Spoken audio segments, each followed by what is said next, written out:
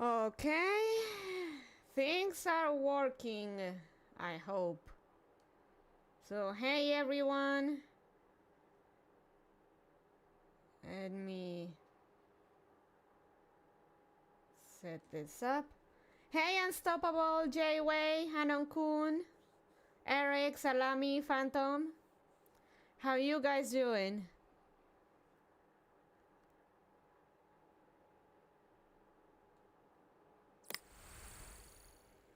Sorry for the for starting for the late start. I was having issues with the game. And apparently I still have issues with the game.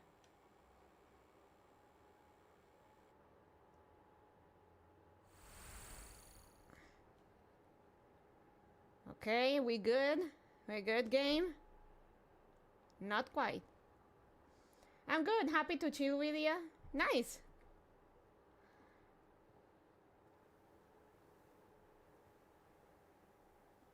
The game was having a... it's still having a bit of a... Oh. It's still having a bit of an aneurysm.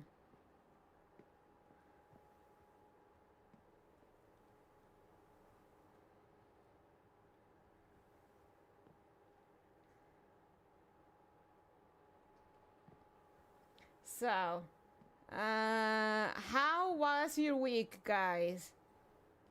Did you have any plans this weekend, or did you just took it easy?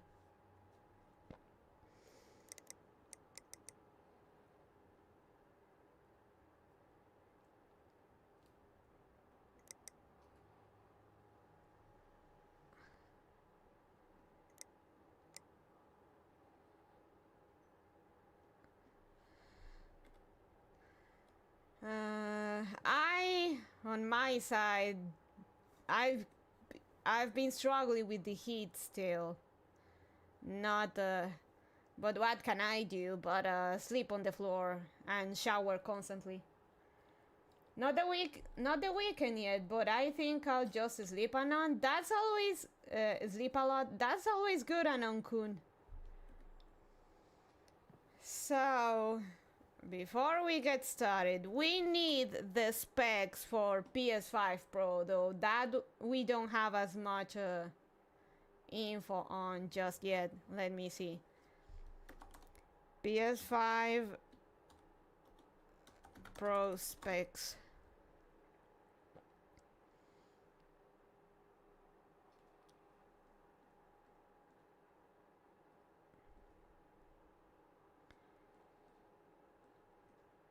And while I look for that, did you see that Nintendo and the Pokemon Company finally are suing Pocket Pair for Palworld?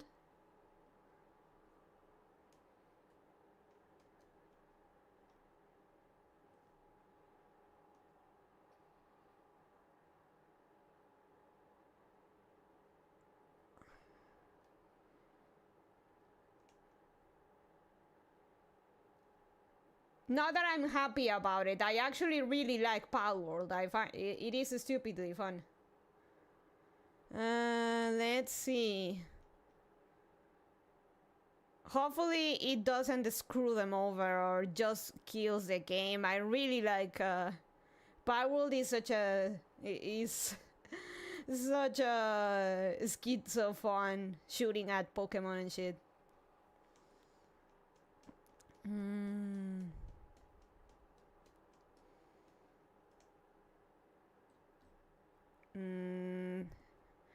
Where's the specs? I need the specs.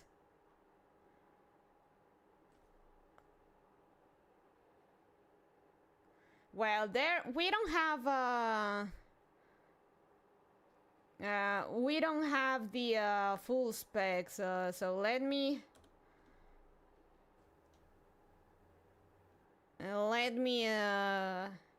put them up. Actually, just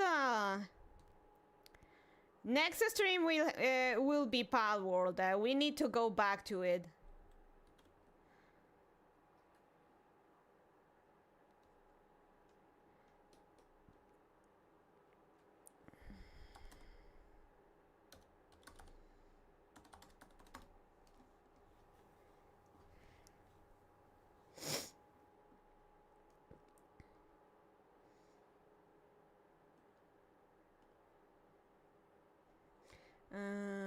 Okay.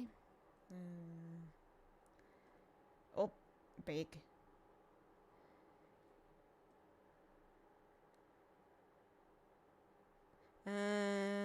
Okay, so these are the specs.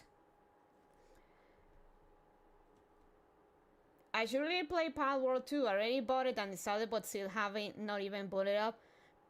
I suggest you do because I want to have hopes that they won't get fucked over. But this is Nintendo, and they're gonna get massively fucked over.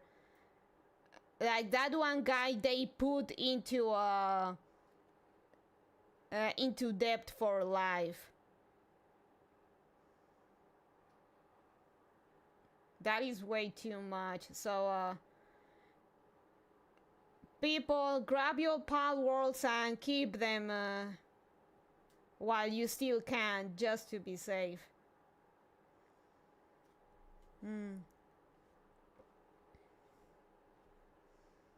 No phone allowed, as they say. I think I need to change over on here.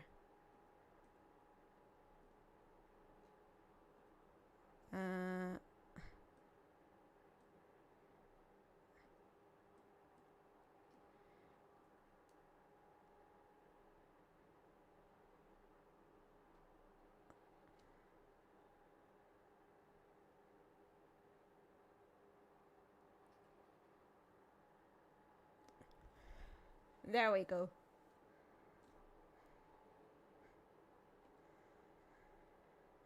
Okay, specs.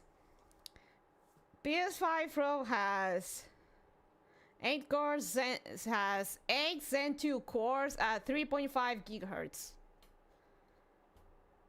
GPU, no clues about that just yet. And neither RAM, but we can assume at the very least 16 gigs. Storage 2 terabytes. Wi-Fi 7. It has expandable storage with an NVMe slot. It has external SSD HDD support by USB.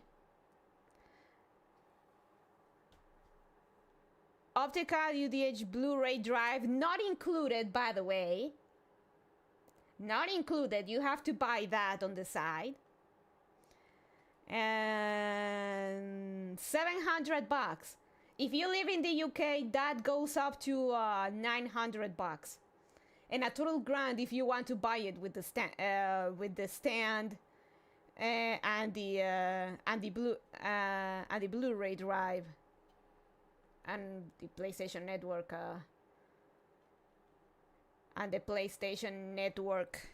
give me a second, better, and the PlayStation Network subscription to play online, because you want to play online. Wabbit, hey Turtleman, how you doing? We were just discussing PS5 Pro specs and Nintendo finally suing Pal World, which I am not happy about. Might as well buy a PC with that money. Sheesh. Yep. So I'm gonna put these specs here. It won't work. Suing Pal World or building a PC with this budget, with a 700 budget. So hey Kaji.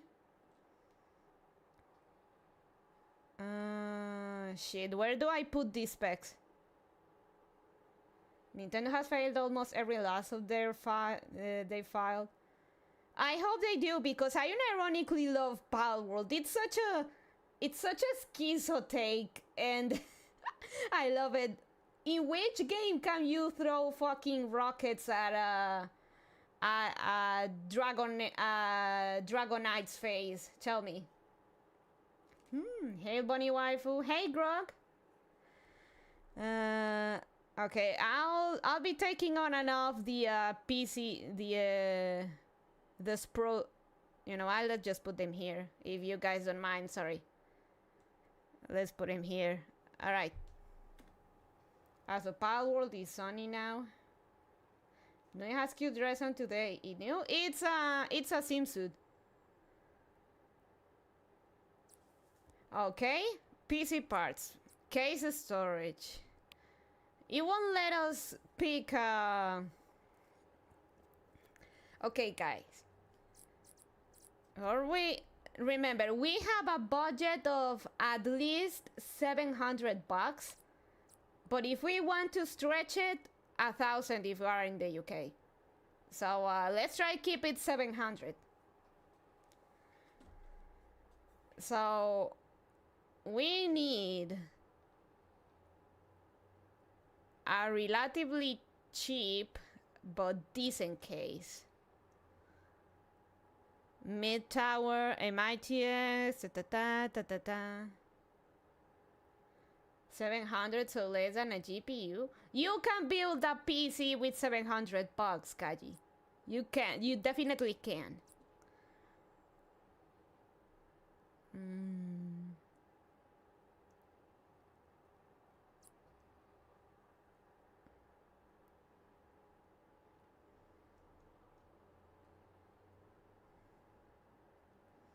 Why not glorify calculator? 5 minutes just for that. 5 minutes just for that.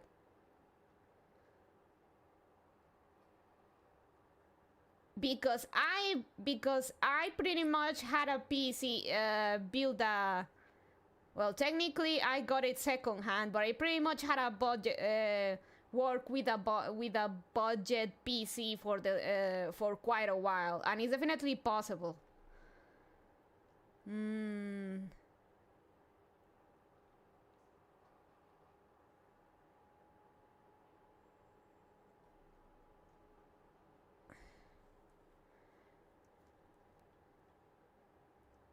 The fact that you think you need the top of the line, the newly released components,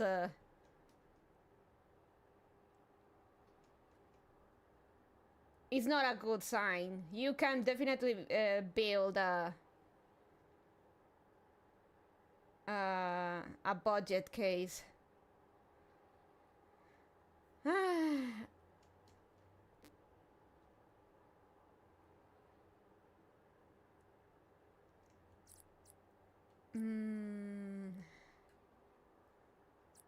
I like something with some room to breathe.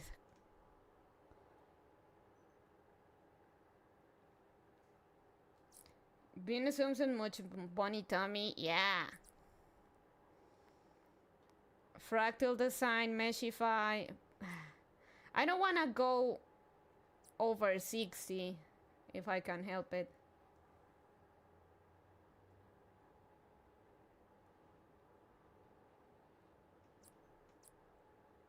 Be quiet, be quiet, be quiet.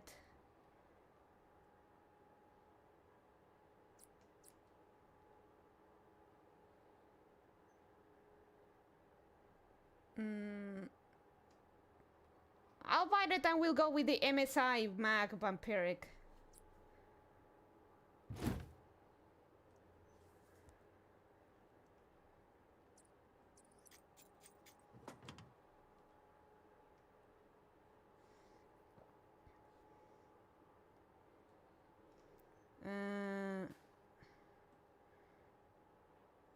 Damn it, I forgot the controls for this. Remove the side panel. My PC might be a potato for PC for some standards, but it's just under 600 bucks. But I can still play anything on it: Elden Ring, Monster Hunter World, Warframe, etc. There you see it.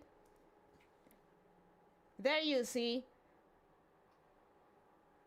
I know, like, part of the PC master race is like have the latest release GPU and whatnot, but you can still play plenty of stuff with a budget PC. I had to go. Good luck building PC. See you next time. Thank you for coming, Devil Kitten.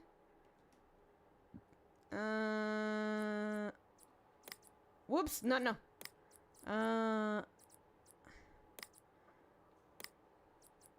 Now motherboard. We need something that is something good price to performance that allows us for upgrades without breaking buck. Okay, gigabyte B40.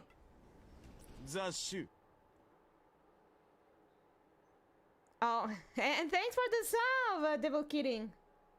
I got some small B-Link mini PC that play a few games just fine. Oh, I forgot. We need the budget. Let me put the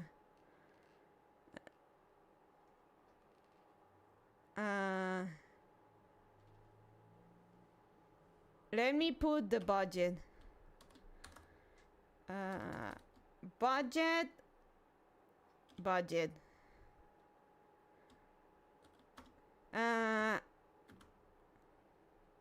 50 up. 50 in the case.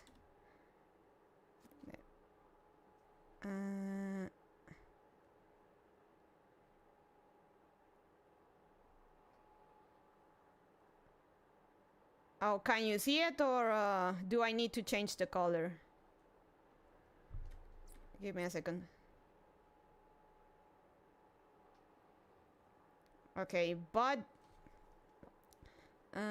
budget $50 on case. Now let's go and look for the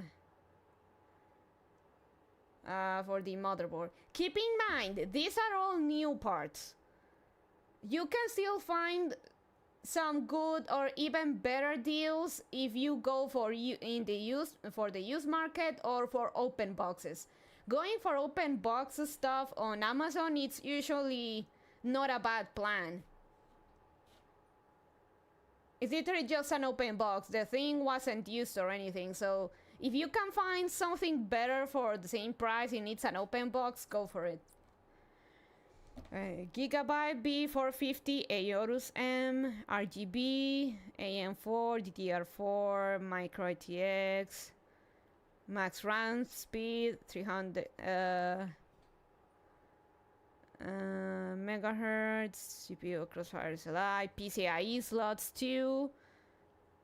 It has M.2 slots.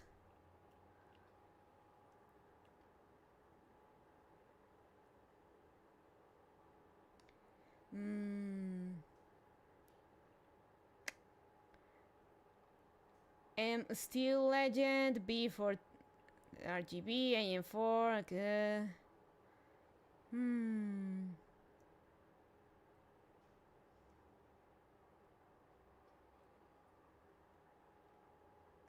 We could go with the ASRock B4050M. Pretty solid choice, max RAM speed 300.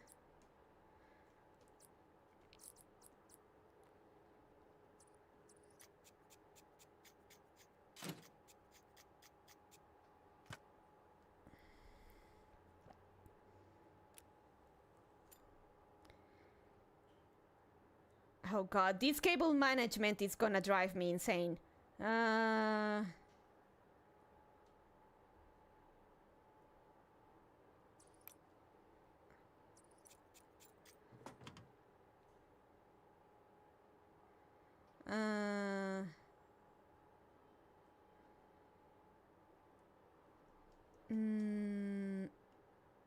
Okay, install. Now let's go with the CPU. The good thing about the game is basically it automatically filters stuff that are not compatible with what we got. So, let's see. Remember, we can find all this stuff. Oh, budget, the motherboard was $90. Let me,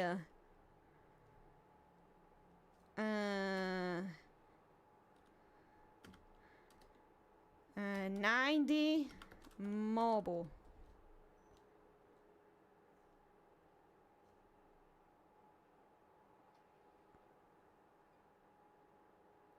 Oh, god damn it.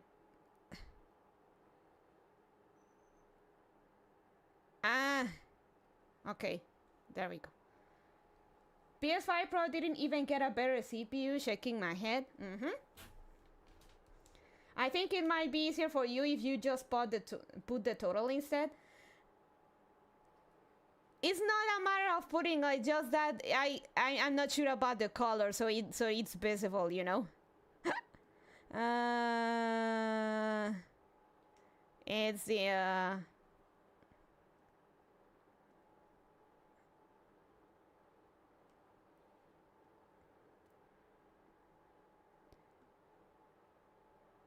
I guess that works.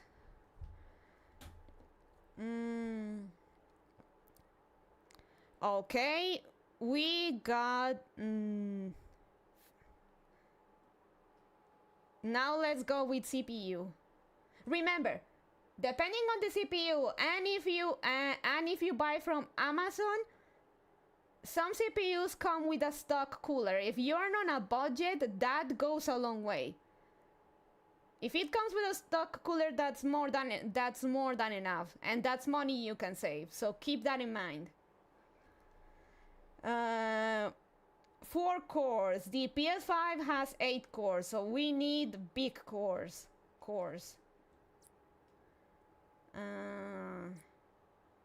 Now this is going to.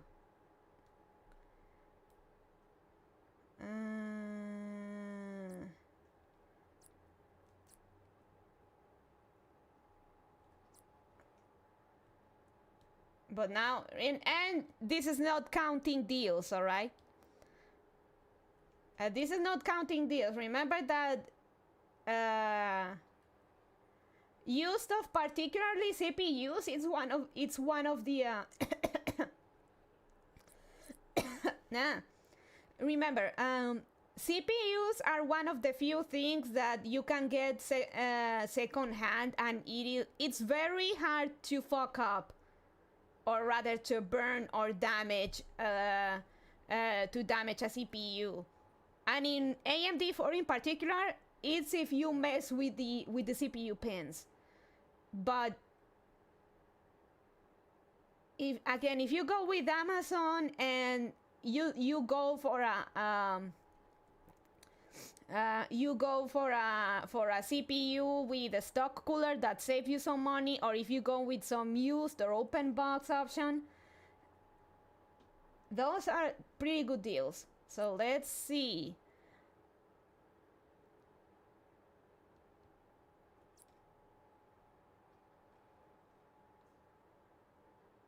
Base frequency 3.7 megahertz. Boosted frequency 4600, 6 cores.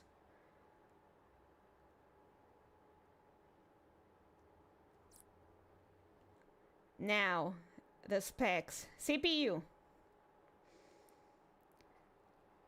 Zen 2 cores at 3.5.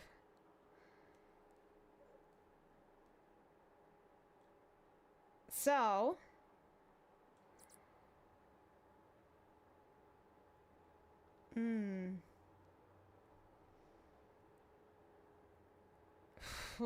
Hatsui. Boosted frequency 3.5. For extra $10 we can get the same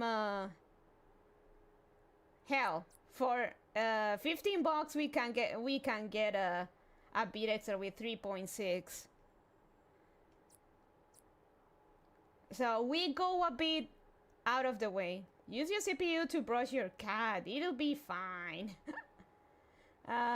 We'll go with the Ryzen 7, 1800X. So that's 200. That's 270.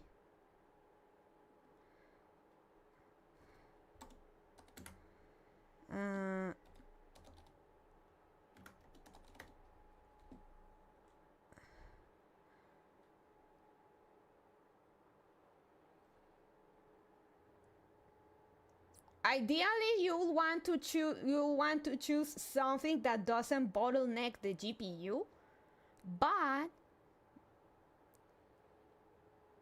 since we're trying to build something similar to the PS5 with the same budget or around the same budget, we'll go with this.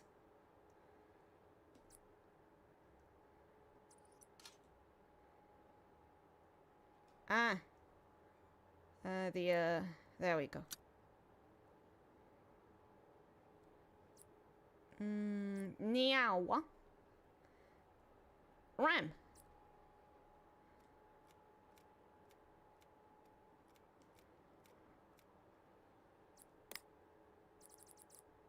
Memory.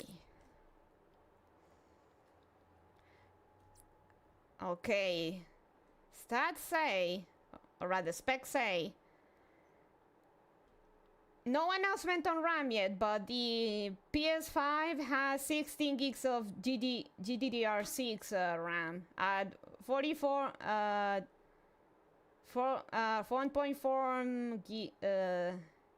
GB. So let's see. Dore.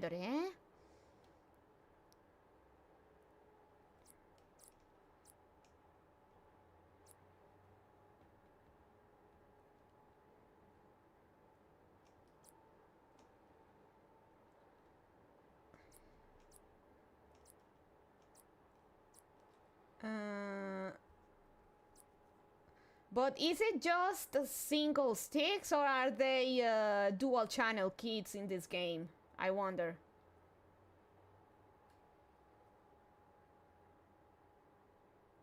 Hey, I actually wanted these, but I couldn't get it.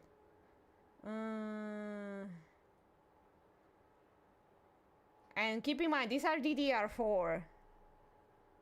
But that's alright.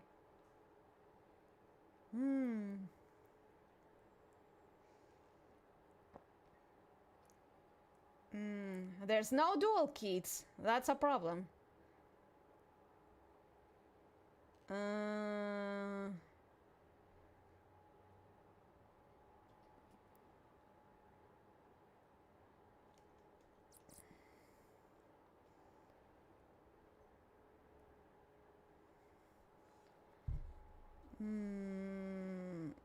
Something.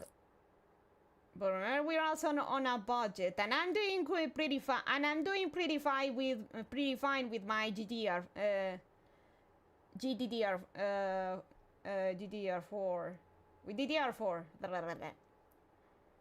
and it's only at 3200 megahertz, and I don't have any slowing speed issue unless Nezuko is under heavy work, which doesn't happen even with the Hunter Call of the Wild, which is still pretty heavy for some reason.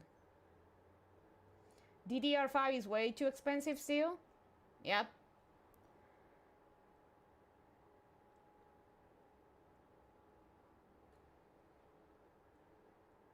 Remember that also with PC, something I like to go is for future proofing, and nowadays for some games even 16 gigs of RAM is not enough,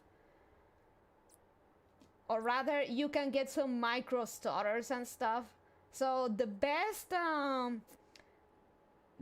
course of action would be to have 32 gigs of RAM, but since we're on a budget,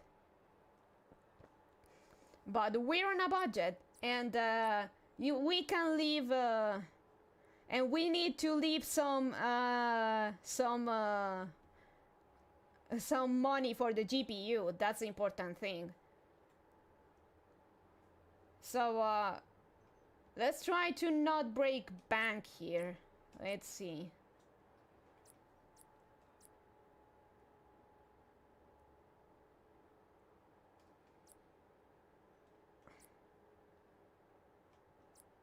Something with 3200 should be enough.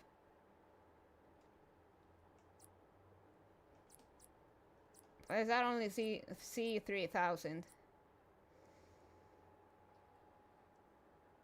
Oh, there it is.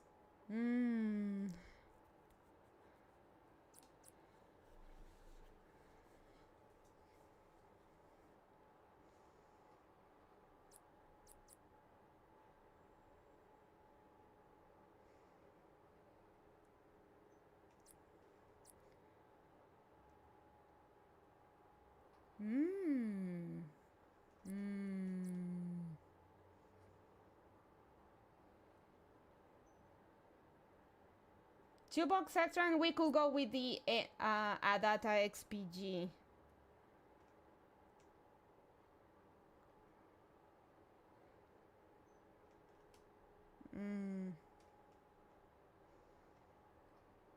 Though the Patriot Viper is also good for the it's good bang for the buck. Ooh, this Corsair one though.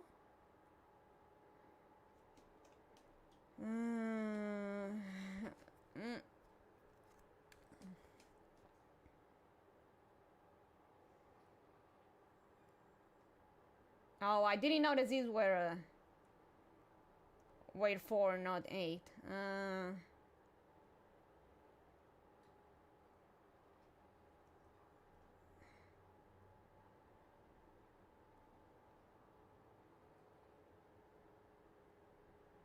Howdy, Bonnie and Chad. Hey, Justa.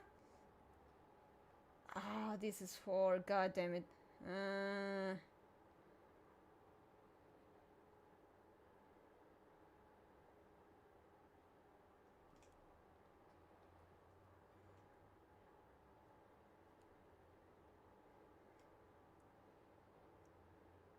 Let's go with the Patriot Viper Steel Series, 8 gigs. Two modules.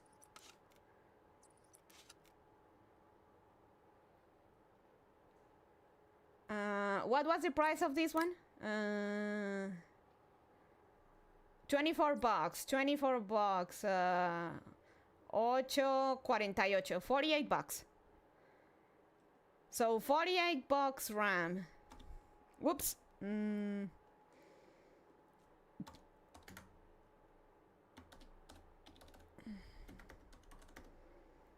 So let me calculator.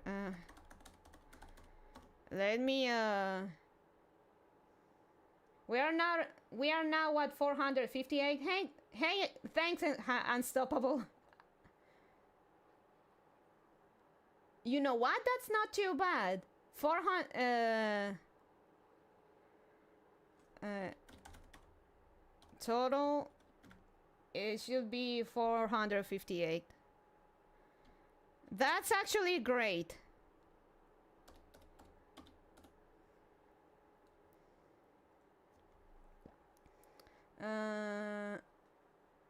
Good, I just had a shower after going to the gym. Nice. Okay, now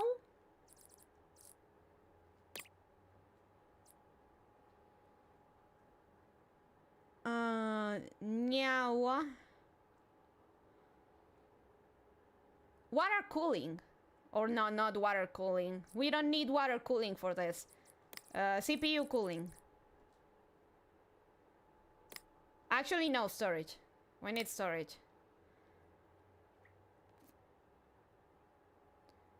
2 terabytes of storage.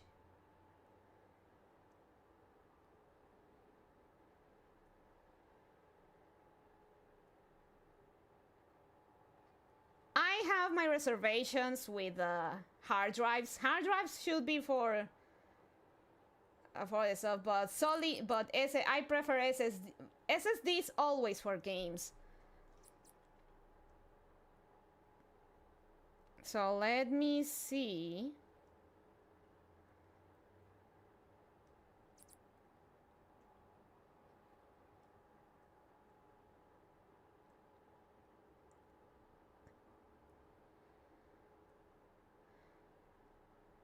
Now we have 242 to spend on GPU.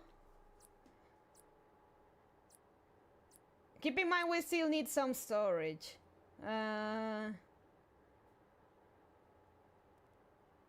Yay, 1050.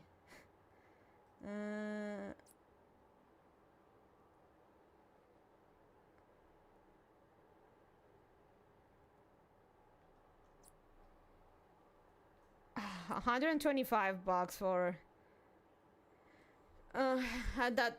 Well, the time this came out, NVMEs were still a tad expensive. Again, we could extend our budget beyond 700 bucks. Remember that it's like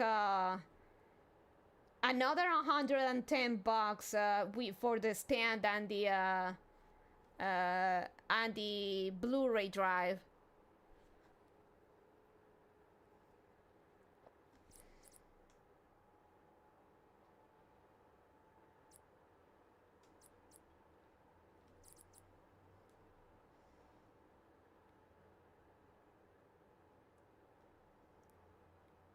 We could go with something small for 80 bucks for the OS drive.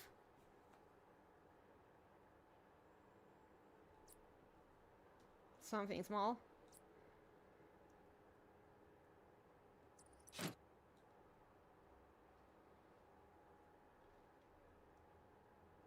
The one that we can always okay, let me add this. Let me add it to the list.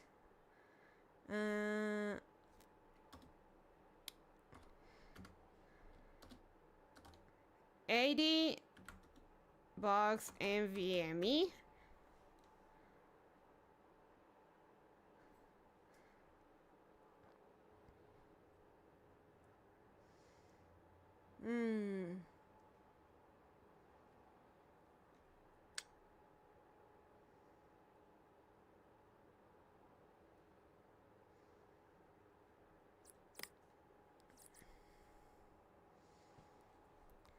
And as for and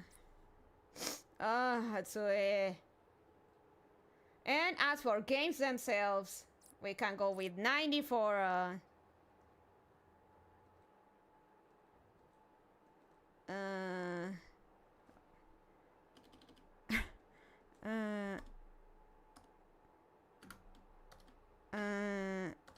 90 SATA.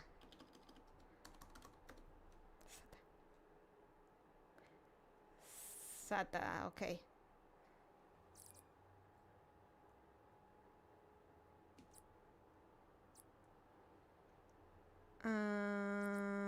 Do I? Oh. There we go.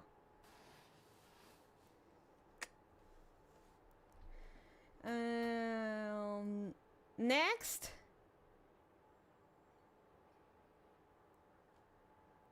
CPU cooler.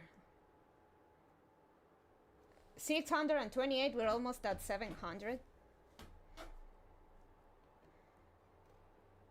It's fine. Let me cook Unstoppable. That's why I said, like, you could build with this. You could build though there are people that did it better on YouTube. We could watch the people that that did it better. Now we see why Bone Wild cries itself to sleep every night. CPU cooling, we don't need anything extravagant. This is a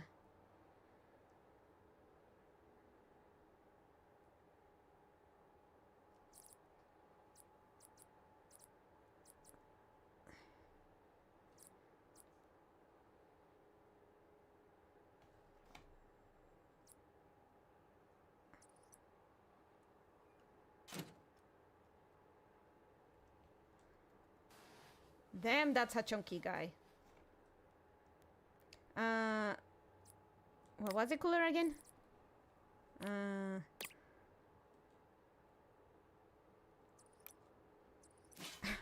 I forgot the price. $15 cooler.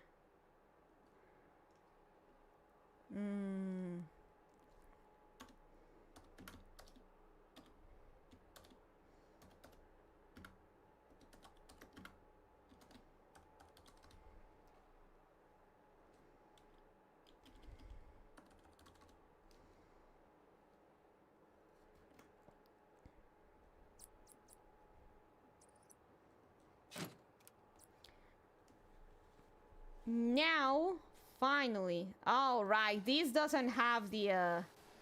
I should have gone with a. With a case with fans. Damn, that's gonna up the cost a little bit.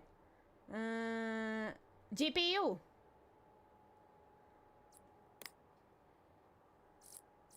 Now the beef, the patty. Now,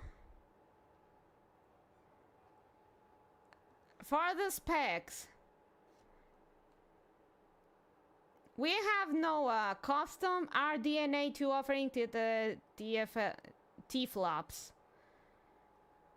I watched the Jay's 2 cents video on it and on his own bit, like trying to build something with the same budget, and TLDR what he said that basically for the GPU on a PS5 it will be like a 6800. So I don't remember if it was 60.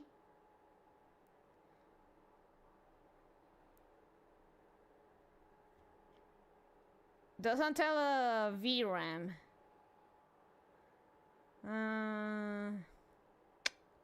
Do I think with the PS5 it shares both?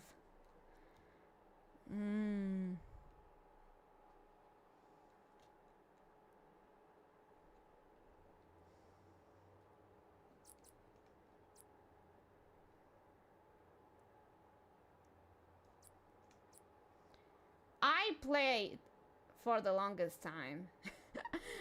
Admittedly, my budget balancing is not as good.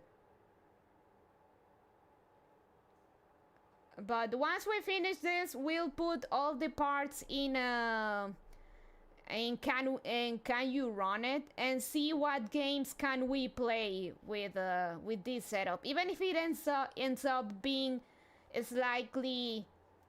having a slightly lower specs than the PS5. Also, Total Man, we were talking about how basically the PS5 Pro and its and the other stuff it needs, it costs 1K USD in the UK. They get extra charge because the PS5 Pro Solo for them costs 900 USD.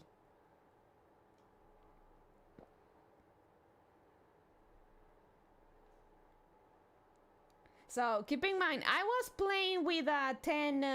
Let me see. I was playing with a 1060 for a longest time. Well, not this. This is not what I was playing with, but this is what I had from a dodgy Chinese brand, and this carried me quite a bit. I was still able to play a bunch of stuff. Just not not in ultra high settings with all the stuff or some of the more demanding games, but I was still able to play a lot with this. Though it didn't cost $325, I think it just cost me I'll have to look at the price. I think it was $200 or maybe a bit less. I'll have to look into it. Remember that this is all new parts. You can still find good stuff Remember, you can still find good stuff in the used market or open boxes if you're lucky.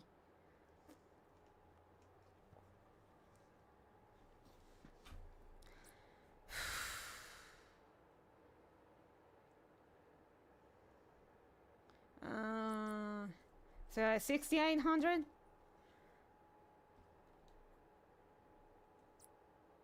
And again, this is from when it came out. The 60 and let's look for the 6,800. What's the price now? MSI Radeon 6,800. What's the price now? 16 gigs.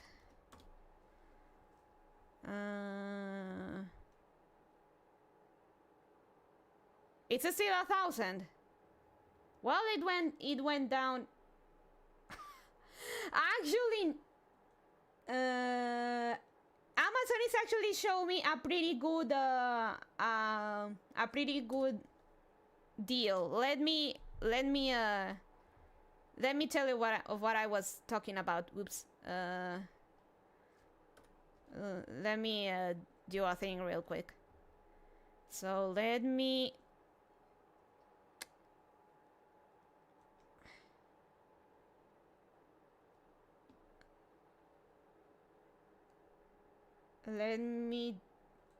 erase this here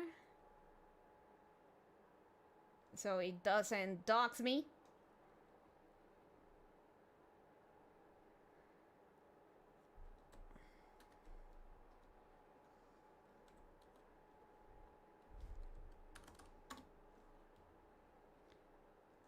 Still over 1,000. That hurts a bit. These are new prices, but remember what I told you about Amazon deals. So let me see.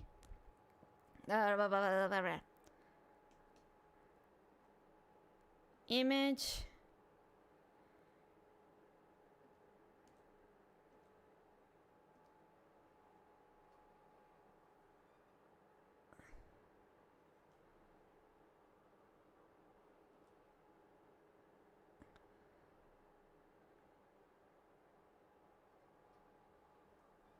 There we go.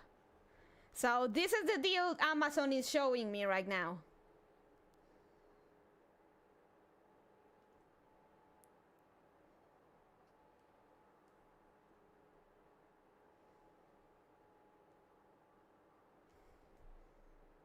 New $1,000.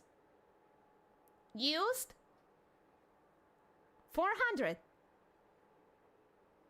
And because it's Amazon, like, even if it turns out that the car dies and stuff, you can just go through RMA. But more honestly, it's as much as I hate to say it, I trust Amazon with returns or replacements, or at least to make sure some stuff work.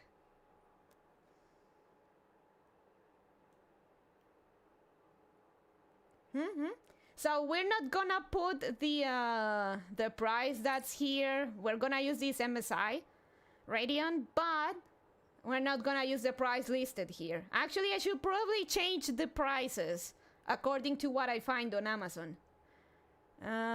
So this one should be $400. Jeff is bad at most things he runs, but Amazon itself is super solid. Yeah. So yeah, let's put 400. sorry.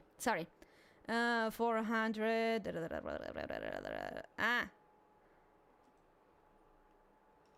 400 GPU. Let's see.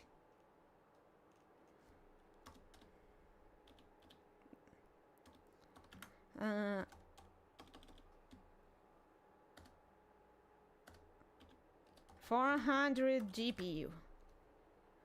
Actually, I should probably change the prices and look for the components on Amazon to oh, I need to First I need to controls. I need to remove the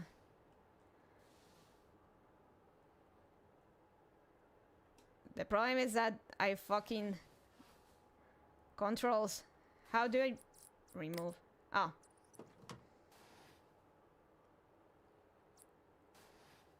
See, if it goes here, it should probably be this.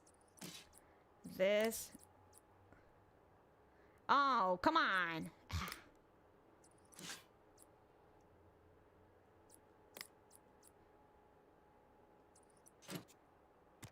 There we go.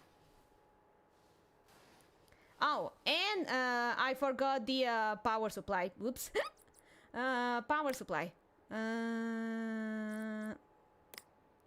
So this... how much does this one need?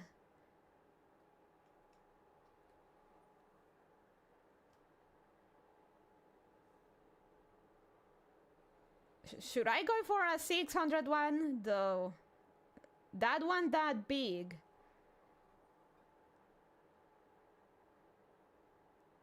Let me look. Power supply. Let's go, just to be safe, on the 750 watts range.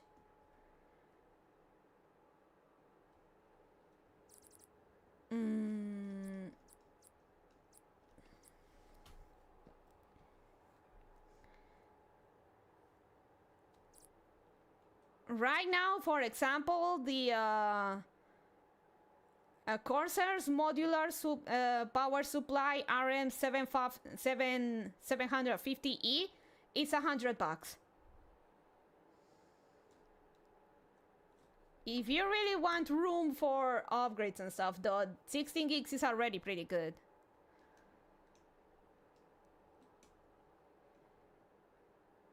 I wonder if there is some used. It's not showing me used.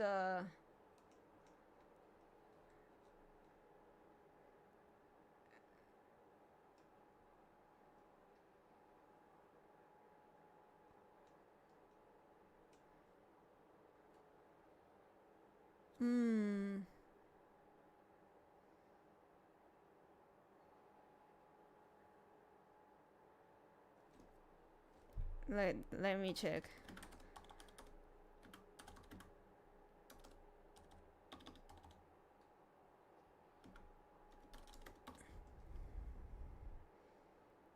Oh, RX only 600 watts. We can't even go lower. But just to be sure, let's we can go for the 750 watts one. So it's $100 on 700. Let's see. Dore. Oh, well, this is the I.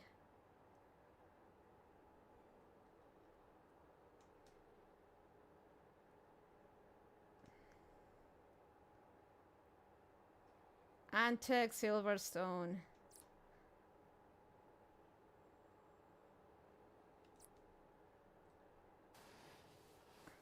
Ah.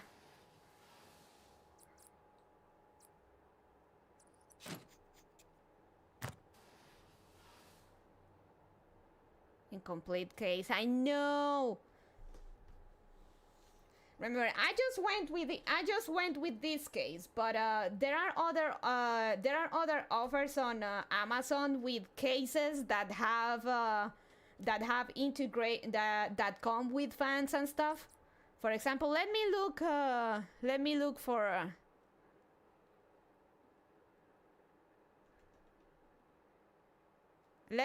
for a PC case. Something cheap. Though I'm sure that if you guys that are in the US look for it, actually, let me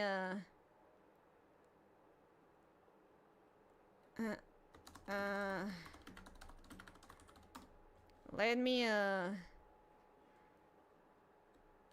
me set Amazon on the US on my side just in case.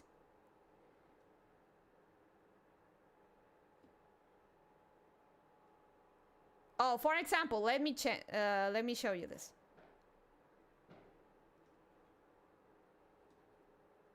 And you can find it used very good at 60.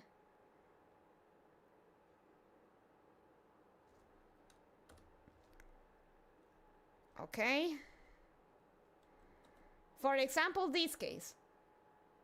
This Montec.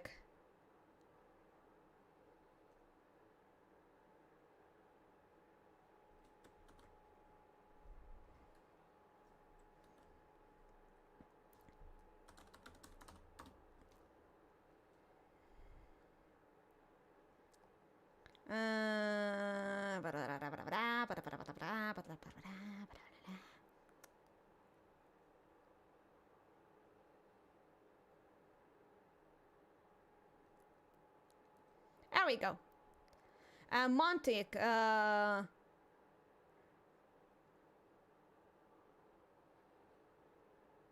It has. It comes with 320mm fans. And it's $64.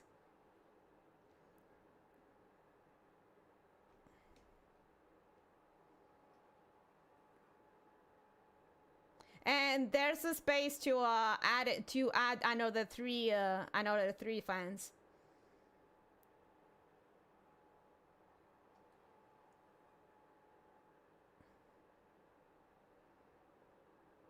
Pretty good, right?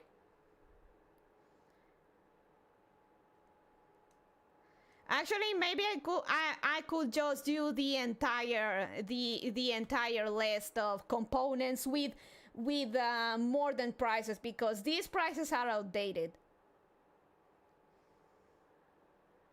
Because these prices are outdated in the game, so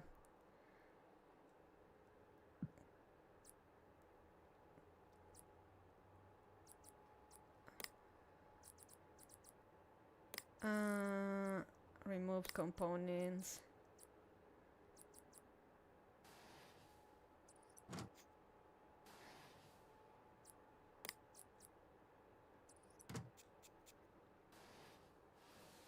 And there we have it. Oh, forgot, oh, fuck. Never mind, I forgot the thermal paste. I was here so focused on the components that I forgot that. Let me fix that real quick.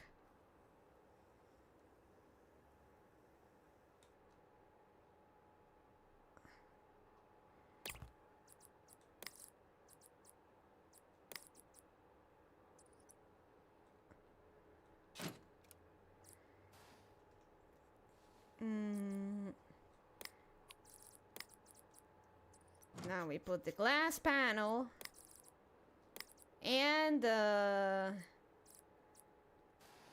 we install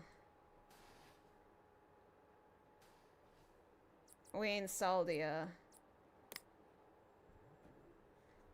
OS.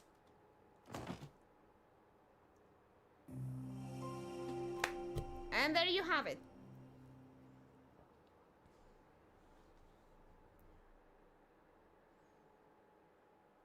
Yay, post. So let's look at the components I used.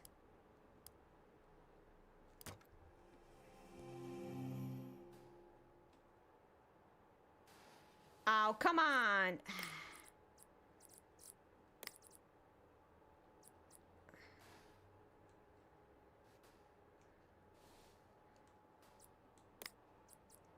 You want me to put the PCIe lock?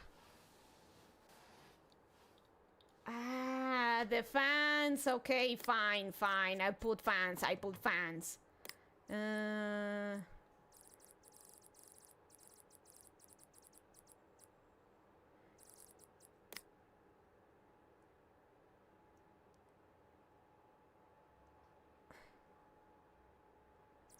We don't need RGB in this house.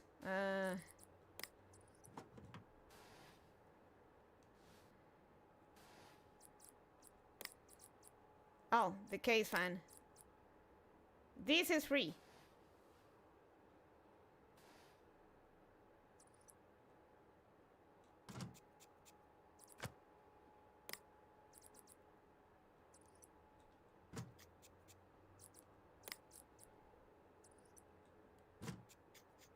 And one exhaust. I cannot put an exhaust. That's alright then.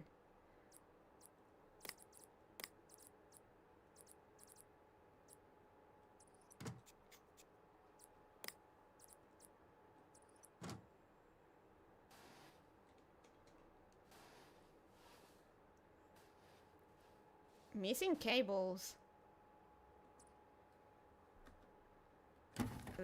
Nah, whatever. LED showcase. Okay, so these are the components. Let's check the components and let's look for on Amazon for the stuff. Don't worry, I changed.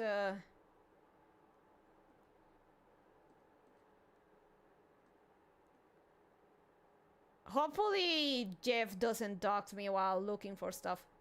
Let me see. Let me see if I can show you Firefox.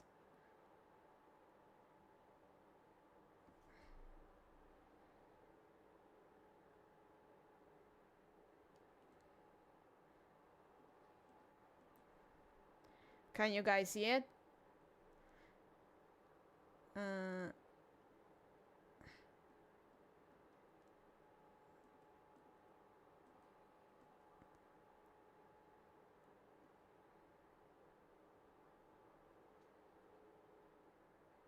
Sent to Miami. Yes, I'm in Miami.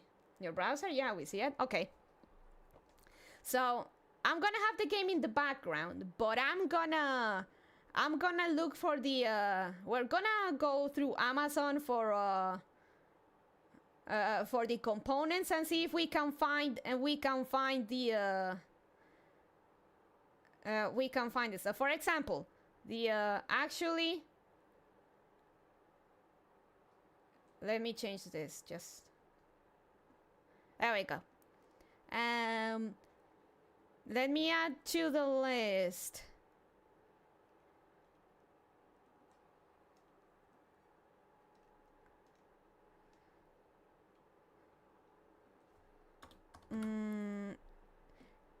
You see here, buy new $100, but if we go down,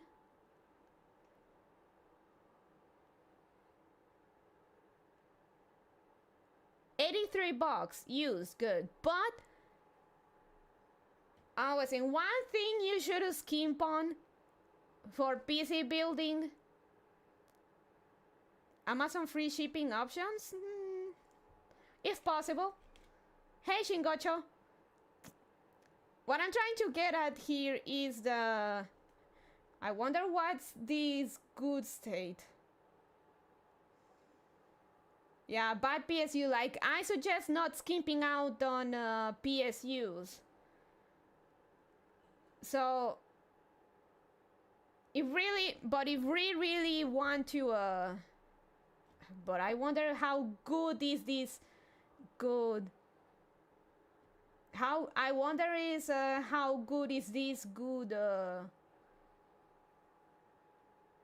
use.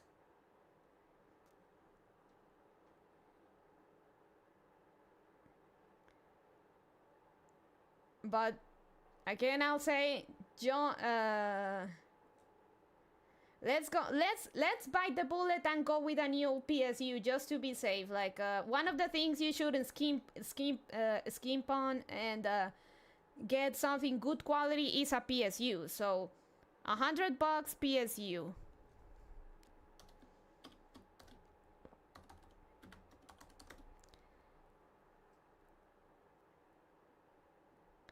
Now,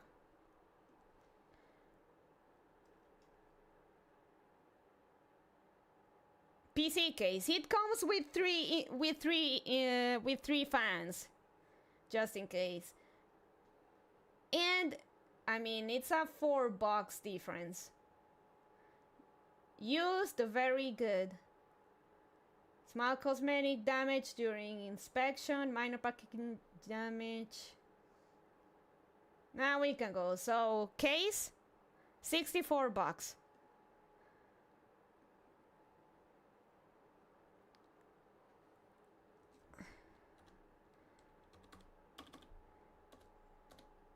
Should probably just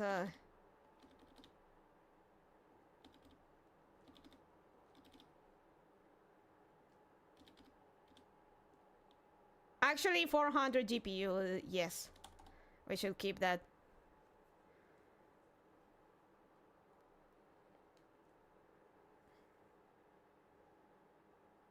Baka, 64 means 65. Ah! Okay, 65.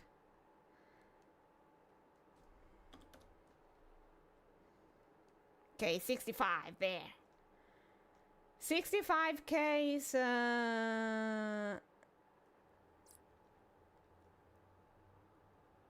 MSI Radeon RX. Let me. MSI Radeon RX 6800.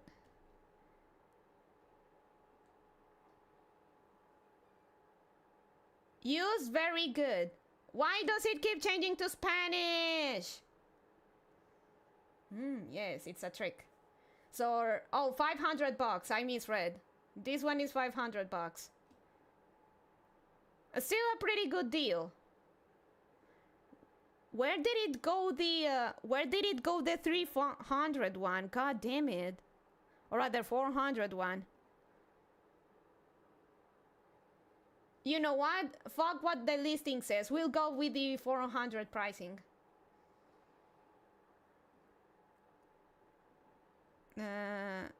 400 GPU.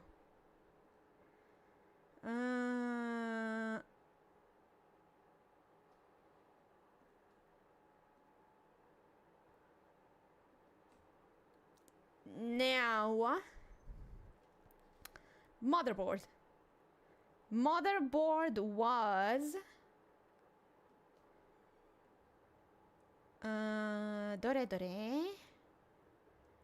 ASRock B450M.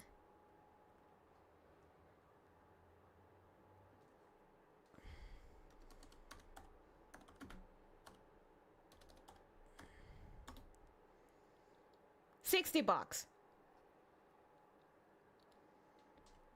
It's $60 now, but if you want, let's go in general. Let's say you don't need to jump to AM5 right away. You know, now that AM4 stuff is still pretty good and you can still play games while you wait for stuff to lower prices. Let's see. Let's just put a general term, AM5 motherboard. Let's see what it puts.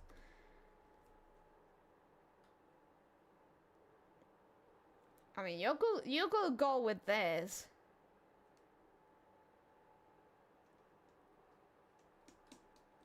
But you don't have to go AM5. Now that AM5 is out, AM4 is going it's going down in price.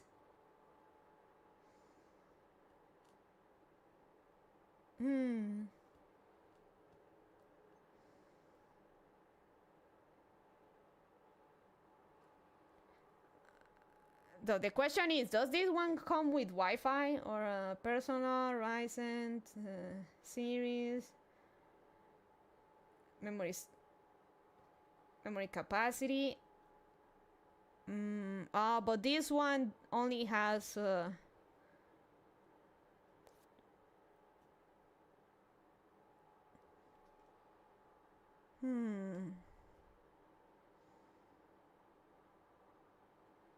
Oh, we could go with this. It's gonna be a bit more expensive, but The PS5 Pro actually has Wi-Fi 7, surprisingly enough.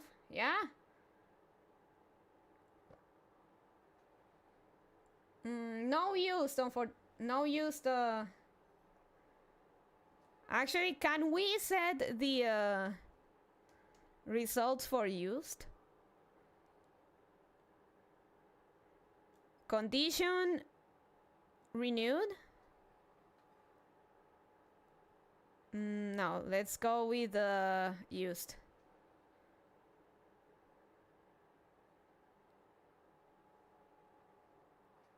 This one $70.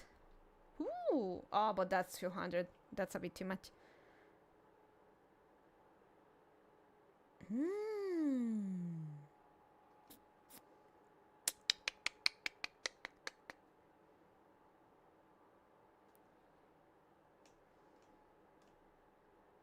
$69, nice.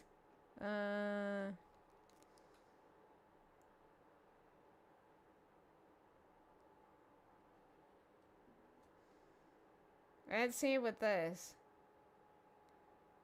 Buy new 69, use 60. Tesla fully functional. The motherboard is in use, very good condition. The motherboard comes with retail accessories. The packaging shows signs of wear. That's perfectly fine. But around.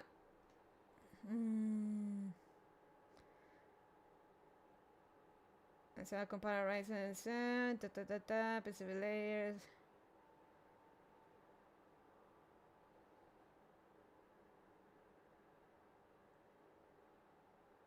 My only issue is if this has Wi-Fi or not.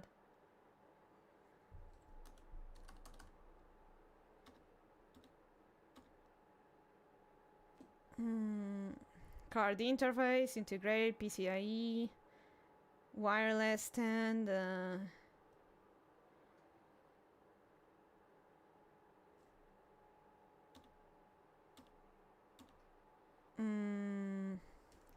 Maybe I could go with the.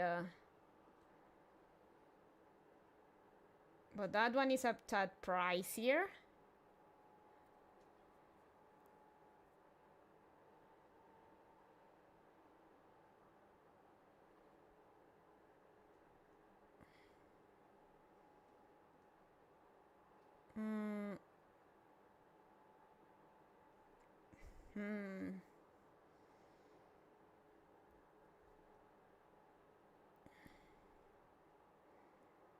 For example, they're gonna know because if you have to install Wi-Fi, but then again, if it's for gaming, you could just have an Ethernet. Just that some people bitch, where's my Wi-Fi?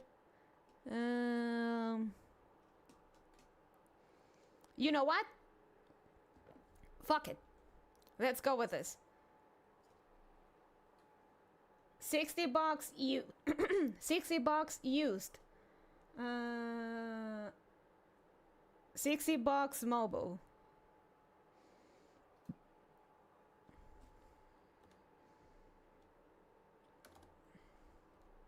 CPU.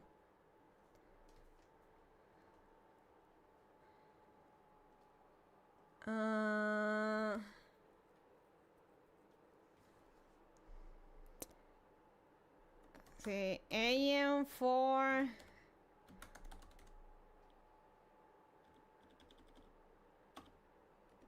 Let's see, because there's a lot. Something with a 6-core, 12-thread. If we want to match something.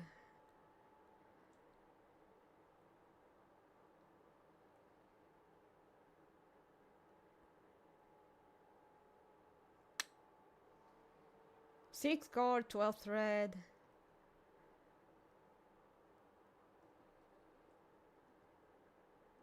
Something at the same. Save with use like new. Tempting. Let's see if we can find better.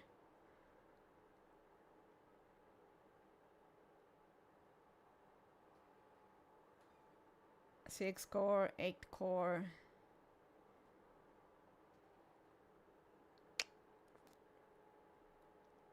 Trying to save money here. 4 cores, oof. Though going with 6 cores would, like, believe it or not, with 6 cores, you already go a long way. Damn, at this rate, the PS5 Pro is gonna look real dumb. Mm-hmm. Oh. Ooh, used? Used good. Used like new.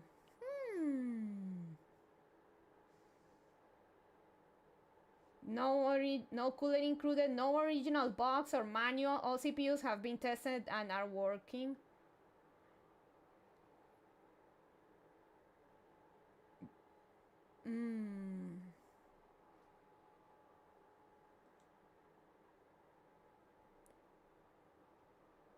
Oh, this is better. The package comes with the CPU and AMD greatest stealth cooler. If we take this deal, chat, we don't have to spend extra money on a CPU cooler because it comes with the it already comes with a cooler. So $149. $149 CPU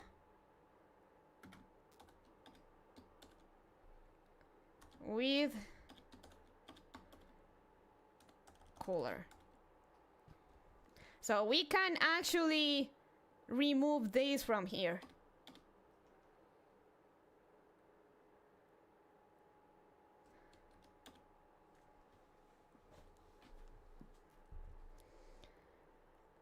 Now RAM. Now we going to RAM ranch.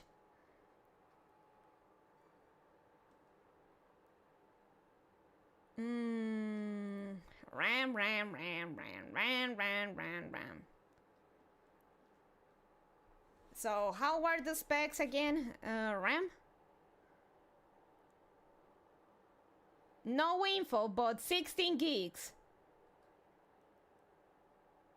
I know we can do better.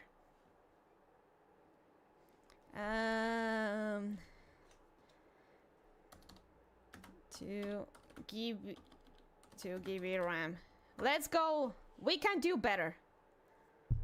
Look at that.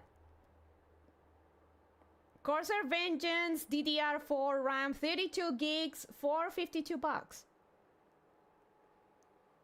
Hell, look at that. There's even better. The Team Group one, $50.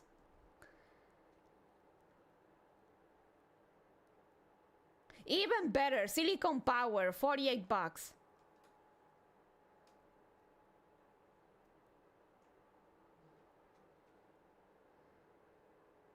Well, you know what? Let's go with Vengeance. Vengeance is always good.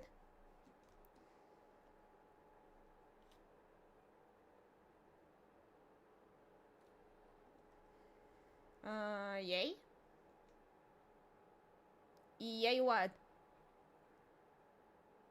I think the Silicon Power one was that started failing a while ago for me, but that was after a while, so...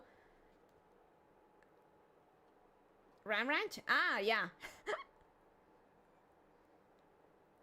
$49. Let's leave it at $49. So $49 RAM.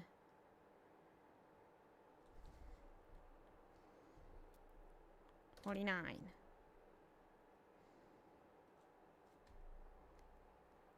Next. NVMe. Let's go.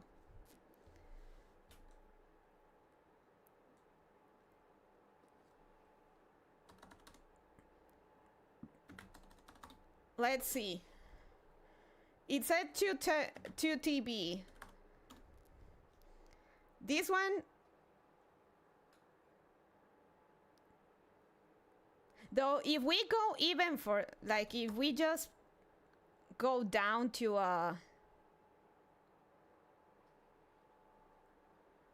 do you want to go keep it half or just go balls deep? And you know what, let's go balls deep.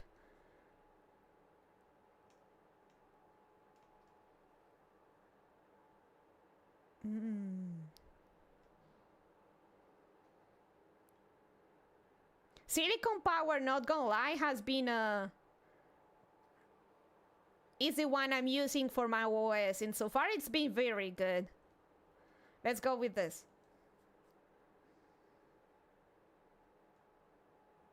97 bucks. 2 terabytes.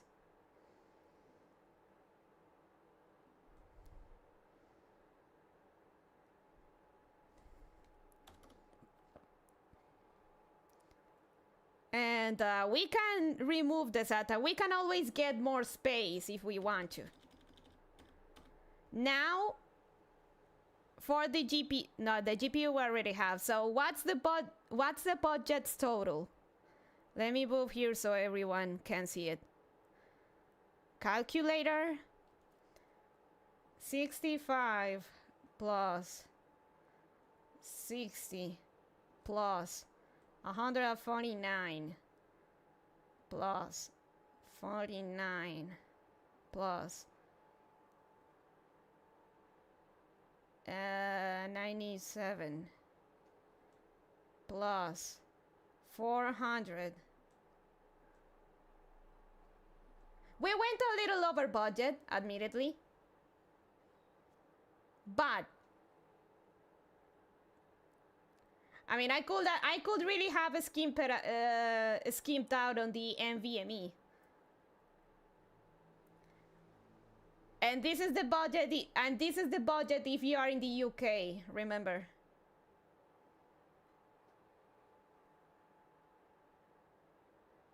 And I'm sure you can find better deals. Like, if you wait a little bit, and if you save a little bit more, you can buy a decent you can buy and build a decent PC.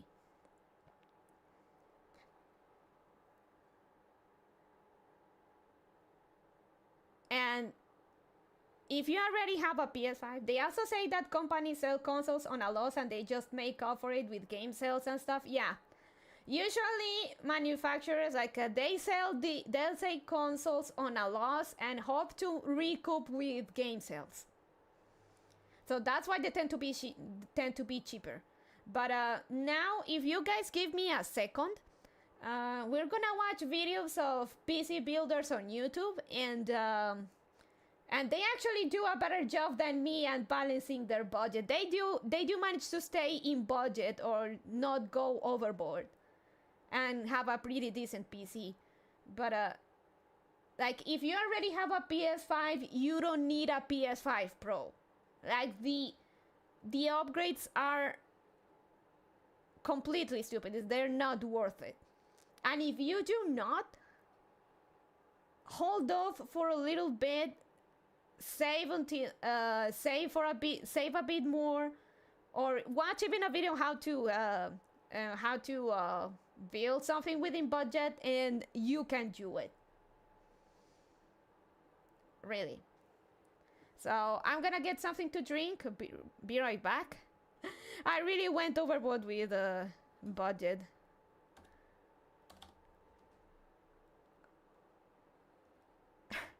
So I'm gonna get something to drink, and we'll continue with this.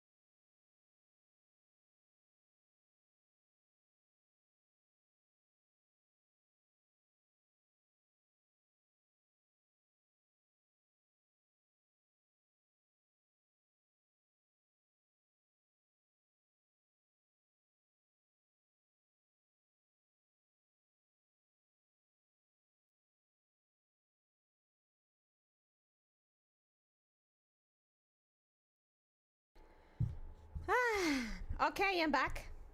So,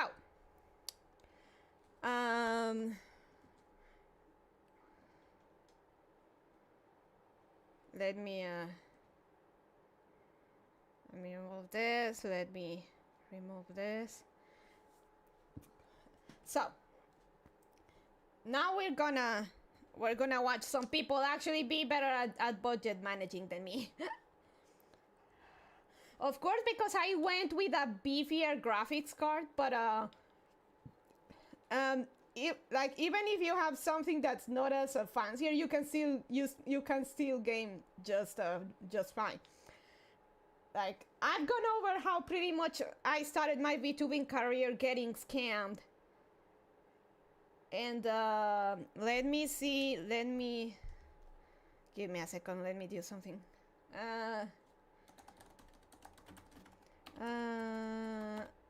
Basically, I started with I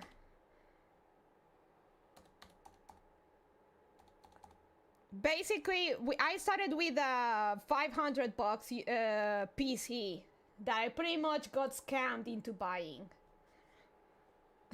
It was a scam,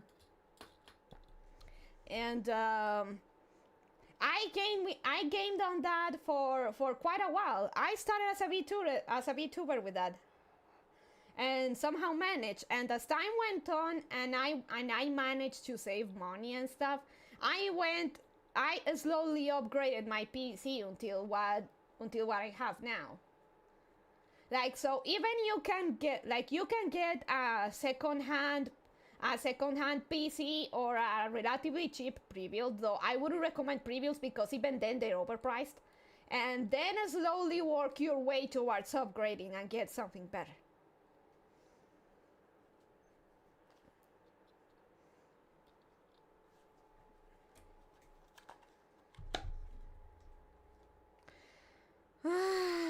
Sorry, it's pretty hard. Give me a second.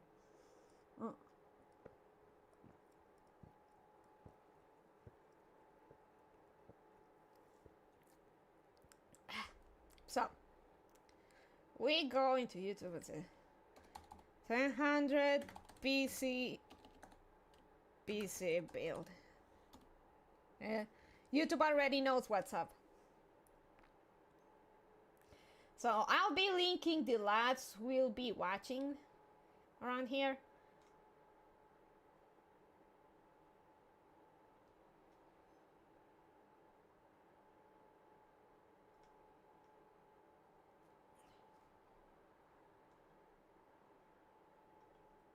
The Jay's one is disingenuous, but oh,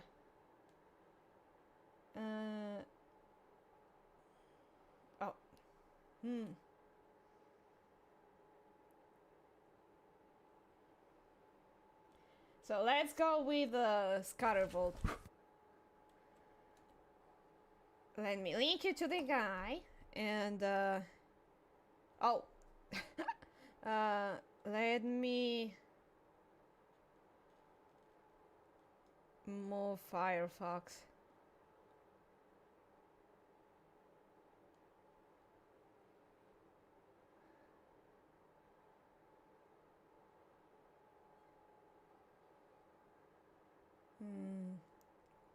Sorry, I'm trying to get this to fit the screen.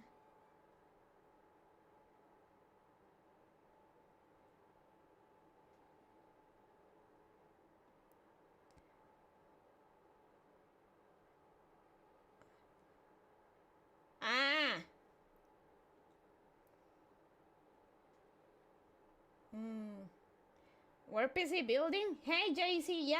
Hey, Angel.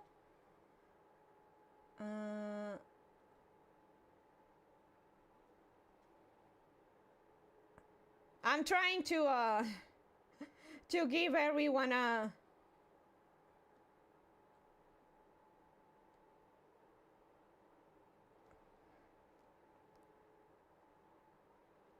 trying to set up. There we go.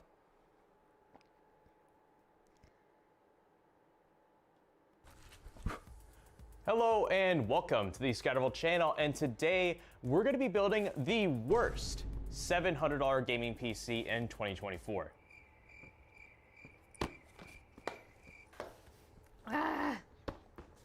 Hello and welcome to the Scatterville channel, and today we're going to be building the best $700 gaming PC in 2024. I really like this PC because if you want a game at 1440p while not breaking the bank and getting a high frame rate, and say you want to stream your gameplay to Twitch, YouTube, Kick, or wherever. Oh, the new PS5 have a lot of critics. Many prefer a PC. At that point, Angel, you're just better building or buying a PC. You can absolutely do this with this $700 gaming PC. It is very much a bargain value PC build, and I'm going to show you how to build it step by step, the parts going inside of it, how to install Windows, graphics card drivers, its 1440p gaming benchmarks, and then my final thoughts on this build. And I will say, if you like to build this PC yourself, I've got a super handy pcbuilds.gg link in the description below showing you all the parts you need to put together this PC. All of them are going to be compatible.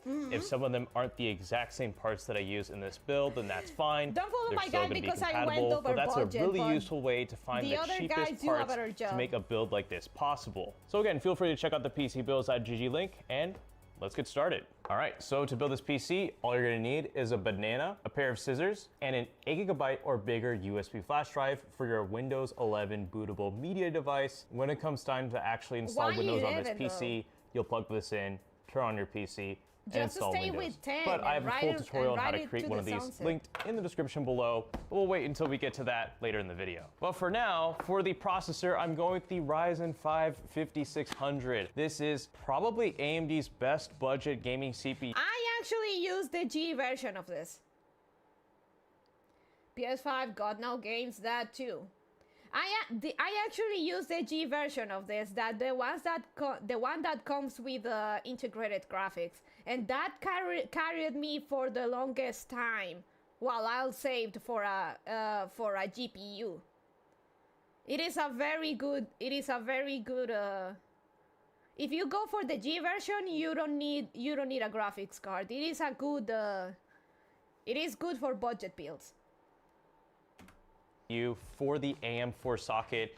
It is last generation, but the price is really good for this price segment. It is about $110 on Amazon, but what makes this CPU even better is if you buy it brand new from AliExpress, which yes, you can actually buy this exact CPU for about $70 to $80 brand new off of AliExpress. And if you want a verified seller, again, check out the PC build side.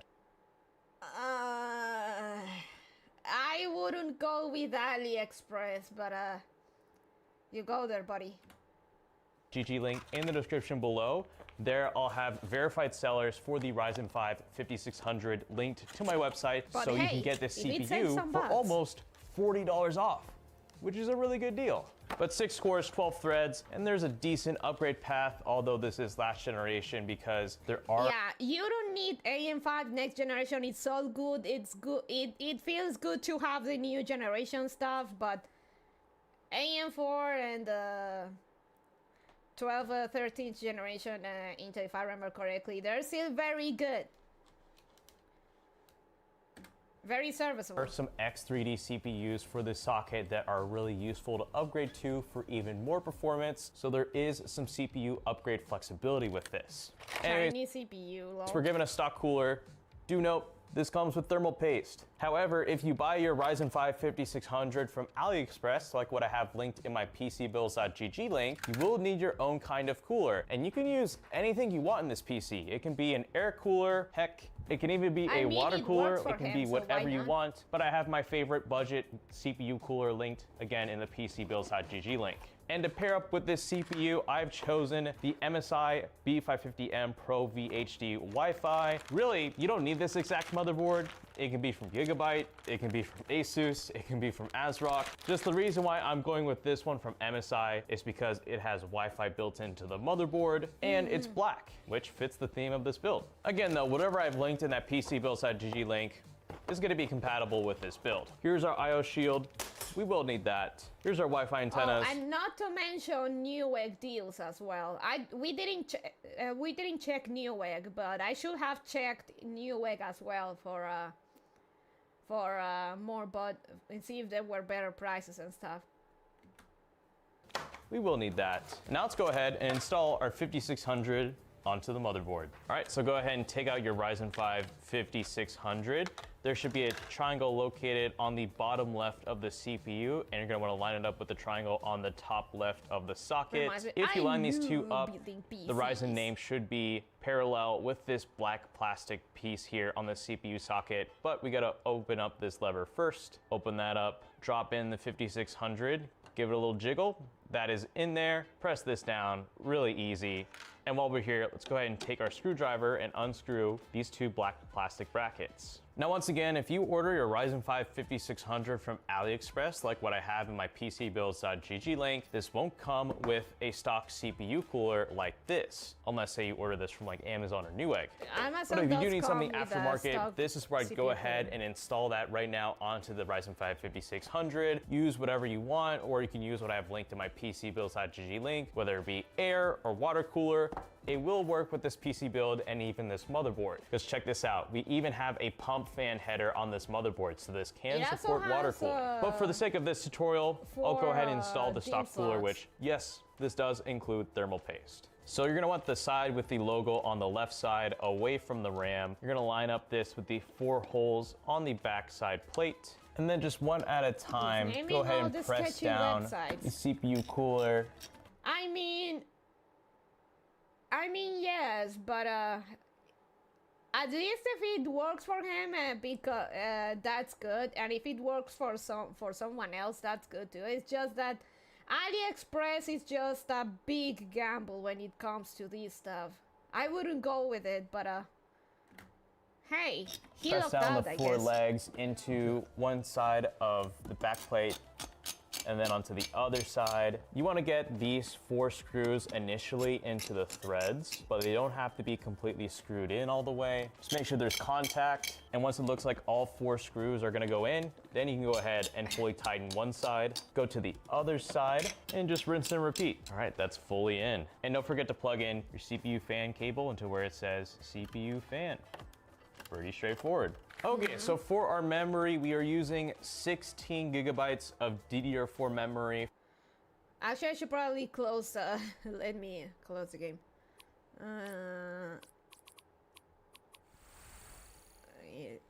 Let me close the game for a bit there.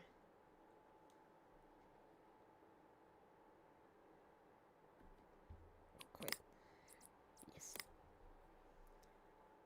There we go. So let's watch.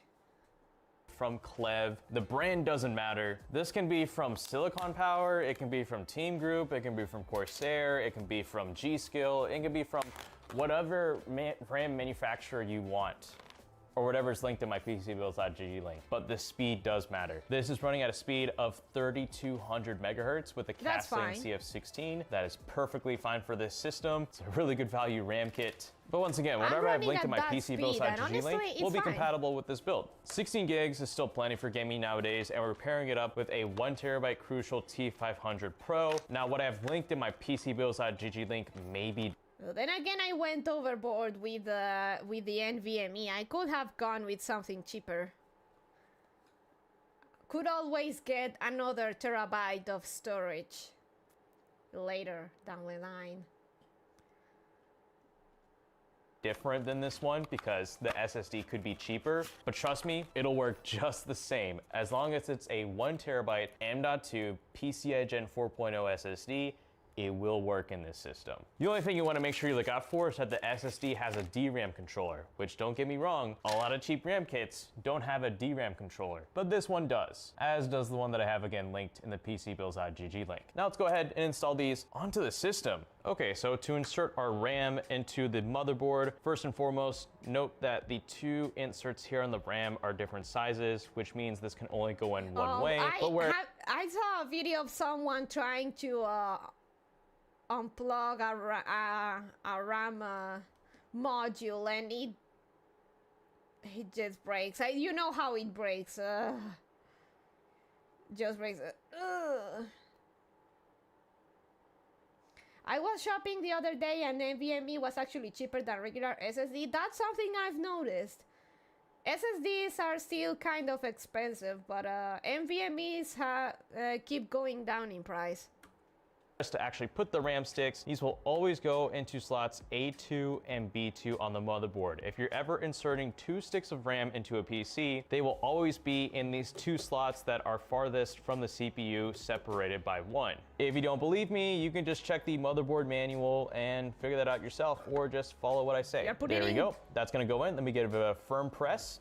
And guys, you were putting it or wrong. just follow what I say. There we go. That's gonna go in. Motherboard manual and figure that out yourself, or just follow what I say. There we go. That's gonna go in. Let me give it a firm press. And guys, there we go. I'm telling you, you have to be firm with these. They have to go in all the way. Use some force if necessary, like this. There we go. Now for our SSD, we're gonna take our screwdriver and we're gonna go ahead and put in a smaller Phillips head 1 bit on here because these screws are a little bit smaller. We're gonna unscrew the topmost M.2 slot right here. This is our heatsink for our M.2 SSD so it doesn't get too hot. And again, how we do this is that we remove this this plastic piece right here. That way our SSD can attach to this. Maybe not. Take our SSD. You can see there's this tiny little notch here on the actual M.2 SSD. So this is gonna go in a certain way. You'll put this into the M.2 slot, give it a press. It should just click right in. And then let's take our heatsink right here, put it back on, lay it flat. And now let's go ahead and screw this back into place. Man, that was easy. Okay, now for the case. I'm using the Thermaltake Divider 170TG ARGB. Nice now, case. why am I using this case? I'll be real with you. It really doesn't matter what micro ATX case you go with for this build as long as it's micro ATX. Heck, even what I have linked in my PC builds.gg link could be different from this just to make sure that this PC costs $700. It doesn't even have to be micro ATX. But that said, right now this case is on a discount. It's $66, which is why I got it. And it also comes with 2 front pre-included 120mm ARGB fans. And again, the most important thing is you want to make sure that you have a micro ATX case that'll fit your micro ATX motherboard. That's all it is. Would like to put out some good things about this case. I do like the way it looks. You have quite a bit of room up top here if you want to throw in a water cooler in the future. And I think this is decently long enough to support longer graphics cards in the future. Also, the PSU cover is ventilated, so that's some nice airflow. You could probably put some more fans. And yeah, it's just a neat and tidy little case for 66 bucks. Anyways, here's our instruction manual. If you don't know where to put what in this PC case, or any PC case for that matter, I mean, as long as you have the reading comprehension of a 4th or 5th grader, you can build a PC. All right, but let's take off this back panel here and see what we have. Okay, we have a hard drive bay down here, and if we open this up, here is a white box full of all the screws and accessories we'll need to put whatever we want into this PC. You will not need to buy any separate set of screws or anything like that. You won't have to do that.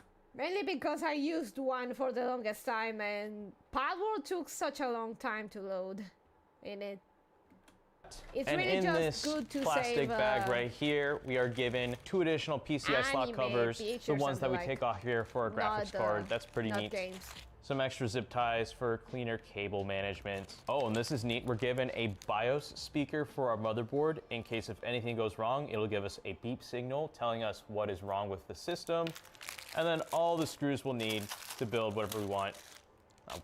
Put whatever we want into this PC case. Now let's go ahead and put the motherboard into the PC case. But first, don't forget, don't make this mistake, put in your IO shield before you insert the motherboard. This is pretty straightforward. So as you can see right here, you have one side with pokey bits sticking out for the IO shield and one side that is completely flat. The completely flat side is the side we want sticking on the outside of the PC case like this. And we want the side with all the sticky bits to be on the inside touching the motherboard. Now as far as how to orient this, just imagine you have the motherboard inserted into the PC case. We're gonna wanna line up the IO shield with how this is gonna be.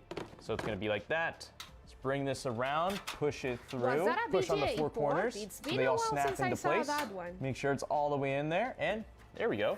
Let's put in the motherboard. So before we throw in the motherboard into the PC case, let's make sure that we have standoffs required for this motherboard, which it looks like we have all. That reminds me, a few days ago, Sheena from Face Connect had her CPU explode while playing Space Marine 2. No! I know someone, I think a couple streams ago, someone asked me if I will get into 40k. I don't want to get into 40k. Space Marine 2 looks interesting, but even with Nezuko where she is, I'm not confident she can run it.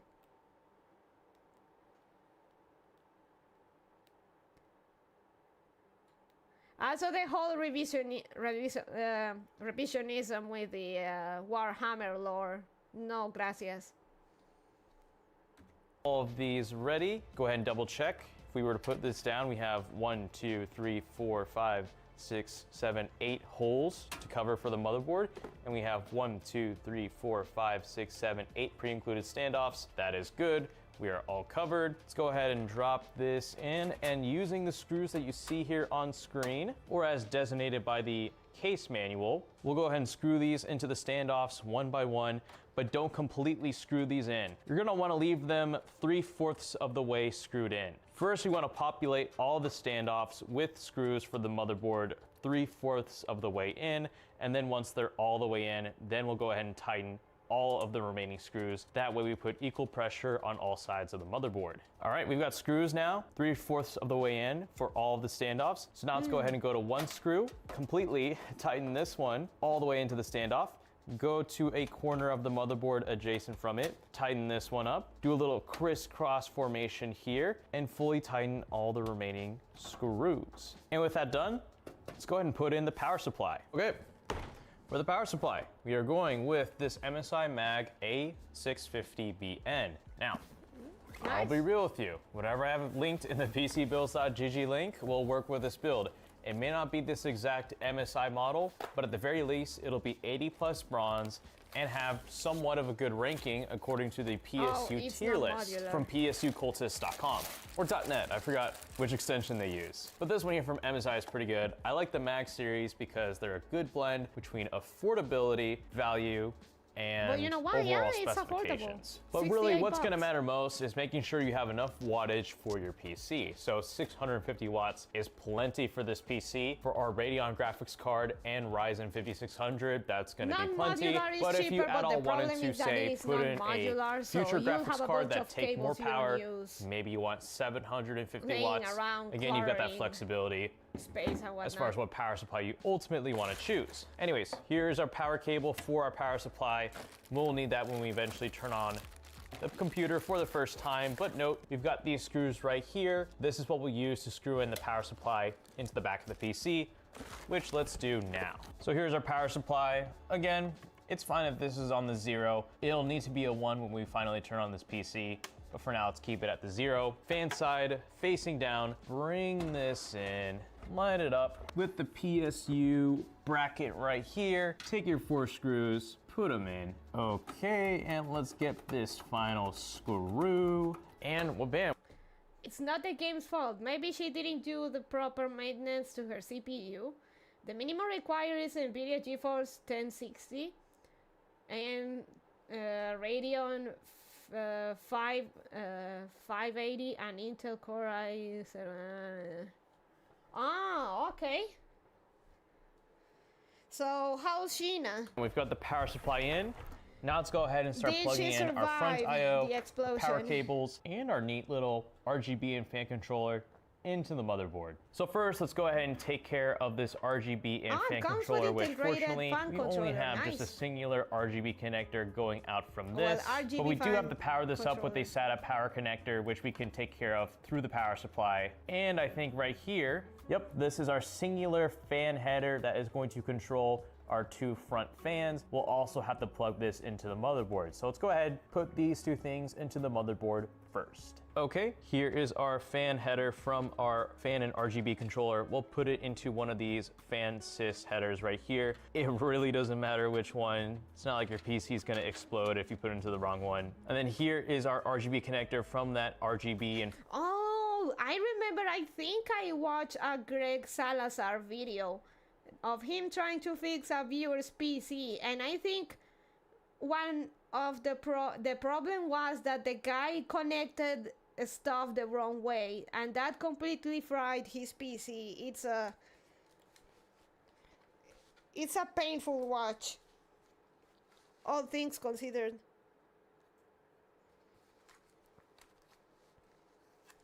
No, give me a second. I'm trying to. There we go. Oh. Fan controller, which we do have this handy little Modular makes my OCD sad. Oh, I meant non-modular makes me see sad. Yeah, Turtleman, same. Rainbow 1 connector. The reason why we're using this one is because as you can see, there are 3 pins right here, and on the connection here, there are 3 inserts. So the 3 and 3 will go together. There we go. Okay, now before we continue with putting the rest of these front I/O cables into the motherboard, one thing I do want to note is that right here, we have our reset switch hooked up to the fan and RGB controller. What this means is when we go here to the top of the PC case and we press the reset button right here, that means it'll actually change the RGB on the controller as you press that reset button. So we do not need to plug in the reset switch into our motherboard. And I also want to point out, at least for this RGB and fan controller, we are given an additional fan header and an additional RGB header for that additional fan. So that if you wanted to plug in a third fan, say right here into the back of the PC case that has RGB, you can plug that into this controller pretty easily. It doesn't use any proprietary connector. But other than that, let's go ahead and plug in all of our front I/O cables here, which are on the top of the PC case. Let's start off on the right side of the motherboard here with our USB 3.0 connector, this blue chunky boy here. There's a little notch here on the connector, and it's gonna line up with this insert here on the connection. This is only... I think we can skip this if it's just connecting cables and stuff. Oh, okay. Now we get to the good stuff. GPU. Now. Okay, for the graphics card, I have 2 options for this build guide. Both are $300 US. Both will work the exact same in this build. And honestly, see, he actually found an even cheaper option than the one I got. He got a 7600 XT for $300.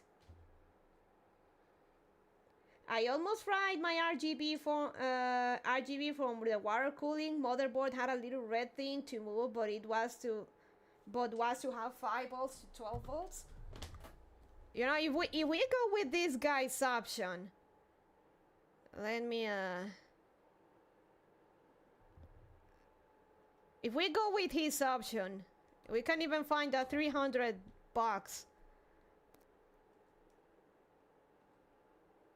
There.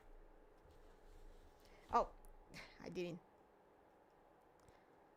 820.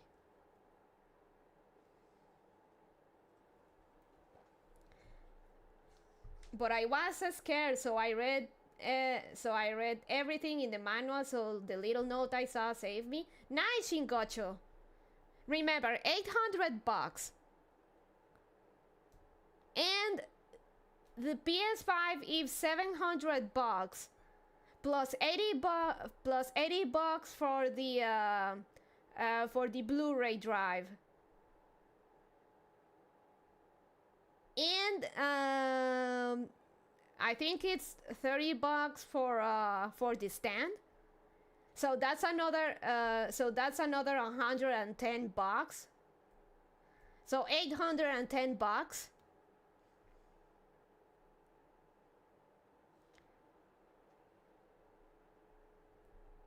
So there you have it.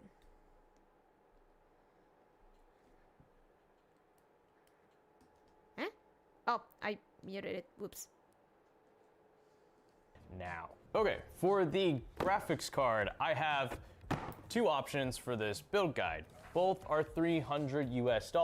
Both will work the exact same in this build, and honestly just comes down to a matter of availability. So the graphics card I would recommend for this type of PC would be the Radeon RX 6750 XT, since although it is a last generation graphics card, it still has plenty of horsepower for the dollar for $300. But I understand that 6750 XT stock and availability worldwide is not that great because it is an older graphics card. It'll soon be phasing out of production. And when that happens, I do want to let you know that you also have the Radeon RX 7600 XT that you can use for this build, which actually has 16 gigabytes of VRAM. But it's not true 16 gigabytes of VRAM, but that's a conversation for later. But this is also $300, also performs pretty well, especially for 1440p. And this is the one we're actually going to use in our build guide, since I suspect this one is going to be more available worldwide. But also visually, this Hellhound edition card is going to look better in this system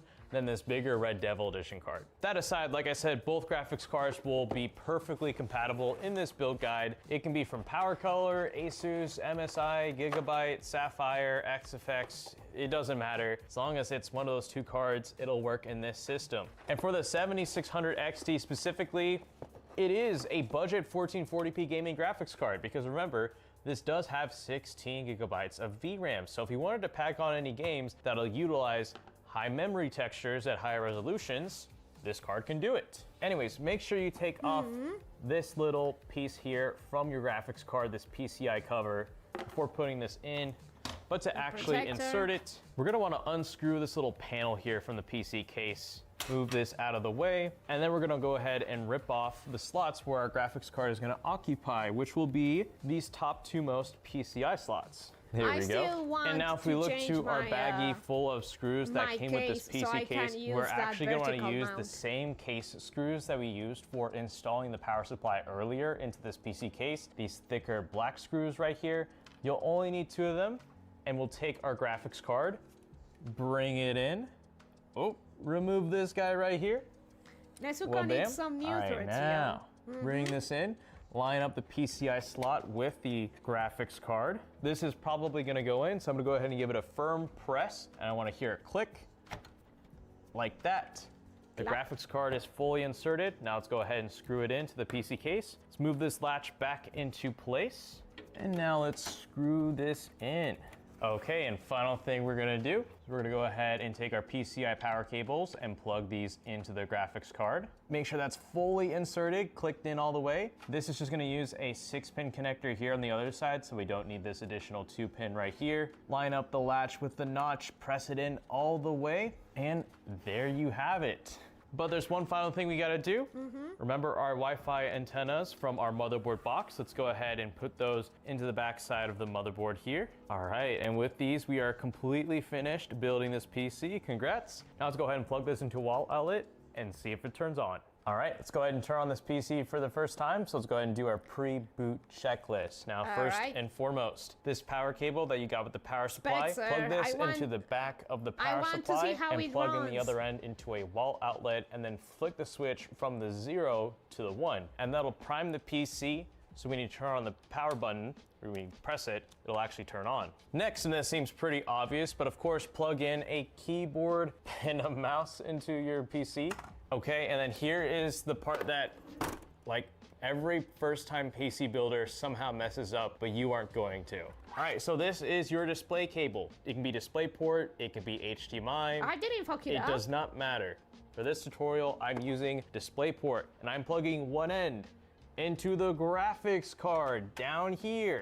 Look where the cable is. It's down here, right? That's from the graphics card. Don't plug it into the motherboard. Because the motherboard doesn't have any graphics.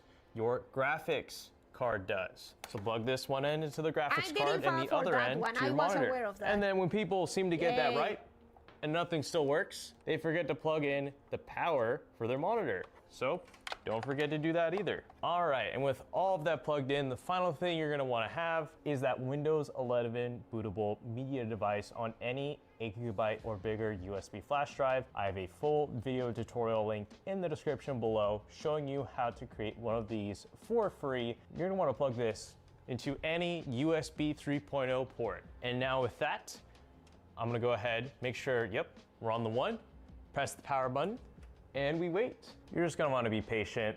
Let the PC do its thing. It could take a few minutes, but eventually something should show up on your monitor. Okay, if we get something like this, press F1 to set up or to proceed. There's the name of our motherboard brand. YT ToS. There we go. There's our little spinny circle thing for Windows. And now, let's go ahead and install Windows 11. All right, so go ahead and hit next, 11? install Go for now. 10. Here is where you can enter in your Windows product key. If you have one, I don't, so I'm gonna go ahead and click I don't have a product key. That's fine, you can activate it later. You can choose Windows 11 Home or Pro. I'm gonna choose Home, because why not? I accept, next, custom. There's our 1 terabyte. Oh, it's only 500? Interesting. Okay, well there should be our 1 terabyte drive. Let this run, and then we'll set up Windows. All right, go ahead and choose your country, choose your keyboard, add a second keyboard if you want. Here is when you go ahead and connect to your Wi-Fi. Now, although this motherboard has Wi-Fi built in, the drivers aren't installed for it. So we will have to connect to the internet in some way. That could either be through connecting an Ethernet cable straight from the back of the PC to your router.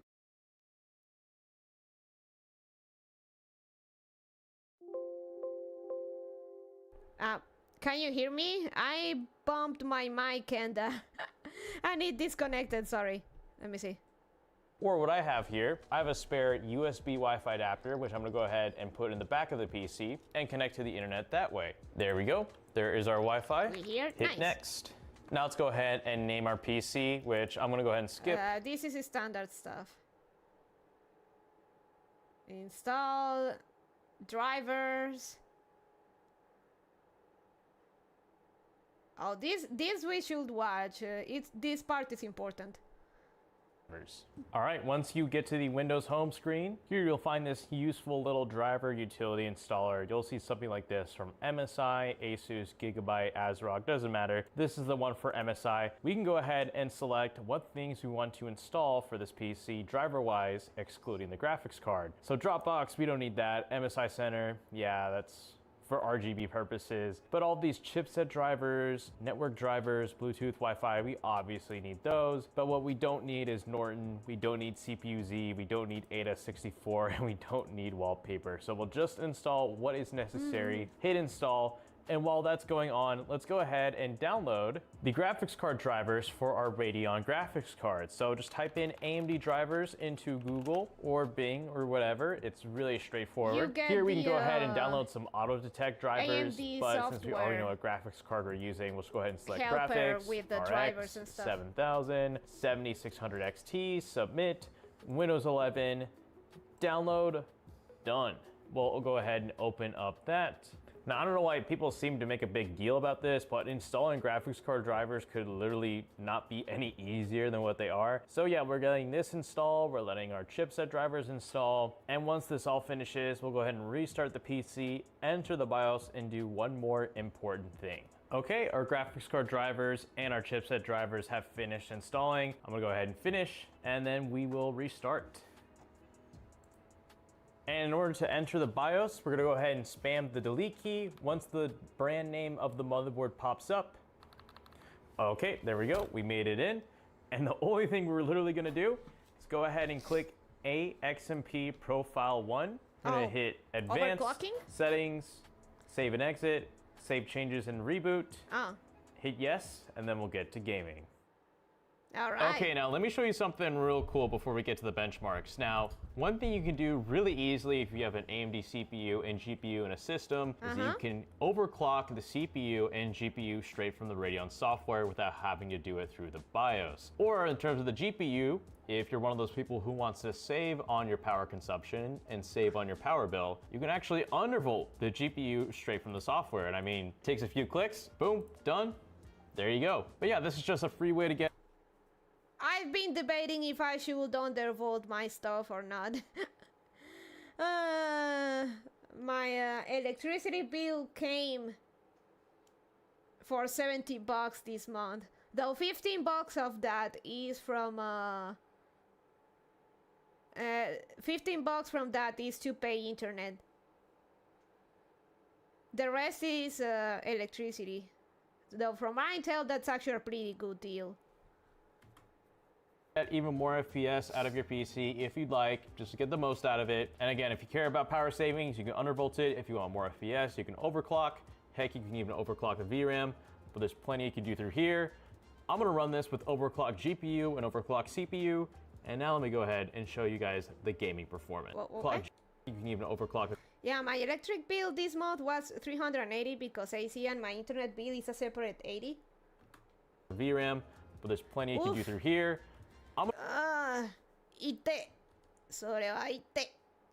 Just to get the most out of it. And again, if you care about power savings, you can undervolt it. If you want more FPS, you can overclock. Heck, you can even overclock the VRAM, but there's plenty you can do through here. I'm gonna run this with overclock GPU and overclock CPU. And now let me go ahead and show you guys the gaming performance. All right, check this out. We are gonna start things off with CS2. Oh, you know, I respect this guy. Okay, the overclocking. He was going at me with a pistol, and I wanted to return the favor. Anyways, we're playing CS2 at 1440p. Let me show you the graphics settings. Check this out. Medium settings, and we have AMD Anti-Lag 2.0 turned on. Pretty neat for those of you who play CS2. And oh yeah, there's the frame rate on the top left. Woo! If you have a 240 hertz 1440p monitor, congrats. I mean, that's kind of overkill, you know? But a skill issue. I think that monitor is kind of overkill for this kind of build, but once again, like, you'll get plenty of FPS in this build, guys. And remember, this is using the 7600 XT. We'd actually be able to go even faster if we had a 6750 XT instead of the 7600 XT. Anyways, I'm sucking right now.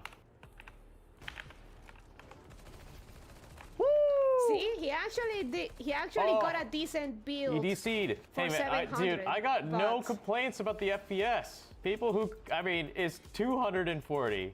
Over 200 at 1440p enough. And this is at medium, you know? People who play CS2, they don't play for the graphics, they play for the frame rate. AC. This is good. Not that shooting though.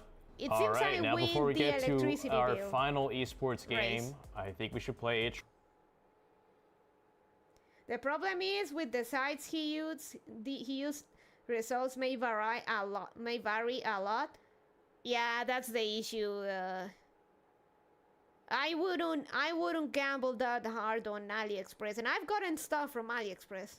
AAA game, and for that, I've chosen Starfield, because this game, believe it or not, still after a year, is quite taxing, and probably the biggest thing I want to show off, hopefully, is how much VRAM is utilized in this game. So right now at, oh, what are we getting, 100? Oh, this is a lot of FPS. Wait a minute, is it the same when we land on a planet? It might not be, but I'm looking at that GPU memory used figure on our top left. So if you have an 8GB graphics card, like say a RTX 4060, which would have costed the same as the 7600 XT, you'd already be close to maxing out the memory. And this is at what? Let's see.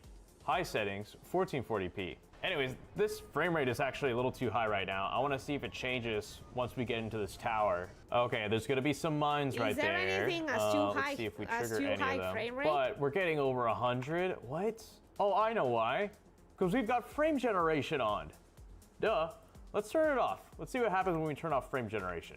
Now we're getting about 48, 40, oh my, I mean, that's still kind of impressive nonetheless, but that's how much frame generation matters in a PC like this. It can make a whole world of difference. So let's go ahead and turn that on. Screw it. We got frame gen on. Let's go to ultra. All right, and let's see, what would it be like without frame generation? With ultra settings, 1440p, getting about 50 FPS, that's not too shabby. But look at that memory. We're using up close to 12 gigabytes of memory. Wow. Let's go ahead and turn on that's why frame having generation, 32 gigs of... What are we getting now? Almost 100. And look at that. Oh, there they are. Yep, I was wondering. But look at that memory, 12 gigabytes used. Ladies and gentlemen, this is why you want a graphics card with a lot of VRAM, like the 7600 XT. No, but really guys, look at how much VRAM we're using. If we had even that aforementioned 6750 XT or an RTX 4070, those cards have 12 gigabytes of VRAM, and here we have a full 16. Look, it's gone up to 13 gigabytes of VRAM. That's crazy. Man, guys, that is so much VRAM being used. Oh my goodness. This is one of the instances where a 7600 XT with 16 does make a fair bit of sense. Oh, here's a baddie. Easy. Pirates. Fortnite, ew. But let's see how it performs, and Actually, final thoughts.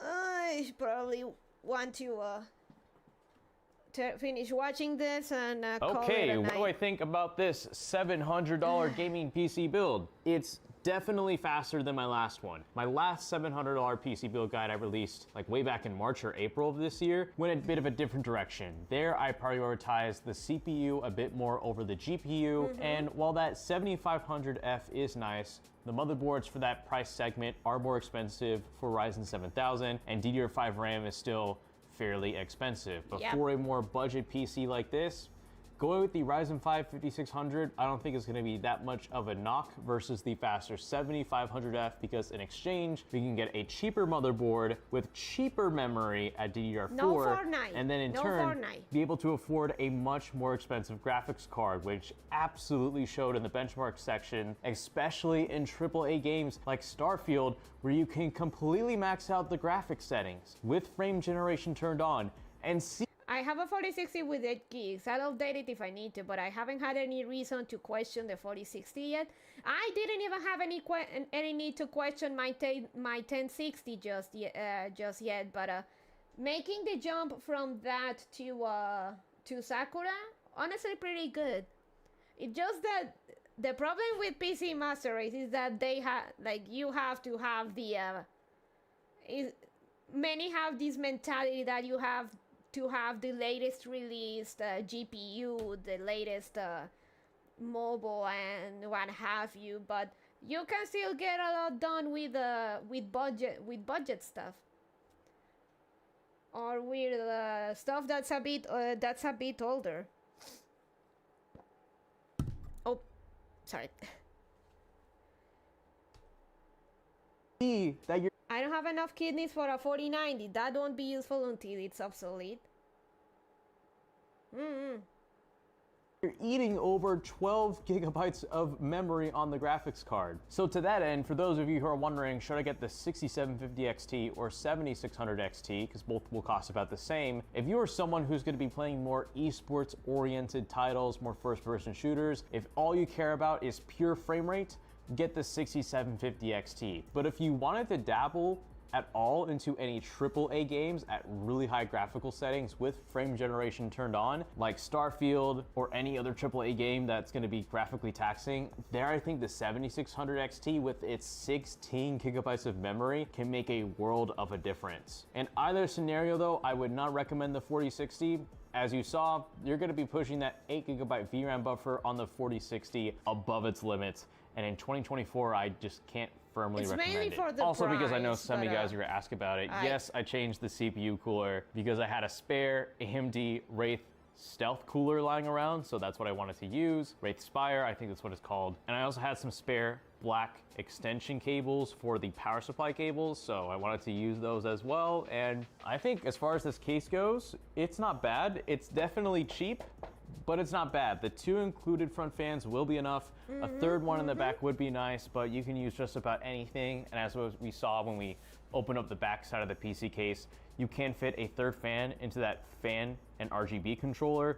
Even if it has RGB, it'll be compatible as long as it's a 5-volt ARGB header. So overall, yeah, I think this is a pretty solid $700 gaming PC. So if you like to build this, again. So that's the thing.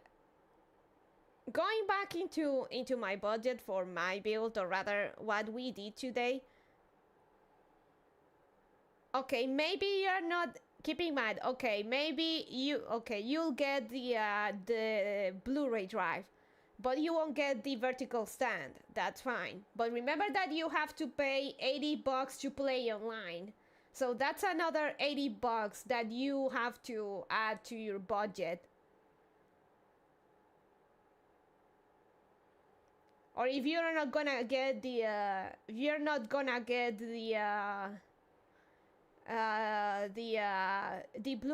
Blu-ray drive, that's still $780. And as you can see, $80 can get you some pretty decent components. So I'd say save just a little bit more and get and build a PC. It's not that difficult. I was scared at first too, but once you get into it, you'd see that it is very easy, and it's honestly worth it because there's so much you can do with a PC too, not just gaming. So yeah, give me a second, guys. I think I can continue for a little bit more, but I want to I need a break, BRB real quick, and maybe we'll watch another video or two, and that'll be it. So BRB.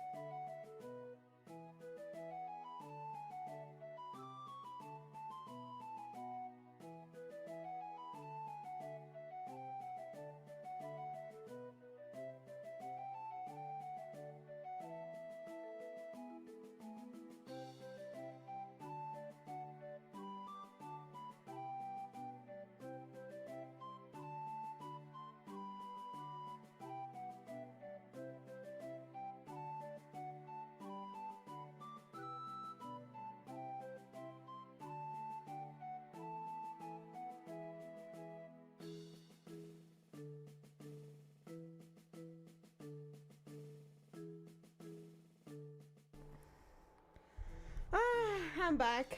Sorry about that. Feeling a lot better now. A lot better now. Welcome back. So, let's see, what other video can we watch that's a 700 build budget PC?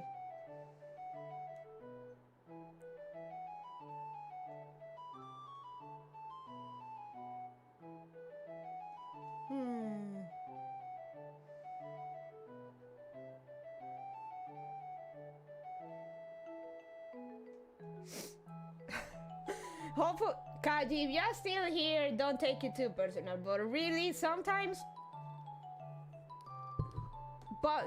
a budget build is all you need to start. I started with a budget build. I have that scam budget build, but a budget nonetheless. And as time goes on, you work your way from there.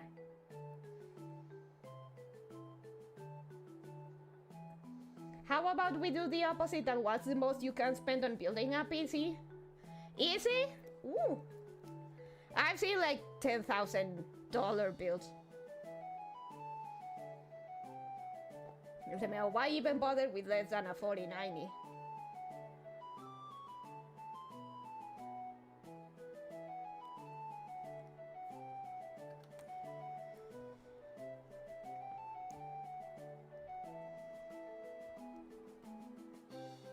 PC gaming is for everybody, and you can make the most out of your budget.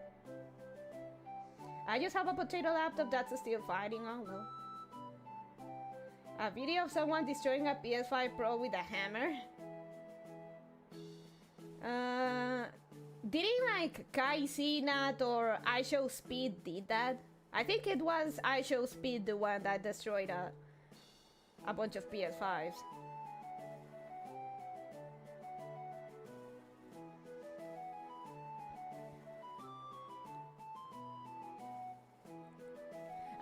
And yes, I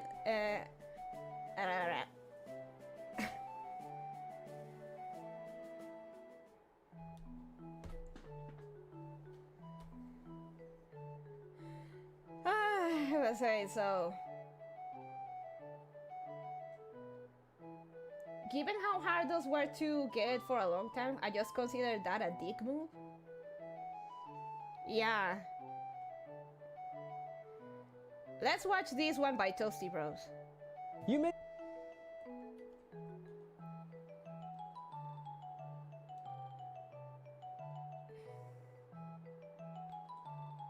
So nothing personal, Kaji, but just because you didn't spend $2,000 on your PC build doesn't mean your PC is useless.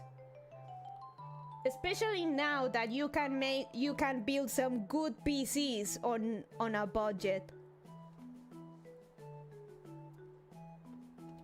So here's the link and let's watch. It's in 4K? It is in 4K, let's go. Maybe looking at this gaming PC and think, wow, this looks like it's really expensive. But what if I told you it is only $700, it can handle 1440p, it has DDR5 RAM, a great upgrade path, and on top of that, we're going to show you how to build it and we're going to tell you how you can win one. But first, we got to pay some bills, so let's thank today's sponsor. PC Bros is your one-stop shop to awesome gaming PC, starting as low as $100 going all the way up to $6,000. We can meet your needs and we are true gamers here. Every single person at PC Bros games every day. We know what it takes. We know the minimum amounts that you need to spend, so we will get you taken care of. Check out PCBros.tech today and use code TOASTYBROS2 on checkout to save 2%. So when you only have $700 to spend, BGM's still on, by the way. Whoops. Thank you for the reminder, Unstoppable. So here it is. Let's go. Let's continue. you gotta go cheap on some parts. And the good news is the i3-14100F exists, a 4-core 8-thread CPU that is on the B760 platform or LGA 1700, so very upgradable, comes with a stock cooler that actually looks pretty nice and cools really well, and it's 14 gen, so you get Gen 4, Gen 5 support, you get DDR5 support as well, and this build does have DDR5. And speaking of DDR5 and Gen 5, we have this right here, an ASRock B760M Pro RS. This is a pretty good looking board. You get RGB, you get kind of a silver, white, and black color scheme, you get 4 RAM slots that are all DDR5, 2 4-pins for the CPU, you get Gen 4 on the M.2 NVMe slots. You can go cheap. You can go cheaper. Pretty budget board. Now here's where you gotta make a decision: 16 or 32 gigs of RAM. We decided to go with 16 gigs of DDR5 because you can get it for around $60 versus 100 for 32 gigs. And honestly, most modern games, unless you're streaming and stuff like that, 16 gigs is about where they cap out anyways while running Windows. So realistically, we're not gonna see a huge performance gap going to 32. I stream and run Vtuber Studio, so why do you need that extra RAM? It is a 2x8 kit at 5600 megahertz, so pretty good stuff. So right here we have a Mushkin NVMe SSD. This is a 1TB Gen 4 NVMe SSD. So Gen 4 means you're gonna get some faster than normal NVMe speeds. And look at this. This is all it is. I love these things because they cost almost the same as a 2.5-inch drive, but you get more speed and no cables. And this right here is almost kind of the star of the show. This is a Gigabyte RX 7600. It's an OC version. I'd rather have more DDR4 RAM than less DDR5. I open too many tabs. Version. I opted for a 3-fan. I always try to get 3-fan cards because in a case like this micro ATX we'll talk about in a minute, it is going to fill the case really nicely. The 2-fan ones are cool, but hey, if you can buy a 3-fan for almost the same price, you might as well make sure it fits and everything, but we've already checked, they do fit and it's built really nice. You're gonna Don't be like me. Don't buy something without making sure it fits. You get RX 6700 XT level performance, or at least close to there, and it's a newer architecture. And here we have the Secotep GN 650W 80 plus gold power supply. This is an awesome power supply because 80 plus gold, it is not.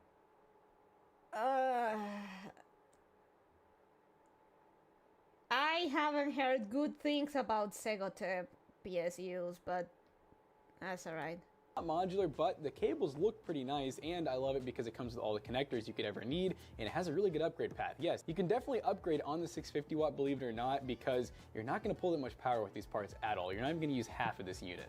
And then this is a new case to the market. This is the Okinos Aqua 3, and I hope I'm saying that right, but I've seen these on eBay and Newegg very recently, and I've been wanting to build one really bad. We actually just did a video recently where Matt planned to build with one, but I decided for the giveaway PC, let's go for it. I'm not too into micro design because you get this kind of panoramic glass like where there's no bezels or anything, and then at the bottom you have all of this airflow so that your graphics card and whatever else you want, if you want to add some fans here, you can actually get a pretty cool intake and exhaust flow going. But from the start they do come with 3 fans, and they're actually not really set exactly right, so they're basically all exhaust right now. Realistically, I'm probably gonna run them as is because this build is not gonna produce a lot of heat, and you should be able to just get a lot of natural airflow coming up through basically from these exhausts pulling, but we'll see. You know, if the temps are bad, we'll swap them around, but for now I'm gonna go with the aesthetic look on this. And guys, $700 for this build should be really good. I'm excited to see what the 3D time spy score is gonna be. And if it can do what he says for the price he says, the motherboard size isn't the biggest thing. Also, how to play in games, because we're going to test most of them at 1440p. Let's go ahead and build it. Alright guys, it's time to start off the step-by-step, and first I like to start by getting the motherboard and all the accessories out. So the board really doesn't come with much. It comes with some SATA cables and some extra screws for the M.2s. The best part is built-in I/O shield, so we don't have to worry about forgetting that. So we're going to start off by doing the CPU. So we're going to go ahead, take this bracket. I wish Nezuko had that, but and pull up, and then go ahead and inspect your pins. They should be a very nice array. You'll notice if one's bent because it'll stand out like a sore thumb. It'll just look really weird. And you're going to take the CPU. There's an arrow right here, and there's typically going to be an arrow right up here on the plastic as well. But it can only go in one way. You should be able to tell pretty easily if the notches aren't lining up. But I kind of like to take it, and then once you get it pretty well lined up, just kind of gently drop it in. It should go into place. If it doesn't, just kind of nudge side to side, being careful not to bend any of those pins. And then you're going to kind of push down in that bracket. up and over. And this usually will pop up on its own. Sometimes it doesn't. You just gotta pull it off. There's our 14100F. Looks very nice. Keep the little thing, by the way. Keep the little cover thing, because if there's any problems that you have to RMA, you're gonna need that cover. So don't throw that away. So now we're gonna go ahead, take our stock cooler. One little tip / trick, which usually Intel's pretty good about it, all of these screws need to be turned to the right. So actually, no, one of them wasn't, funny enough, so I'm glad I checked that. If they're not turned to the right, then it's not in the locking position, and these can actually come undone. What I did there is I just put the cable underneath this. This is not a necessary step. I just find that it makes cable management a little bit easier. So before we plug it in, we'll go ahead and worry about getting these pins in first. So opposing corners. All right, we got 2 of them in. And a good thing to check, and so you guys saw it from the front, I'm gonna show you from the back side of the board now. So we're going for, we got top pin, you ready? This one right here, Jonah, you ready? Ready? And then bottom. So you should be able to turn this over. God, I struggle so much rebuilding my old potato PC to give it to my cousin. Oh, have I told you the story, like the update of what happened with the cousin I give the potato PC to? That he already had a PS4. No, what happened? Turns out that my aunt, the one that gave him the PS4, she said that he sold the PS4 to get a new phone, and in the same week he dropped the phone and broke the phone's screen.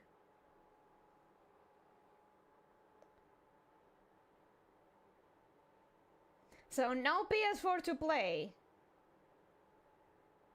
And now he goes around with a half-broken phone. He apparently in part wanted my he had my PC, he installed Fortnite. So there you have it. Next you're gonna tell me it was a damn iPhone. It wasn't an iPhone.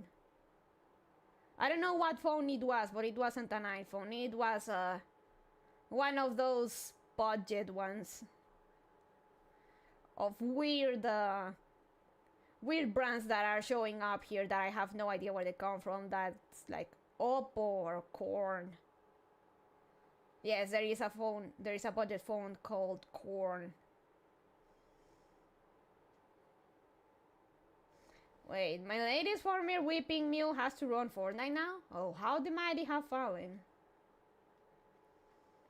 PS4 for a budget phone. I don't know if that's even a good deal. It's not.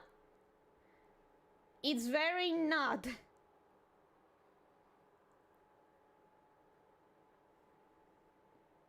See those very well where they're kind of pushing out, and you should be able to fully do this with your cooler. If it falls off, then your chances are you did something wrong, because these stock coolers, even though they're a lot of plastic, they're actually stronger than you would think.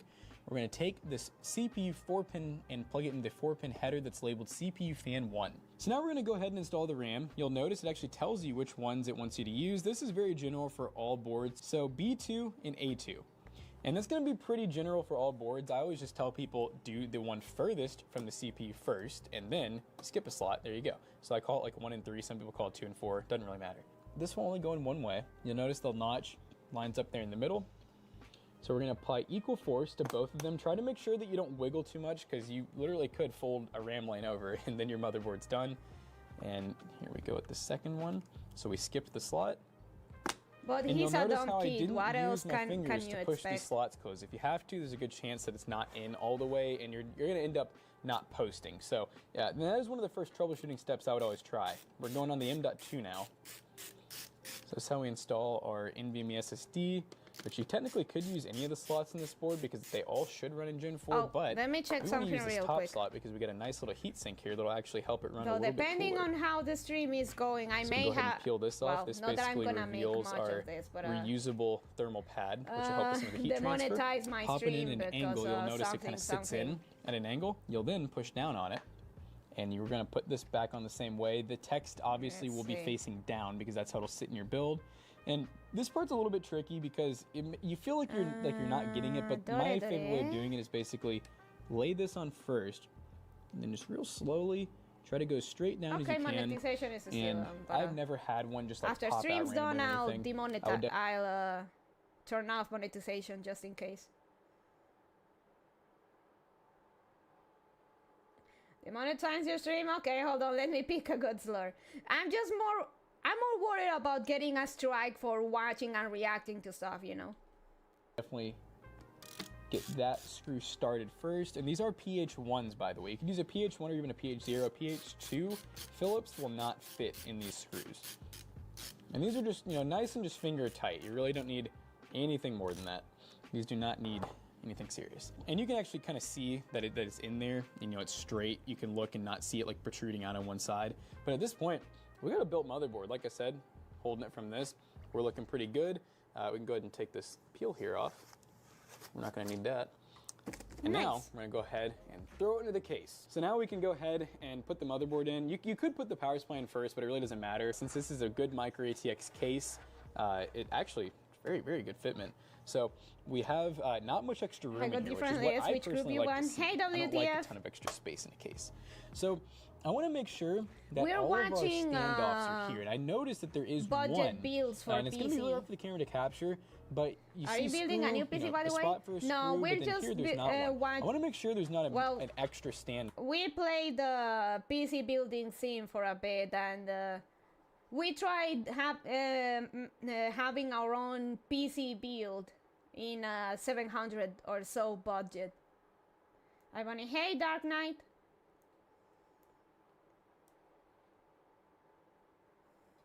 Off. Ooh, there is. So this could have been bad because we could have shorted the back of the board. We have had that happen more than once. So Wait, what? I want to make sure there's not you see screw, you know, a spot for a screw, but then here there's not one. I want to make sure there's not an extra standoff. Ooh, there is. So this could have been bad because we could have shorted the back of the board. We have had that happen more than once. So that is something you really just want to watch out for. It looked like we only had one extra, so that's good. We'll go ahead and take that out and we'll put it in a different spot because a lot of people do not know this stuff. And it's annoying too because sometimes they work perfectly fine. Other times, you know, it slowly kind of rubs through the silicone on the back of the board, makes contact, but we should be good now. So we got 1, 2. We don't have any back here, so we're good there. Ninja filed copyright claims against some claymation channel for music used in a box lore video, but they both turned out to be leveraging the same third-party track. Oh yeah, I saw that.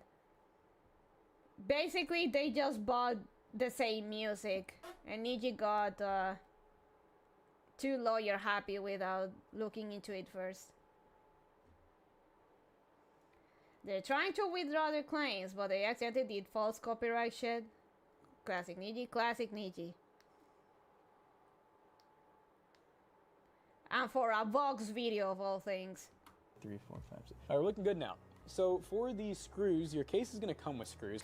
All right. Oh, look, they give us extra IO shield pop-outs in case you take out the wrong ones. You know where I found these screws? The bottom of the case. So it looks like, yep, they give us some fine thread screws. That's going to be, this case specifically is going to use the fine thread.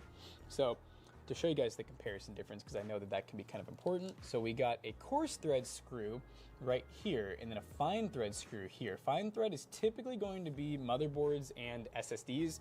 Coarse thread is going to be like your power supply, graphics card, some motherboards actually, well, some cases I should say, will use those as well. So now we can safely stand this up. We got our back panel off as well as the front panel. Motherboard's installed, IO shield came pre-installed. One thing I feel like I forgot to mention earlier that I know someone's gonna comment about, this cooler comes with thermal paste pre-applied. Intel and AMD, they all do that. And honestly, most aftermarket coolers nowadays even come with it pre-applied, especially liquid coolers. But anyways, let's go ahead and pull this stuff out of here, get all that out of the way. And let's go ahead and pull out our Sigotep 650 watt, which once again, if you want to spend a little more, they make a 750 watt version that we use here a lot. And once again, 80 plus gold, fully modular. So that's a pretty cool part because we're not going to need a lot of these cables in this build. It's a Yeah, pretty basic less build, cables, the I better. think only needs like one SATA connector. So yeah, with it being non-modular, we definitely get a lot of extra cables. The good news is a lot of room for cable management in this case. So it's not a huge deal, but especially if you end up getting sleeve cable extensions or something, you definitely Oh, that's all right, so power non-modular. supply, I recommend undoing that twist tie, and then you're good to go like this. You're going to turn it upside down because you want the power supply fan slash exhaust Non-modular intake makes to be me on its own sad. circuit. So with the fan being upside down, you're not going to get any of that extra hot air that it produces inside the build. It's all going to be outside. And there's going to be a total of 4 of them needed. And the power supply will always come Non-modular with hate. your power connector, and it'll also come And with I 4 still more have heat my streams, as old well as usually some modular zip ties. PC So between the case, PSU laying playing with around, I some haven't zip been ties able to and the sell power it. supply, you'll probably Mainly because when I try to sell it, they try to see my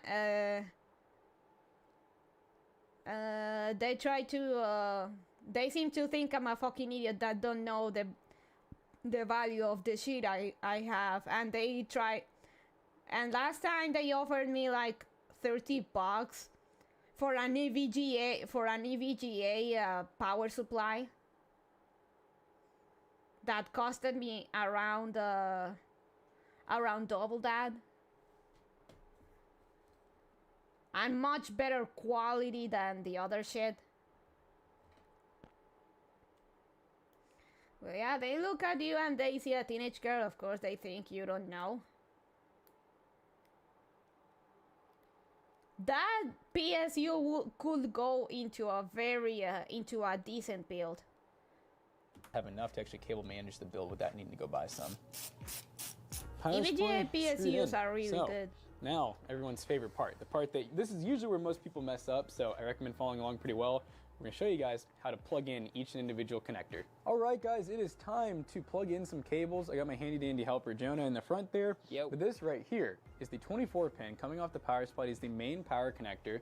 I'm gonna feed that to Jonah right through here. And you guys can see there, Yum. pull it through, and then this little tab right here goes on the outside, facing outside of the case. Well, wait. What do you want for it? You're not selling a used one for the full price. $40 at least. It is still in very much good condition. Again, it is a very good power supply.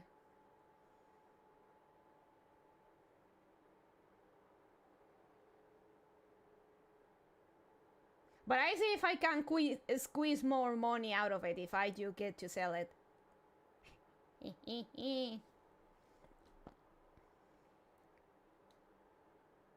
I know what I'm selling, and people here still don't use Amazon much. I got like a $200 power supply. I have not sold it. No, this one was like $60 at the time I bought it, but it is a very good one. It's a premium one. And because it's kind of a premium one compared to the trash you find here, I'm very sure that I can get a bit more extra for it selling it secondhand.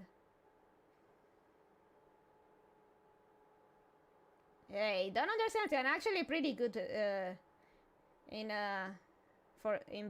this kind of business, believe it or not. So we'll just kind of flip it around like that, and then push in. Back and forth, wiggle, wiggle. Yeah, Oh, I heard a click. There's a click, and you are good. Jackson, pull the slack back through. There you go. Yep, it's looking pretty good. So let's go ahead and do the second most important connector. This right here is the CPU 4+4 pin, or just called an 8 pin if you want. Make sure not to mix this up with the PCIe for your graphics card, because believe it or not, you actually can sometimes plug it in the wrong connector. So I'm gonna go ahead and feed this one through the topmost slot. I'm gonna try not to get these cables all mixed up here. Yeah, it's a tight fit, but when you pull it through, same deal. This little tab on the top here, if you guys can see that right there, that goes towards the top of the case. So we'll just kind of turn it around. You just line it up. Oh, I don't find that hard to believe at all, but people wouldn't expect you to know much about anything on looks alone. Next At up, least we're going based to on do your the descriptions of PCIe. yourself. Now, Jonah's not going to plug it in anywhere yet. Absolutely. I'm just going to go ahead and kind of find a good spot to put it through. This is typically going... Let me check.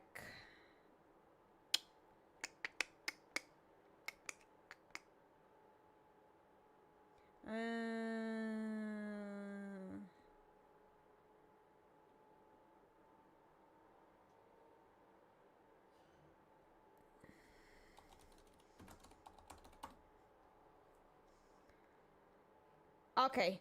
It's a 600 watt AVGA non-modular power supply.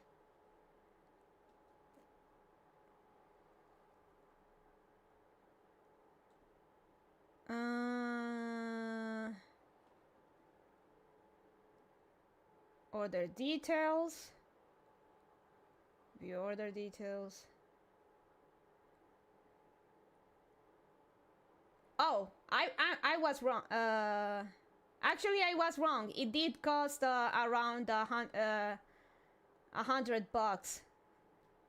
Well, no, not $100. Sorry, $100. No, $30. Though back then, I guess this is counting for inflation. Let me change.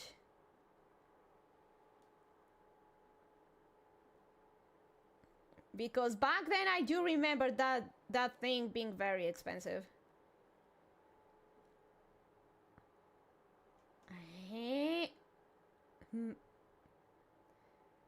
Mataka. Change.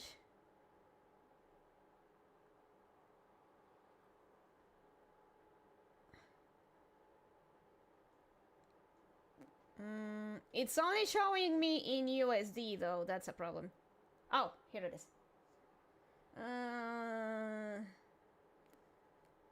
It was 81 in total.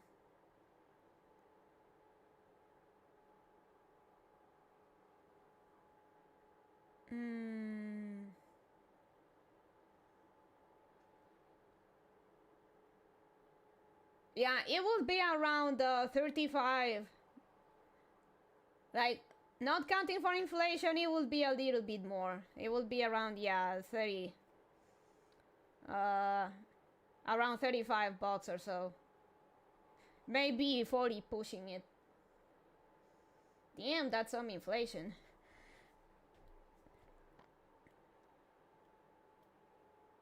So yeah, I remember it being more expensive back then.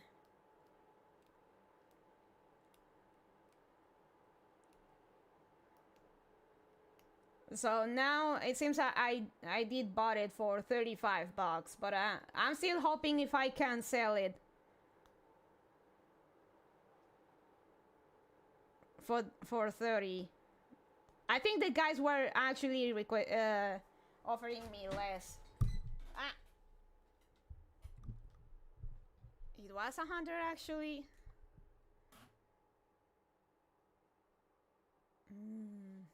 Damn it, now I don't remember now. I think it was like after conversion, yeah, it should have been around 40, but I actually did I do remember having paid more back then. But well, I'll sell it. I'll see if I can sell it by I'll see if I can sell it with as today with today's price. Let me see.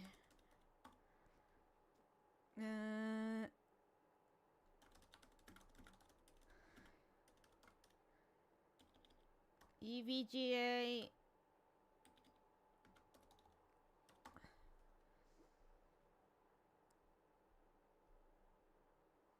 Would you look at that? They're selling in Bonland's eBay.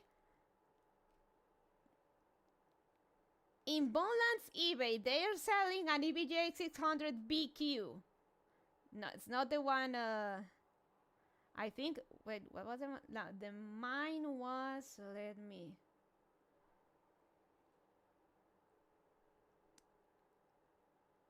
$600. I was just 600W. Let's see. Would you look at that? They actually it cost like let's see, seal buying options. 30 around $60 on eBay right now.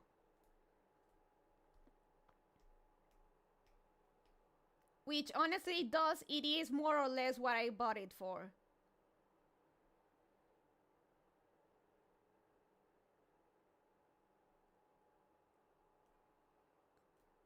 So I did buy it there on a sale. That's actually really nice. So it is $60 and it is 60 bucks on Amazon. But in Bonland eBay, they're selling it new for $90.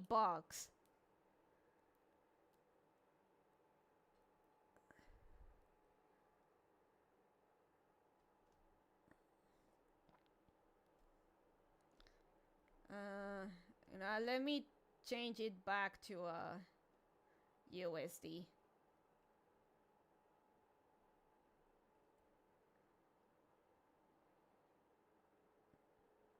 Well, not 60, $50.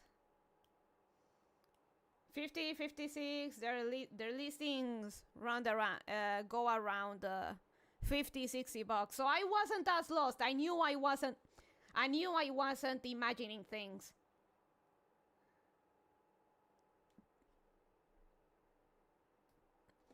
And in Bonland eBay, they're selling it new for 90. No, fuck you.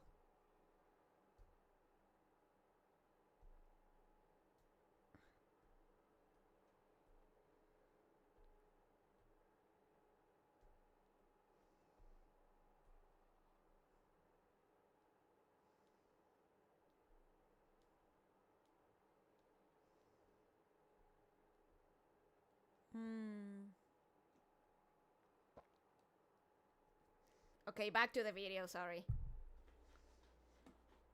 To be a 2-piece connector. We're only actually going to need one, I believe, for this graphics card. This is an 8-pin as well. It's technically called a 6+2. We're going to take that, and I'm just going to go ahead and preemptively say probably right through this port here. Cool. Yeah, I think that'd be a good spot. So I'm just going to kind of just basically preemptively for my cable management purposes. It just makes things a little easier going ahead and having it through. Jonah can kind of just let it dangle there. So before we conclude the power supply connectors, and after that we can actually just shove all these cables in a spot for cable management. This right here is a SATA connector. So we're going to use that, and that's literally just a power connector for our ARGB hub, which this case does conveniently come with, which I really do appreciate. So I'm going to go ahead and... WTF. Right, there we go. So we're going to take that connector. Gaming laptops are not worth it. With the money you spend on one, you can actually build a decent PC.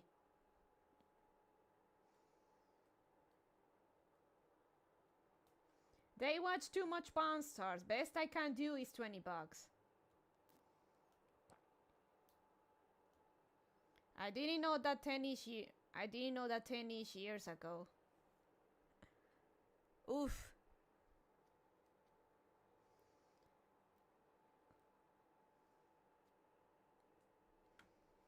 It can only go in one way. There's like a little notch. So now I'm putting all of my front panel stuff off to the side because we don't want to accidentally shove that in the basement. And just to make it a little easier on myself, because I'm kind of like a cable manage as I go kind of guy, I'm just going to go ahead and kind of shove all of these cables inside of the hard drive cage. You can honestly remove this cage if you want, but I find that, you know, in case the person who's buying this PC ever wants the hard drive cage for whatever reason, you know, it's good to have in there. So at this point, we're going to go ahead and start off with a pretty important spot, which is called the front panel headers. So, hey, it makes for a nice desktop bedtime PC, so I watch YouTube in bed to sleep. Oh, that's all right. That's going to look like this right here, very microscopic there. Basically, this one only has a power switch and then your power LEDs, so no hard drive indicator or anything like that. And we're going to go ahead and take those connectors. Those are so annoying to plug in. I'm going to put them right through here. The same spot that we put that PCIe connector through. All right, so we'll grab the cable from Jackson. And if you all look really closely here, you all actually can see that this motherboard lays out where you're supposed to plug everything in at. McAllister can probably also put up a little overlay on the screen here, but basically you have your hard drive LED on the bottom left, power LED on the top left, and then power button on the top right. We're gonna go for first these two little pieces right here. So these are your power LEDs, plus and minus. You do your plus on the left side and then minus on the right side. You just kind of line them up, text facing upwards, and then just kind of push them in I to think those little Bunny pins. Brother And boom, we got has that a done. PS5. And then we'll follow that up right next to it on its right side. I can't with the power wait for switch, him to visit us so I can which goes peacock. right there on the right side. I can And then that is peacock everything for your front Nezuko. panel. And I'll pull that slack And her back through. superior All right, next specs. up, we'll go ahead and stand towards the bottom of the case. We'll go ahead and do the HD audio, which if your case has USB 2.0, very similar connector, but it's missing a pin towards the end instead. This one's kind of more towards the middle, and it's also labeled HD audio, so you really can't miss it. But that's gonna go kind of right above the power supply, just like that. You have a missing pin right there, so you're just gonna find where that missing pin is, which is the top right up here, and you'll just turn her around and So in plug it case anyone's curious, let me look for straight my in. PC specs. And no like satisfying click or anything for this one. You just plug it in and then push the slack back through. Specs. So next up, we're gonna be doing USB 3.0, very fat connector, looks like this. That's what's gonna be Oh, the these front are the USB old connection ones. God for damn it. Where did I 3.0. leave? We're gonna put that right below the 24 pin, just like that. Yep, and here it is, guys. Same thing with most of these cables here is there's a small little clip at the end. You can kind of see that right there, a little grommet. So you're gonna match that up to this side where there's a little cutout for it. So face that little piece outside, and then you just kind of line it up and give it a nice quick push, and you'll hear a nice click. And then right next to the USB 3, we have a USB Type-C, which is pretty typical. They're always gonna be kind of in the same spot. And I love that this case, for it being like a $60 case, not where only is is it ARGB on the fans, but also USB Type-C. Let That me is see. pretty futuristic right there. All right, USB-C, once again, gonna go right underneath our USB 3. Yep, so USB-C right here. Pretty much gonna only go in one way, so you just kind of line it up. Yep, and then you just I push, think it was in, and you got USB-C in. And then Jackson might be able to pull some extra slack back through, but I super can do that. straightforward connector. And then we actually do have one left before the graphics card, and that's going to be a fan header. So all these fans are ARGB, but they also do need a fan splitter as well, unless you have 3 ports in your motherboard, but it actually comes with one pre-installed. So we just have one fan to plug into. We have one towards the Well, bottom. I'm Yeah, gonna it's have right to here. run And you guys can see right there next to those two little CPU-C, enclosed because I completely forgot connector where I spots. left All right, it. I'm gonna be putting it right there. So they have this little channel spot right here. You Where just my kind of new line that up PC? with that little flat piece in the bottom, and then push like so. And you're gonna have one extra pin on the No. right side since it's a 3-pin. But that is your fan header.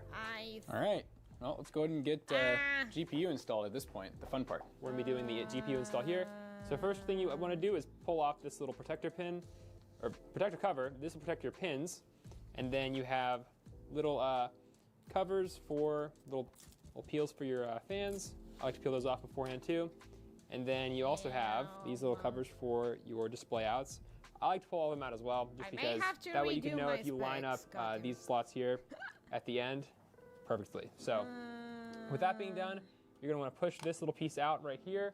That's where you're gonna be inserting and clipping in your GPU.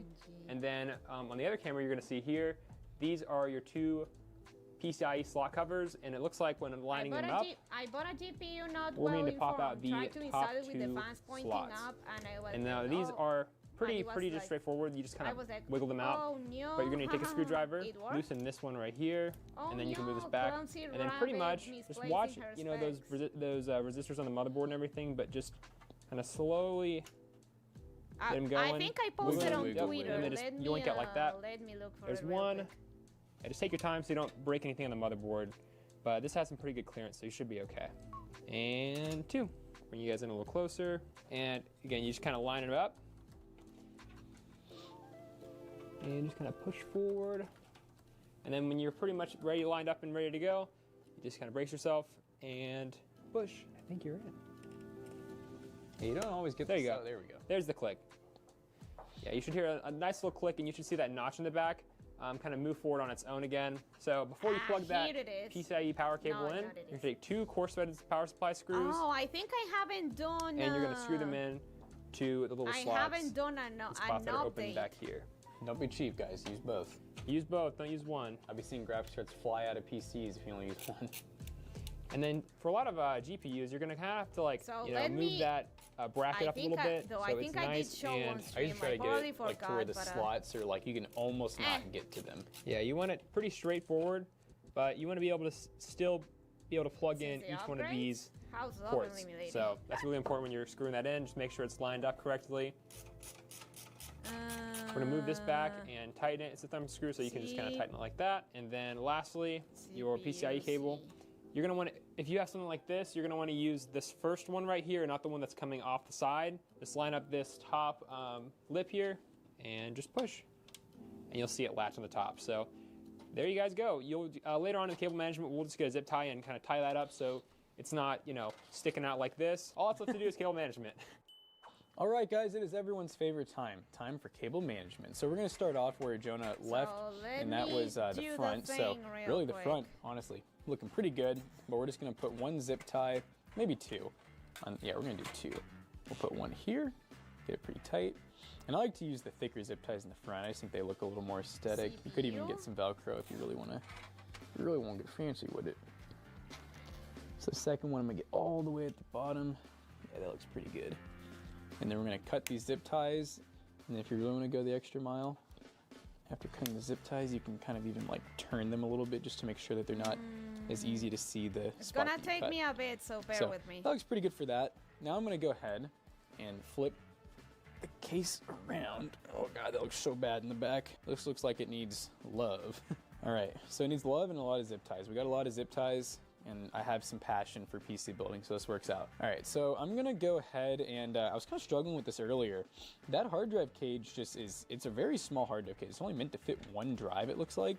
So I'm gonna try to Hard shove drive hate. a lot of these Hard drive connectors hate. underneath this power supply bundle if I can, but I'm just already out of room. So now we're just gonna go ahead and work our way from top to bottom. That's how I like to do it, at least. So we're gonna go ahead and do one zip tie through here. And don't forget, you can get a little unconventional. You don't have to use the provided zip tie holders they include. You can even just use whatever holes are in the case. Just gonna take me a little bit. All right, and that's about where I want it to be. I personally don't like, I say this every video, but just in case you guys don't see them, I don't really like cable managing the very bottom, like towards the power supply basement, because in case you ever need to do any troubleshooting or repairs or anything like that, you're gonna need to get to that stuff, and it's really frustrating when it's all like bundled neatly. To be able to test or do anything, you kind of have to undo all your cable management anyways. I like to just get the bottom just kind of shoved in place, like out of the way, kind of like that. And it's not like anyone's really even going to see your cable management anyway, so just get it as good as you think is good. And then we can go ahead, Windows find our forced back panel itself screws. to Make sure that your back update panel can actually go earlier. on too, because My I've definitely had PC many blue times where screen cable for a second management and too forced well, updates. and you know, you get those nice It bundles, but they also reset cause the the side speed panel to of bulge really my, bad. And go ahead and check the front now. Make sure that none of the cables came back through. The I'd speed say of that my it's RAM, pretty dang because I clean. I'm had gonna hide that tag a little better, 3200, but it went or even cut it to off have if it that. I'm gonna have to fix gone. It's like it was never there. Look at that. That looks nice. that. Shall we turn it Minor on? inconvenience, All right, but here's the power button on this thing. Is it up nothing front? too bad. All right, so we actually have the LED button hooked up. They did give you an RGB header, by the way, so we could have used that if we wanted to. Yeah, we'll go blue for now. But I mean, at this point, yeah, we'll get some software on here to get the motherboard lighting changed, and then the Gigabyte logo changed to maybe like all blue. So that'll look pretty good. But we're gonna go ahead and do some benchmarking on it. Like I said, guys, 1440p. I think it's gonna be pretty good for it at the price. All right, guys, we are playing some Fortnite, and we are currently at 1440p with the frame rate cap of 200 FPS. No wonder we are it running kinda a failed custom to quality slide preset to because the we have slower. TSR medium and the temporal super res set to balanced, and then we are running the I'm Epic done with view distance. specs. Basically Let me everything show else you pretty real much set to quick. low. So we're gonna get a pretty visual, good-looking game. So it's not gonna look like performance settings or pro settings, as I say. But because of that, we aren't gonna get like 200 plus FPS. I mean, we're playing at 1440p on a $700 all new parts gaming PC. It has a good upgrade path. It has DDR5 RAM. It's like, what more could you really ask for, honestly? But hey, off the drop, 140 plus FPS for the most part. My enemy, So I can everyone's definitely live with enemy. that. It's definitely high refresh rate at 1440p, which is very impressive. That actually does look very good. Oh, It is wizard. a very good This is demon time. I $700 guess like some weird like kitchen there. Come on, build. bro. Oh, I played around too much. What if they kill me? Oh my god, I played around way too much there. Yeah, it's a good. Oh, that real It's play, good for real a play, budget real build. play. So let me show you. Gotta collect my materials for I no jumped builds. through all the hoops to make it so Oh, Windows the can't turret off reboot the without roof. my own head. Even What paying if I for do? Pro, they made Turret it hard. activated. Oh, you're done. You're done, buddy. Whenever this turret... Oh my goodness, where'd it go? Oh. Quit shooting me! Uh, We can wreak havoc upon this place. Oh, so vehicles this... are underwater. Good to note. Okay, give me a second. Let's make a comparison. Oh, let's make a comparison. I'll show you how I started. Actually, wait. He has a missile launcher. Maybe that. Maybe it was both. I don't know. But And anyways, then Fortnite where has I'm at 1440p. in terms That was of pretty cool to get 1440p. PC in terms Over of my build. 144 FPS most of the time. At $700, let's try out the next game. All right, guys, it's time for the next esports title. Right after Fortnite, we're following with some Overwatch 2.0, and we're currently in 1440p again. We do have the dynamic render scale set to off, so we shouldn't be using like any upscaling or anything like that. Shouldn't be keyword. And then we're running the medium graphics quality with AMD FSR 2.2 on. And as you guys can see at 1440p, we're maintaining between I'm gonna say 150 and 200 FPS most of the time. This is just a quick play, so apparently we lost the first round. I wasn't here for it. Oh, we're getting a little bit of lag. We did just load into the game too, and sometimes you got to be patient. You know, let the games load all their textures and everything in. And there's also a lot going on. I got a diva just blowing bombs at me right now. Man, it's crazy. The 14100's actually kind of struggling. I might really try to turn off upscaling or something like that, because at 1440p we should definitely be using. It is an esports title. So there we go. This was how I started.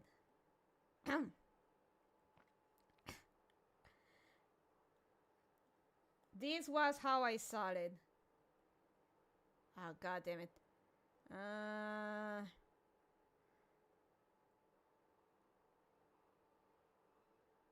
You guys wouldn't mind if I actually let me do a thing.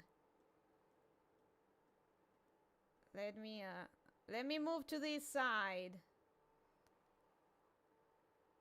Let me move to this side while I show you.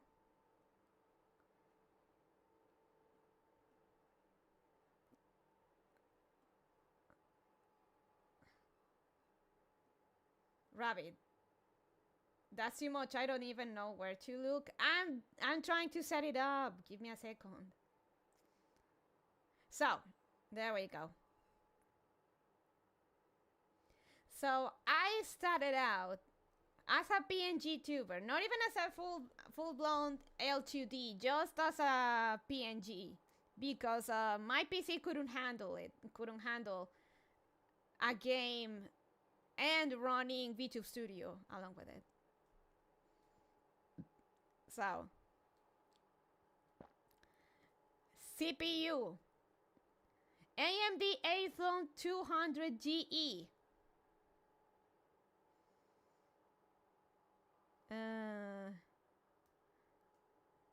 25.6 clocks, bus speed 99.80 megahertz.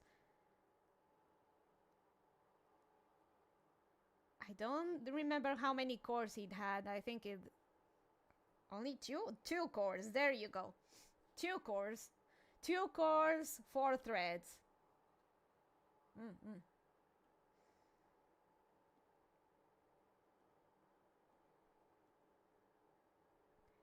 Now, okay, I guess this is a better engine for me. Mainboard was an Asus Prime A3220MA.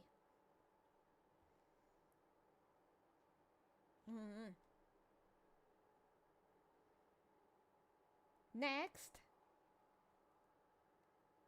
PCI Express 3, Megatrends,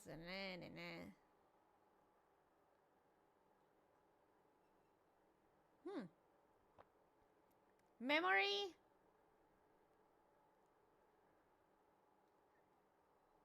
8 gigs.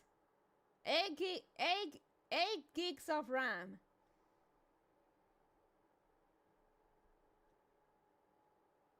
Running at 900 megahertz.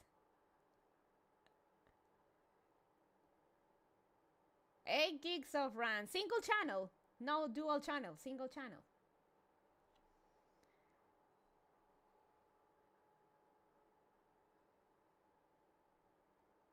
Max bandwidth. Oh, here it is. Max speed would be 2133. 2133.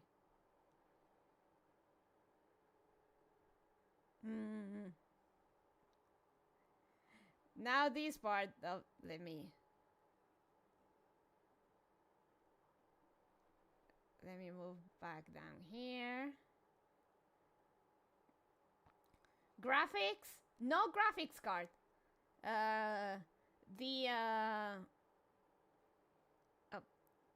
No graphics card.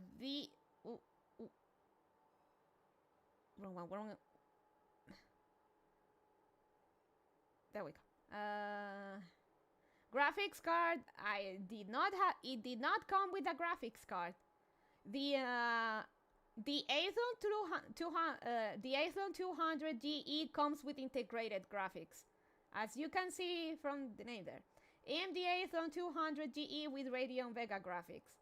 So no graphics card, just the integrated graphics that came with the CPU.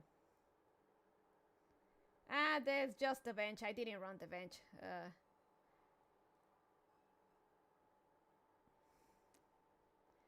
So those were my old specs.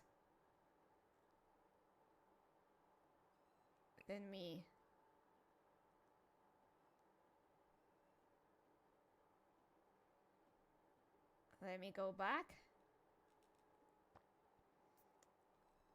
Those were my old specs. Now, a more simplified version for you guys. What I'm running now. Oh. Here. There we go. Now, what I'm running now.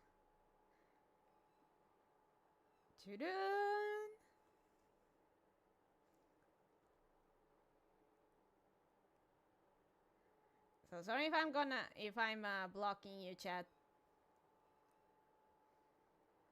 CPU.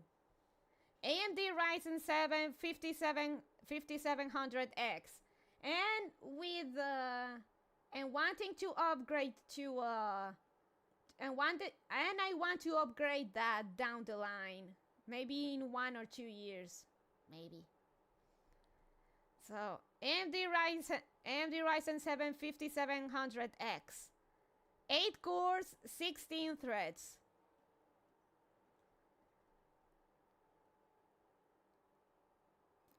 Mainboard, Asus TUF Gaming B550M Kimetsu no Yaiba edition. Limited edition motherboard.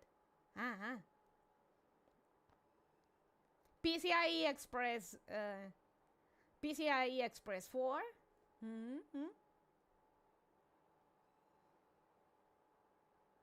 Memory, 32 gigs of RAM. It's running at half speed because I think the fucking Windows update somehow fucked up with my with the speeds I had set up on my BIOS, but whatever. So pay no attention to the frequency there. I'm gonna boost it to I usually have it running at 3200 megahertz. But 32 gigs, that's the important part. 32 gigs. And finally, the patty of the burger. Graphics. AMD Radeon RX 7800 XT, 16 gigs of 16 gigs of RAM. Yeston Sakura edition.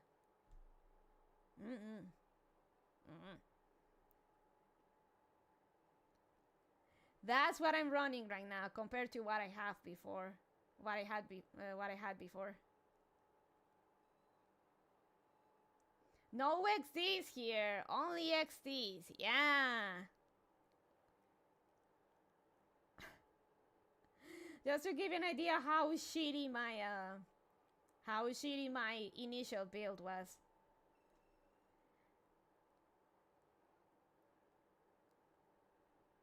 Okay, he's just playing here. Let's see their final thoughts on their build.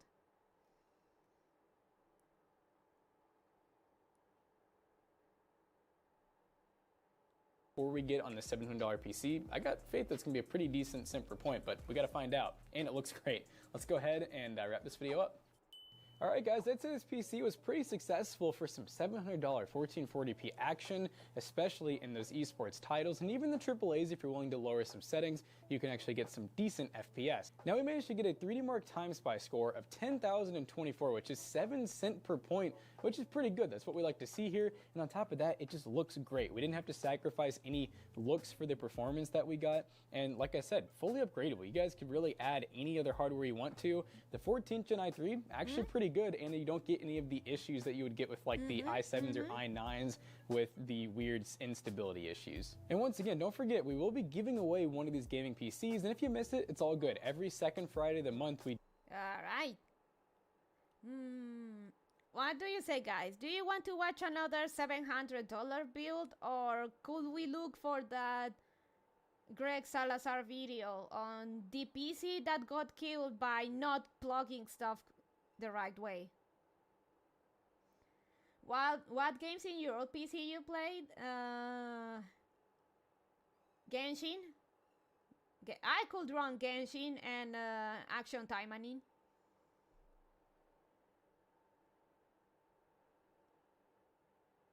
Though I don't remember if I got to play Minecraft on my old setup. I did play Minecraft on my old setup. That world was so shit. I deleted the seed and that world, so. Yeah, second one sounds fun. Let me see if I can find it. Let me drink first.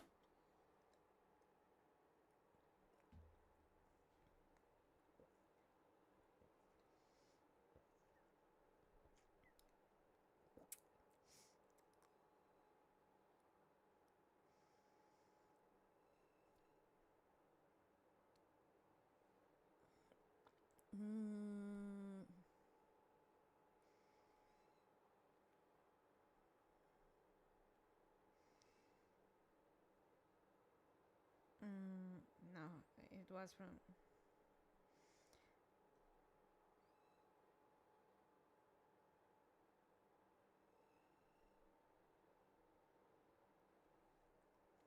The problem is I've watched quite a few of... Let me see if it's... Doesn't make any sense at all to charge folks when, frankly, I could be making a lot more just... Oops. That, and we'll tighten this down on both sides. I think I'm going to try booting up at first without a discrete card installed, just in case. Remember, we do have that very basic integrated graphics processor in the 7900X. Paper alone to have a board like that fixed, as you would just to buy a replacement. Now, some boards, you know, they're $400, $500, $600. Entry, who knows? I know some folks are like, wow, I never thought you would pick me. And real doozy then. You know, replacing a motherboard, anytime you have to do that, it's gonna take a while. I wonder if it's well, this one. What fixed our weird no-post issue. Whew, this one was a real doozy then. You know, replacing a motherboard, Again, I watched quite a few videos of his, so and I'm trying to look in my history. Extra peace of mind. He had an operating system on one of the boot drives. Both are connected. Like XMP, and I've also tinkered with voltage just a bit. I noticed it was a bit high.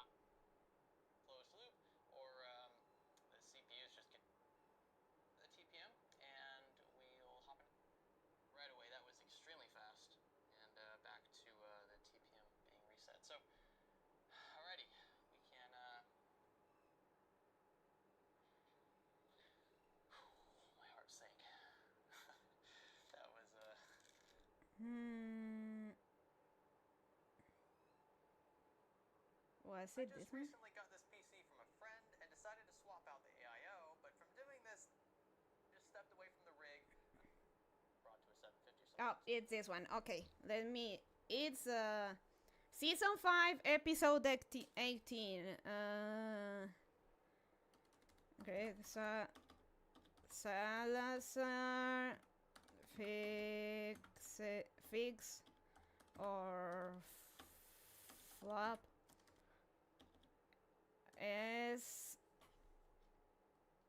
S5 S5 E18. Let's see. That's this one, yeah.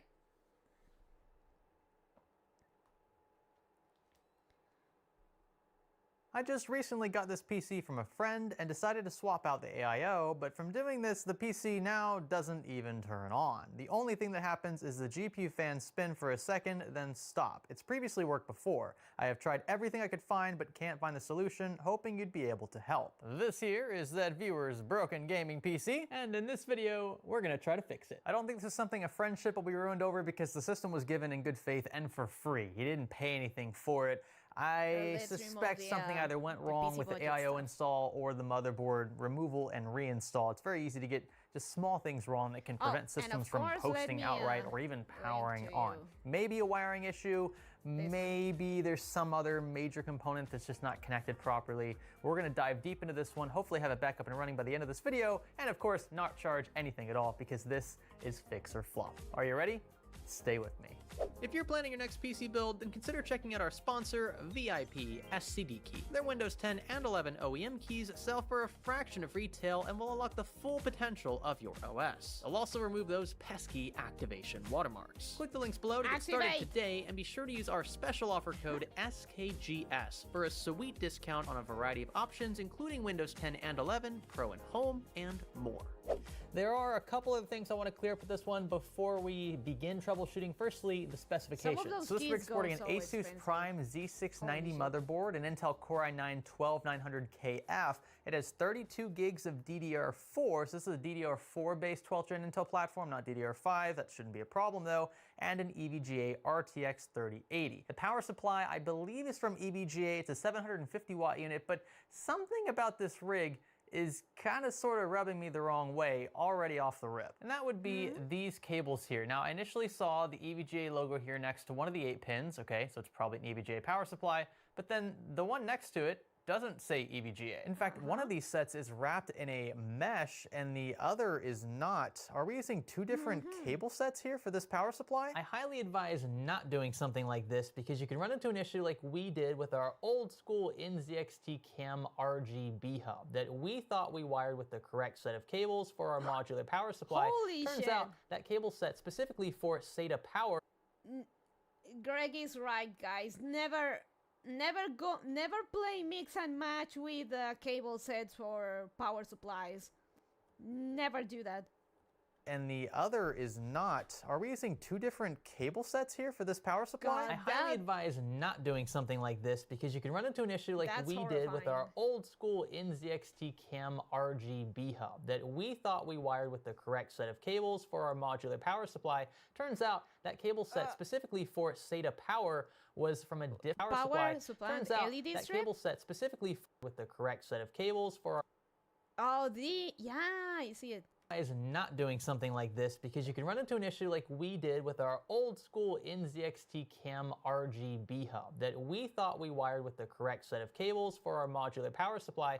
Turns out that cable set specifically for SATA power was from a different unit, and turns out that we thought we did with our old school NZXT Cam RGB hub that we thought we wired with the correct set of cables for our modular power supply. Turns out that cable set specifically for SATA power was from a different unit, and thus the pinout was different, so we were sending power down incorrect pins. That can result in a lot of heavy damage. Now, that's not to say you can't mix cable sets without having issues. There are just random coincidences where the pinouts are exactly the same, maybe between brands or between models more specific. Different, so we really forced the correct set of simple NZXT cam RGB hub that we thought we wired with the correct set of cables for our modular power supply. Turns out that cable set specifically for SATA power was from a different unit, and thus the pinout was different, so we were sending power down incorrect pins. That can result in a lot of heavy damage. Now that's not to say you can't mix cable sets. Heavy emotional damage. Without having issues. There are just random coincidences where the pinouts are exactly the same, maybe between brands or between models more specifically. But the only true definitive way to know if the pinout is the same is to probe each individual pin with a multimeter, which most folks are just not going to waste the time doing. It even looks like we're using different cable sets for CPU power. This is going to be a wild one if what I think is happening is happening. Before I turn this thing on at all, I want to check is to probe each definitive way to know if the pinout is the same is to probe each individual pin with a multimeter, which most folks are just not going to waste the time doing. It even looks like we're using different cable sets for CPU power. This is going to be a wild one if what I think is happening is happening. Before I turn this thing on at all, I want to check behind the motherboard tray and see what's going on. I was told it would be a bit messy back here, and we do have, looks like some hubs attached to this little cable bar, so I'm going to carefully move this out of the way and inspect around the power supply area. Oh, okay, so this is actually a semi-modular, and you can see that some of the wires, some of the cable, I should say, are hardwired to the unit. They can't be removed, and some can be, hence semi-modular. So it looks like the additional PCIe 8-pin for the graphics card, maybe the additional 4-pin for the motherboard, were attached after the fact. Now it's just bothering me that EBJ would use two different types of cable wrapping material for important components. I've seen it where they'll use braided, cables for SATA power, let's say, but then they'll stick to I don't know, some kind of mesh wrapped material for the primary components, and that's fine as long as they're all the same. The stuff that you're going to see on the left side panel, all those cables should be designed the same way. Don't do braided for half of them and then mesh wrapped for the other half. That just looks silly, and it makes people like me question whether or not the right cable sets are even being used. Okay, potential disaster number 1 averted. Let's attempt to power the system on now. The first thing a mechanic's gonna do when you tell him that your car is not behaving the way that it should on the road is take it for a spin himself. That's exactly what we're gonna do here. We're gonna take this system for a spin. We're gonna take it out on the road. We're gonna try using it, and we're gonna see if we can replicate the issue. So it sounds like this one is not going to post, but it should power on. Huh? Well, it looks like just as described by the owner, I saw the fans in the graphics card spin for a split second and then stop again. Other than that, I don't really think the system has much life in it. I'd be willing to bet based on this the graphics So nice Yu-Gi-Oh! Nice Yu-Gi-Oh! Frame cards. Card spin for a split second and then stop again. Other than that, I don't really think the system has much life in it. I'd be willing to bet based on this symptom alone that we have some sort of... Oh, he has the blue eyes white dragon. In it. I'd be willing to bet based on this symptom alone that we have some sort of short somewhere. I think we have a power delivery related issue. It's just the spider senses tingling at this point. I'm going to try to hone in on all major connections. I'm going to try stripping down all of the non-vital stuff, try to remove those things from the equation, and see if we can't just get raw power to the board and graphics card from the power supply. I'm also going to quickly clear the CMOS just for good measure, although I doubt this will actually fix anything. It doesn't seem like a CMOS or BIOS related issue. Our two supplemental PCIe 8 pins are fully inserted, at least on this side. The 24 pin looks good, as does USB 3 and USB-C. And same goes for our CPU power cables. Both the 8 pin and the 4 pin are fully inserted. Front panel is also wired correctly. I've seen it where if you have like the reset connector plugged in. Looks like the 5-head dragon as well on the top rack. To the power switch pins, etc., etc. You can get some really funky behavior, but these checked out. There's a ton of stuff going on back here, though. You can see there's just a slew of cables running all up and down the back side of the motherboard, and that's kind of why I want to just remove all of these from the equation outright. We'll start with just the 24 pin, the PCIe 8 pins, and that's why, by the way, people, that's why they're called cable extensions. Those pretty cables with the pretty colors and stuff, do not connect them directly to the power supply. They're supposed to connect to the power supply's cables. And those go on the, well, on the back. For cable management is going to be a mess, but they're called extensions. Do not connect them directly because stuff like this could happen. The CPU power pins, we'll see if we get a post then, and if we do, then we can work our way backwards from that, slowly wire things piece by piece until we find our problem. We should also remember that the owner had never powered the system on prior to swapping out the cooler, which could often involve folks tampering with the CPU when maybe they don't need to, damaging the socket, and that could well explain why we're seeing this random power on and off event. I've got all of the non-vital stuff disconnected here. I, of course, need to jump the power pins. Let's see if we get anything. Wow. Would you look at that? It actually worked. I'll be honest, I wasn't expecting it to be that easy. So that just tells me that something smaller, maybe like a storage drive or one of those RGB or fan hubs, whatever's wired up back here, is either shorting or maybe is just crossed incorrectly with something else. But yeah, that's a post there. So now we just need to work our way backwards. For this first trial, I've got front panel reconnected, and that's pretty much it. I also reconnected the AIO cable just so that the pump turns when the system powers on. So this is front panel, of course, here that we removed a bit earlier. I've got this rewired. I've seen it where cases, sometimes there's like a short maybe in the front panel board itself. If we see the issue arise again, I would suspect it's probably something around here. Let's see. The good thing about having tiny little girl hands is that I can reach all those hard places for PC building and stuff. So it's very convenient for when building or upgrading stuff. This goes. Hee baby hands bunny. Where's the power button? Up top there. Okay, good. That pump sounds. It's just. Whoa. Would suspect front panel, and that's pretty much it. Now we just need to work our way back. Expecting it to be that easy. Here, I of course need to jump the power pins. Let's see if we get anything. Power pins? What? I've got all of the non-vital stuff disconnected here. I of course need to jump the power pins. Let's see if we get anything. Oh. Wow. Would you look at that? It actually worked. I'll be honest, I wasn't expecting it to be that easy. So that just tells me that something smaller, maybe like a storage drive or one of those RGB or fan hubs, whatever's wired up back here, is either shorting or maybe is just crossed incorrectly with something else. But yeah, that's a post there. So now we just need to work our way backwards. For this first trial, I've got front panel reconnected, and that's pretty much it. I also reconnected the AIO cable just so that the pump turns when the system powers on. So this is front panel, of course, here that we removed a bit earlier. I've got this rewired. I've seen it where cases, sometimes there's like a short maybe in the front panel board itself. If we see the issue arise again, I would suspect it's probably something around here. Let's see how this goes. Where's the power button? Up top there. Okay. Okay, good. That pump sounds. It does. It's just listen. there's the power button. Up top there.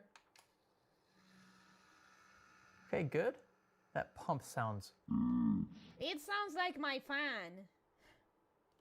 It's just because there's so much air, I think, in the loop in places that shouldn't be, because maybe the rig was laying down in the car while it was being driven 9 hours back to Florida. There is a post, so I don't think we have anything wrong with the case, the way the case is wired. Next, we can wire the storage drives. Those usually don't cause a system to short out, but we should still play it safe anyway. So we're gonna reconnect SATA data here and SATA power to these two drives. And here we go, trial number 2. See how this one goes.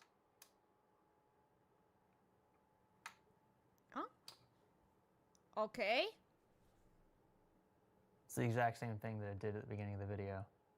A storage drive, are you serious? I'm gonna remove both of these. I don't think SATA data would cause this unless there's a short with one of these SATA ports on the motherboard. So I'm just gonna take both of them out and try powering on again. This will tell us if it's power related or not. And sure enough, ooh.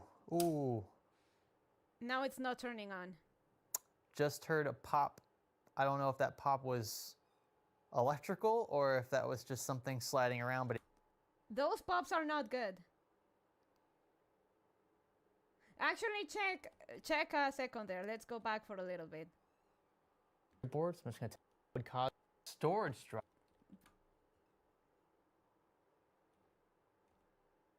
Those usually don't cause a system to short out, but we should still play it safe anyway. So we're going to reconnect SATA data here and SATA power to these two drives. And here we go, trial number 2. Let's see how this one goes. Did you see? I don't know if you got to see, but pay attention to the PCIe cables on the graphics card. I don't know if you saw. I don't know if you got to see that. So we're going to reconnect SATA data here and SATA that sound power to these two drives. And here we go, trial number 2. Let's see how this one goes.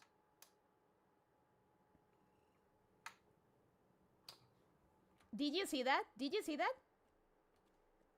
I don't know if it's from the GPU RGB. Doesn't seem like it was from the GPU RGB, but that looked like a spark to me. Around the part where the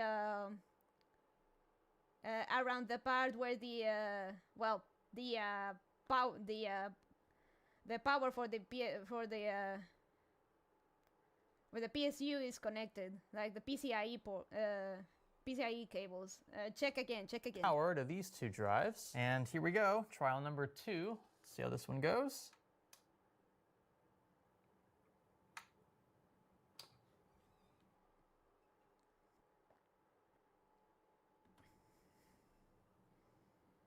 It's the exact same thing that it did at the beginning of the video.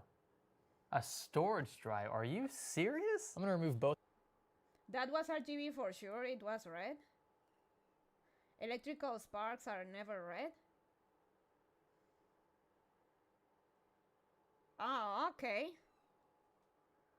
Both of these, I don't think SATA data would cause this unless there's a short with one of these SATA ports on the motherboard. So I'm just gonna take both of them out and try powering on again. This will tell us if it's power related or not. And sure enough, ooh. Again. And this will tell us if it's power related or not. And sure enough, ooh. Just heard a pop. I don't know if that pop was electrical or if that was just something sliding around, but it did not sound good. I can't believe that I got the timing of that perfect for the camera because we powered it on several times already, just trying to figure out which thing it is. That pop did not sound great. Immediately following this scene, the PC refused to power on regardless of what was connected. Fuck. So it looks like things are okay so far. This is just with the 24-pin PCIe 6-pin, which is the additional. I may have to get one of those for personal and professional use. 2 pins are just ground, so it's kind of irrelevant here. And the CPU 8-pin connected. Now what I'm going to do is connect that SATA power cable that was giving us problems. If in fact the cable was the issue, maybe it's a rail on the power supply. Let's see what happens. You can see it just slots in right there. And here we go, moment of truth. Wow. It still all looks okay, at least according to this inline test. They're not putting any load on it, of course. We're not running things through, so it's not really being treated inline, but the voltages all look okay. Ripple looks okay, timings look okay. I am going to try a non-working power supply now. Let's see if we can't get this thing back up and running. Hopefully, just replacing this will fix whatever's wrong. Let's see if we can finally get somewhere with the progress of this one. I've got a trusty Nitro unit connected now. This is one we always use that I know works for a fact. Only the 24-pin and an 8-pin for CPU power are connected. Let's... Lemeo, that thing is over 300. As an American? Oh, man. Looks top of the line, though. There are much cheaper ones. I said maybe I'll need one. Maybe.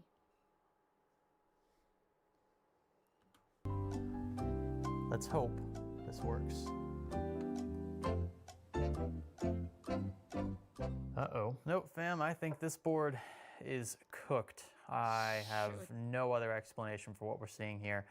This, again, I know for a fact works. It has worked. It has power on. It's powered on several systems in the playlist over the years, and I have no reason to suspect that it's suddenly not working. I don't know what else to blame here. In fact, I've almost blamed everything else in this rig by this point, apart from the platform, apart from the motherboard, because yeah, nothing else that I keep swapping in is checking out. I think we're gonna have to do a full dissection. We're gonna pull the CPU out. We're gonna pull the motherboard out.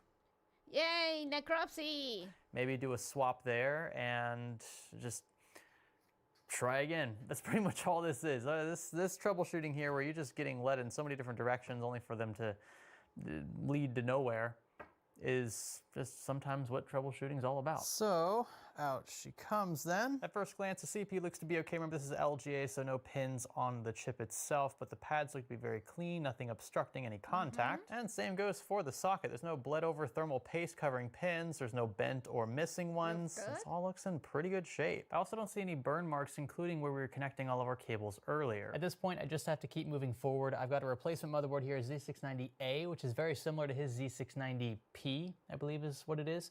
This one, I think, has a few extra features.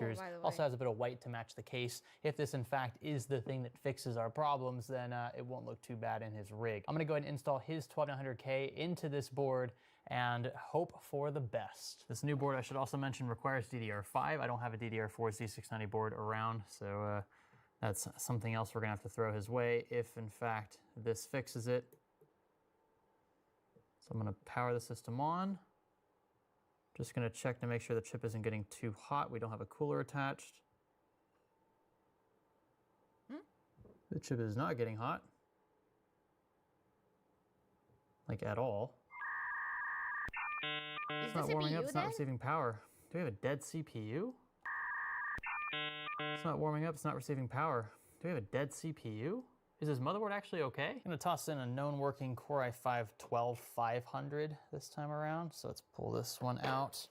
And this, yeah, like I said, I know that this one has worked in previous rigs. No reason to suspect that it won't work here. This will help us confirm, that's not seated, right?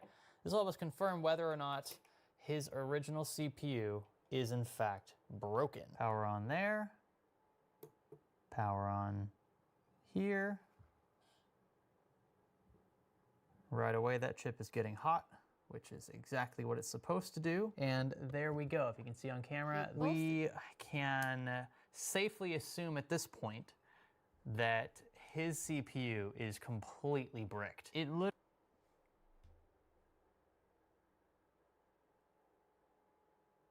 But it posted when he disconnected the SATA cables.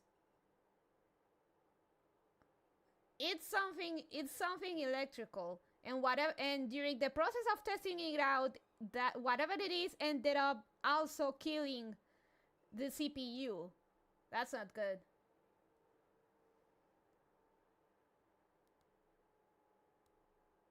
He heard the pop since then. Yeah. Whatever that pop was, and in the middle of testing, that also killed the CPU. That's bad. I can safely assume I always forget one or two things when putting a computer together. Literally died in the middle of filming this episode, which I've never seen. Literally point that his CPU is completely bricked. It literally died in the middle of filming this episode, which I've never seen before. And I'm very, very apprehensive now when it comes to anything else in this rig, because I still don't know what in here killed that. Feels bad, man. I managed to set my GPU, SSD, and RAM incorrectly on the first try. Amazing, Turtle Man. Amazing. In this rig, because I still don't know what in here killed that. I don't know if it was already gonna die and we were just seeing weird symptoms before, or if there actually is something in here that is creating some sort of power instability maybe that might have killed that CPU. So how about this one then? I'm gonna swap my motherboard for his motherboard and put my known working CPU into his. Let's see if his board's fried. Now see, this is why I don't have test benches, like a dedicated test bed for you know, testing all sorts of hardware. It's because in many instances, I end up having to swap the motherboard out anyway, and at that point I'm rebuilding the entire system. Like, yeah. Plus, test benches are stupidly expensive. I don't understand. Maybe I could have like a test bed case, like an open air case, but I'd rather just do it on a motherboard box because it's quicker and I can tear things down faster. So yeah, that's why I do things this way. It's why it looks messy. I apologize. I know it's not great for camera, but this just makes the most sense for me in a troubleshooting setting. Here we go.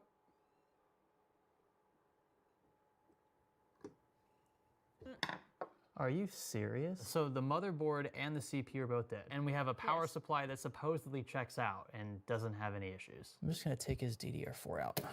I don't think that's causing a problem. I just realized that up until now, I haven't actually isolated that variable yet, so. I buy Gigabyte because I can fry these components and they will still work like Frankenstein or Confessor. Nice, Dark Knight. Let's give it another shot. Without DDR4. Of course, it's not going to post without memory, but it should still turn on. No. And there's nothing. There's literally no power, no reaction at all. Just going to take the cooler off now. I don't think it's going to give us any sign of life. I'm completely shocked that this is not doing it. I'm not going to rebuild it from the ground up. There's too much wrong with this. It was given away for free. At this point, I have to start asking more questions because there's some really weird stuff going on with this build that I cannot explain. I mean, it's as basic as it gets. No graphics card, no RAM. I just have the 8-pin and the 24-pin connected. This should still turn on. This would turn on if we had a working platform, working motherboard, working CPU, but I'm not getting anything here. The chip's not warming up. It's dead. It's just completely bricked. I don't know where else to go from here. Only thing I can really do at this point is hope that this graphics card. Poor guy is just so lost now. It's not also dead. We can test it very quickly with the other motherboard, the one that I threw in. Let's see if it powers on again. I should probably plug in the HDMI cable. That would help. This would be just one bit of not crappy news. If this card does work, I'm just not sure. Whatever was going on, if there's some short or something. His mild optimism gone.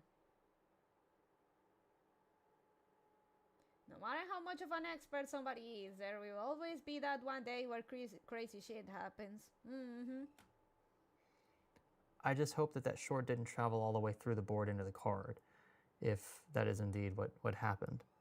And if it killed the card, I would yes, die. We have a source. Okay, so there we go. Okay, at least the card is okay, Jesus. At least the card survived, Jesus. So AliExpress motherboard and CPU, we'll see. If this card does work, I'm just not sure. Whatever was going on, if there's some short or something, I just hope that that short didn't travel all the way through the board into the card, if that is indeed what happened. And do we have a source? Yes, we have a source. Okay, so there we go. It doesn't have to end on the worst note. There's nothing in his original case that looks like it would have shorted maybe the back of the board. There's no standoff where it shouldn't be. Like, everything adds. It's alien leakages. Those are very good. Up here for an ATX board. This is a slightly smaller than full width ATX board, so we don't have the extra standoffs on the edges. But yeah, everything else looks to be where it should be. And I mean, just maybe the power supply is bad. I don't know. I don't want to plug it into anything else because I'm just getting so many mixed signals here. If we go back and look at the footage, you'll notice that the platform finally gave up the ghost around the time that we were disconnecting and reconnecting the SATA power cables to and from those SSDs behind the motherboard tray. Now those SSDs at that point were not connected to the motherboard via SATA data cables, so they had no way to communicate with the motherboard during the power on processes, again around the time that the platform finally kicked the can. The only variable at that point was the connection from the storage drives to the power supply. And that is why I have my suspicions about the power supply in spite of what my tester is telling me. I feel confused, I feel disappointed in myself and the way I had a blue screen of death. I tried to fix it before I had to leave for 2 weeks of summer vacation. I came back and it booted. I came back and it booted. Weirdest shit ever happened to me. I also had to burn CD Windows 7 XP before it died, but it booted. Oh, okay. PCs are fickle sometimes. Way that this thing has been behaving, and I feel disappointed that I can't get him back to par. Day 2. Okay. Wow. It's been a day. So I took... Hey, Rolly Polly. Oh, I didn't see the previous comment. Killing the motherboard and CPU. How you doing, Rolly Polly? I'll never buy Asus ever again. Had a motherboard back in 2012-ish that killed 3 hard drives. The RMA of the mobile, same issues. They gaslit me to think it was something else. Spoilers, it was the mobile. Only took a year of replacing every part. I'm doing okay? Nice. Also, not nice about the motherboard. So far, and thankfully, Nezuko hasn't given me any issues. So I guess I logged out. Let me go back a bit.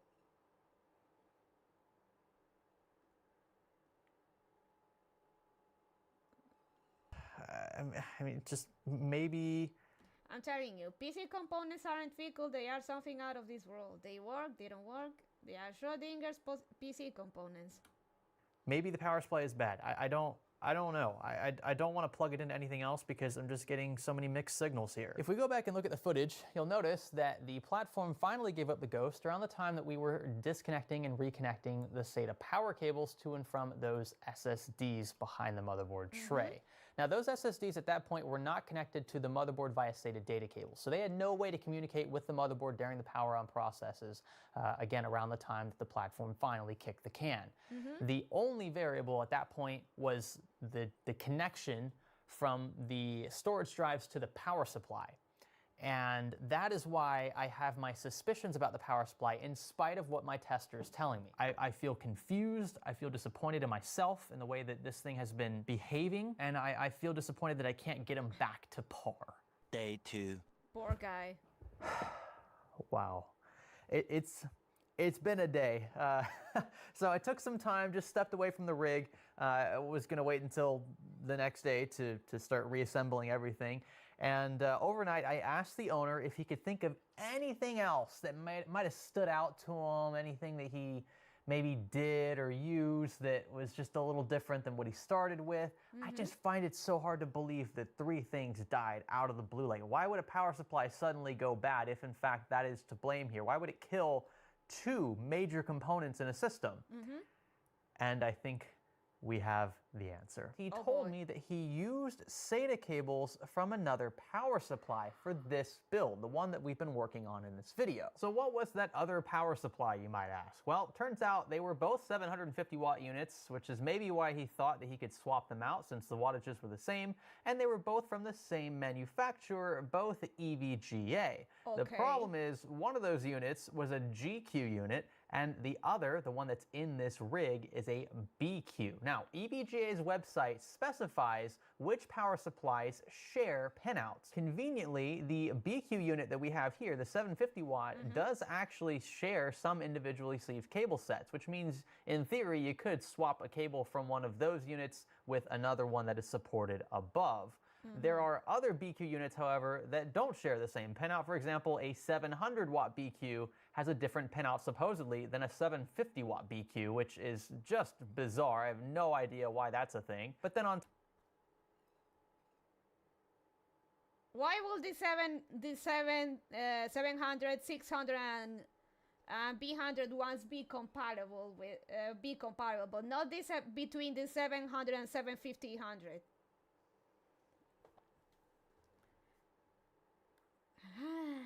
Well, I've heard stories about this. Never mix and match. Never mix and match. top of that, no BQ unit in the entire range is compatible with any GQ unit, as stated above. And since one or more GQ cables are... So let's go back. We get the whole picture. This is not good. This is a lesson, Chad. Learn from this. Amps, watts, cables are different, especially with gauges and thicker, thinner wires. I forget at the moment. Still two major components in a system. And I think we have the answer. He told me that he used SATA cables from another power supply for this. Don't be lazy, use the cables provided. So basically he swapped from a BQ to a GQ. This build, the one that we've been working on in this video. So what was that other power supply, you might ask? Well, turns out they were both 750 watt units, which is maybe why he thought that he could swap them out since the wattages were the same, and they were both from the same manufacturer, both EVGA. The problem is one of those units was a GQ unit, and the other, the one that's in this rig, is a BQ. Now, EVGA's website specifies which power supplies... It's the pinouts that differ, right? Not just cable quality. Very weird. It is. So basically he swapped between the GQ and BQ and units, which is maybe why he thought that he could swap them out since the wattages were the same, and they were both from the same manufacturer, both EVGA. The problem is one of those units was a GQ unit, and the other, the one that's in this rig, is a BQ. Now, they may be graded to handle it the same, but the power that goes to and from may differ wire hookups. In theory, it should work but it never works that way. It's jerry-rigging theory. They may be graded to... I'm learning a lot from this. Never tried making a PC myself. I'll just make one in the future that is verified by other experts. Hey, Chiyasuru! How you doing? We're here watching the Chronicles of an Announced Death. I did it recently and it generally wasn't hard, but I watched a lot of videos ahead of time. I didn't do anything crazy. Don't mix and match cables, especially. Have the answer. He told me that he used SATA cables from another power supply for this build, the one that we've been working on in this video. So what was that other power supply, you might ask? Well, turns out they were both 750 watt units, which is maybe why he thought that he could swap them out since the wattages were the same, and they were both from the same manufacturer, both EVGA. The problem is one of those units was a GQ unit, and the other, the one that's in this rig, is a BQ. Now, EVGA's website specifies which power supplies share pinouts. Conveniently, the BQ unit that we have here, the 750 watt, does actually share some individually sleeved cable sets, which means, in theory, you could swap a cable from one of those units with another one that is supported above. There are other BQ units, however, that don't share the same pinout. For example, a 700 watt BQ has a different pinout supposedly than a 750 watt BQ, which is just bizarre. I have no idea why that's a thing. But then on top of that, no BQ unit in the entire range is compatible with any GQ unit, as stated above. And since one or more GQ cables are being used with therein lies our problem. Let's see, this SATA cable here. Doing fine, just doing some college work in final years. My course is computer science, so this piques my interest. Oh, so welcome to the diagnostics. After I tried to build a budget PC.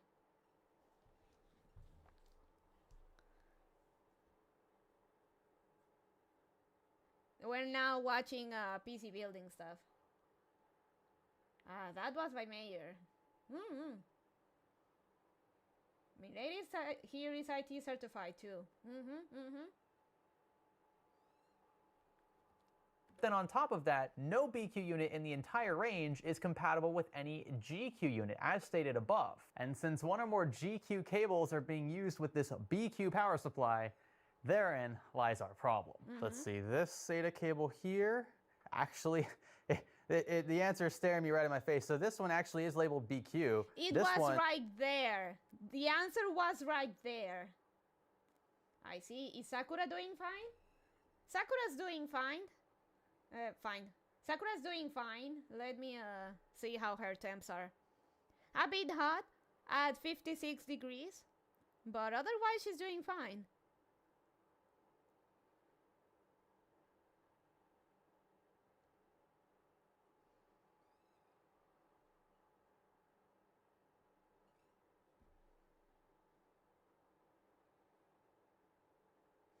She pissed Sakura off a little playing the Hunter and Man-Eater, but all she did was drop frames. It was there the whole time, Chad. It was there.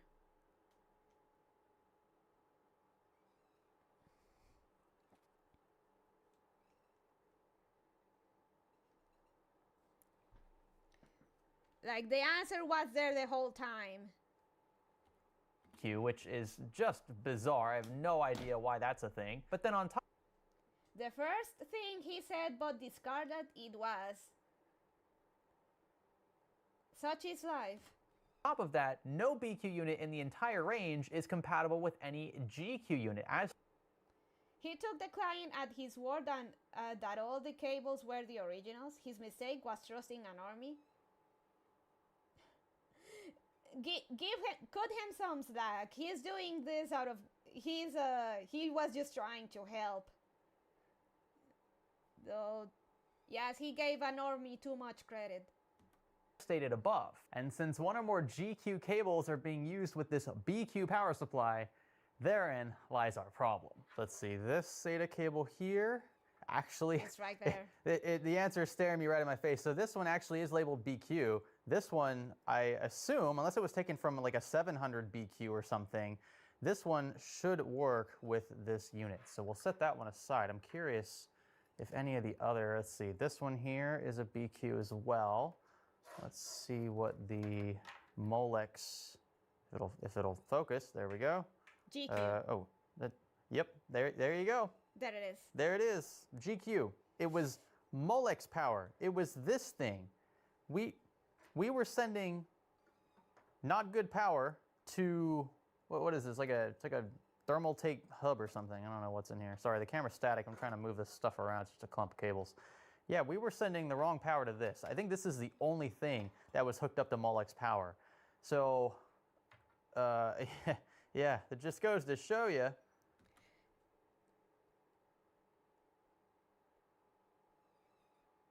A cable, a Molex cable from another unit, not even connected directly to the motherboard, but to a fan hub, killed the CPU and the motherboard. It's the little shit, Chad. It's the little shit. Normie omitted critical information. Normie lost a CPU and motherboard. The damn fan controller, the fan controller. A Molex cable that was not from the PSU connected to the fan controller killed two vital components of the PC. Holy shit, man, do not fuck with electricity. X power. It was this thing. We were sending not good power to, what is this? It's like a thermal take hub or something. I don't know what's in here. Sorry, the camera's static. I'm trying to move this stuff around. It's just a clump of cables. Yeah, we were sending the wrong power to this. I think this is the only thing that was hooked up to Molex power. So,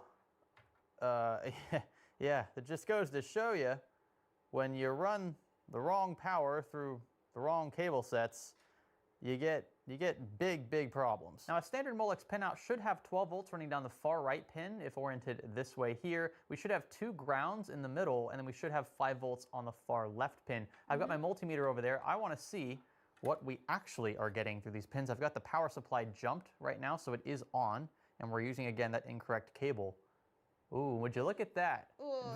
It's actually flip-flopped and on the wrong side. So we're getting 5 volts on the side we should be getting 12 volts from, but it's actually 5 volts coming from ground. And on this side here, where we should have 5 volts, we have, yeah, backwards. So 12 backwards. They were inverted. They were inverted. This video has too many plot twists. I know. Always good to have a multimeter. I may get one for this kind of stuff down the line, maybe. Oh, the currents were inverted. Like I'm not even an electricist.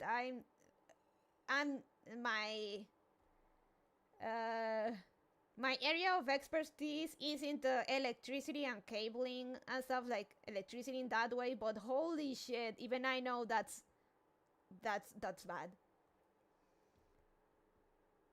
They are dirt chip? Oh really? Ghastly. A cheap multimeter, okay. Multimeters are pretty cheap, but you need to know what the voltage should be to know if it's wrong. Nothing that the internet cannot teach me, of course. Let's watch it again.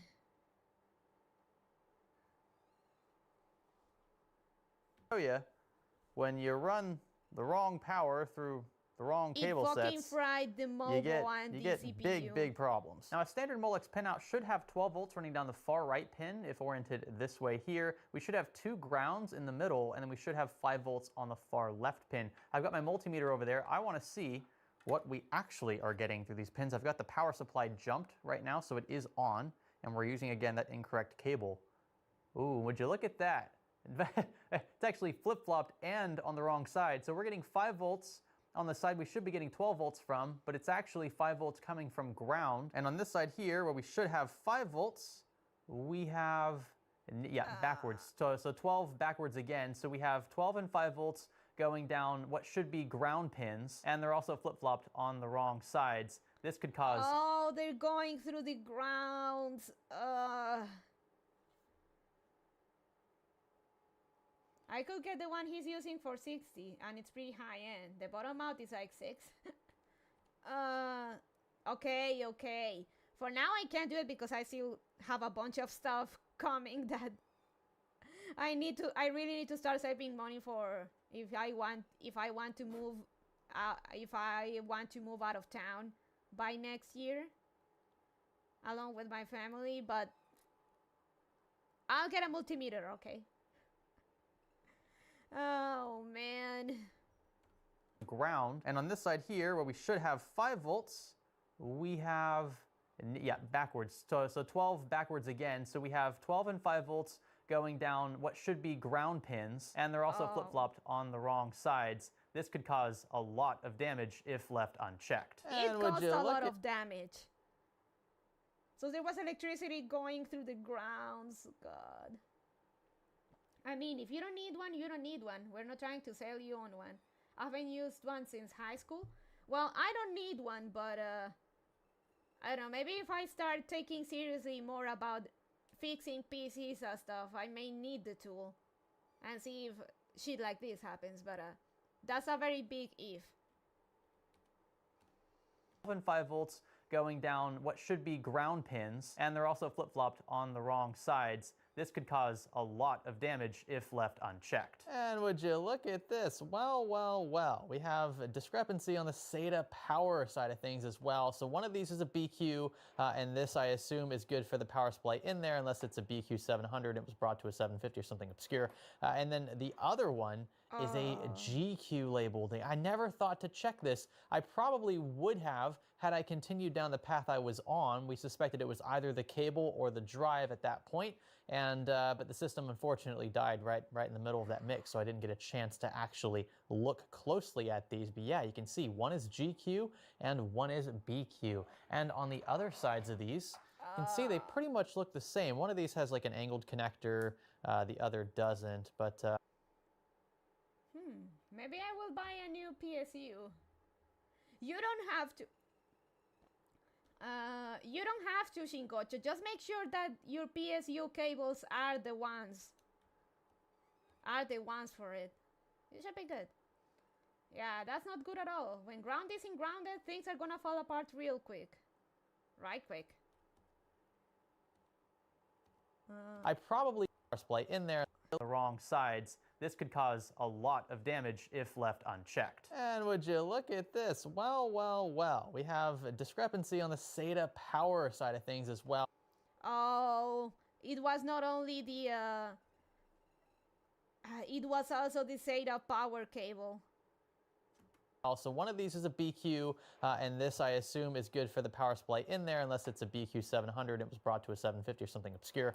And then the other one is a GQ label thing. I never thought to check this. I probably would have had I continued down the path I was on. We suspected it was either the cable or the drive at that point, and but the system unfortunately died right in the middle of that mix, so I didn't get a chance to actually look closely at these. But yeah, you can see one is GQ and one is BQ, and on the other sides of these, you can see they pretty much look the same. One of these has like an angled connector, the other doesn't, but for the most part, they look identical, like the same kind of flat ribbon style design.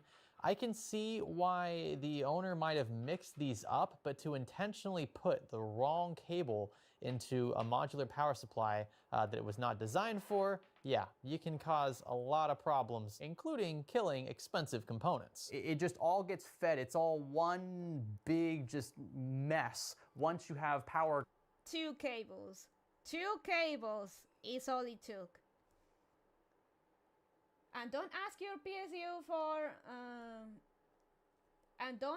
PSU for more wattage than it's rated for. It will try, and if it fails. So he unplugged the fog SATA, and that changed the way the electricity was moving a lot because it was fog, causing the other bad cable to fry stuff. My PSU don't have bronze metal or something, and when I use the USB in the rear part of a charge phone, the games get very bad.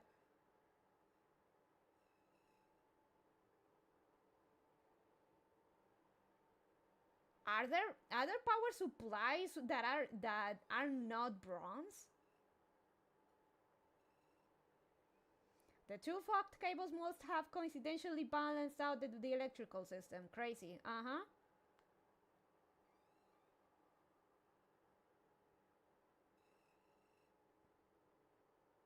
There are, but I had to look around to find anything below gold on Amazon. Well, that's concerning. Shingocho, I didn't have anything. I will get a new PSU just in case. It will also give you more room for upgrades down the line.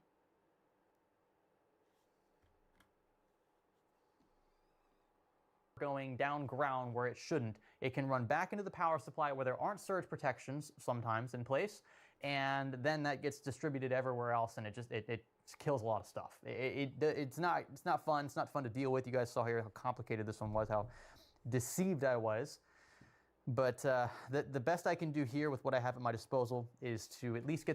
Shingocho, if there is one thing you should not go cheap while building a PC, it's with your power supply.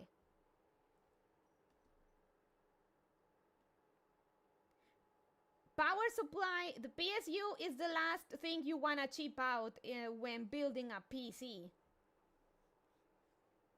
I went chipping that, fair enough, but yeah, if the USB port can have that kind of effect, either the PSU is having problems or it doesn't have the wattage.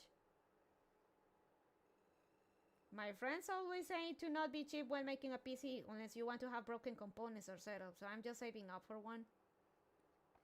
No, you can go cheap in certain stuff, but you cannot go cheap with the power supply. The rig back up and distributed everywhere else, and it just kills a lot of stuff. It's not fun. It's not fun to deal with. You guys saw here how complicated this one was, how deceived I was. But the best I can do here with what I have at my disposal is to at least get the rig back up and running fully with a replacement power supply, replacement motherboard, replacement CPU, and if he really sees the need to upgrade from the 12500 to another 12900K or something along those lines, he could always sell the chip that I give him. It's his at that point. He can do whatever he wants with it, but I at least want to make the system game worthy again. So how about we clean up all this mess in one fell swoop? You're too patient, man. You're way too good, Greg. Swoop. 3, 2, 1. Check it out. We're all back together. Everything looks pretty good for the most part. Clean things up a tad. New PSU, new mobile, new CPU. The guy is lucky he didn't lose his 3080. And you can see we actually have uniform cables now, so everything is it's all the same. No mismatched stuff that we had before, and I'll show you this power supply in a second. It's a really good one from, you probably expected this, Be Quiet. We've opted for a Pure Power 12M as a replacement. This is an 850 watt, which is a higher wattage than what he started with. This is 80 plus gold certified. Does he need to replace the PSU? If the cable was the issue and the PSU test was good, I wonder if the PSU itself actually had any problem. I will pray to the machine god and save up for a new PSU. They're not too expensive. Even the good ones aren't too expensive, Shingocho. Actually, earlier in the stream, we find some pretty good ones for acceptable prices. I think it's best to replace the power supply at that point, just to be safe. The guy probably didn't have enough cables to connect the AIO, so replacing the power supply with one that has enough cables for everything is the way to go.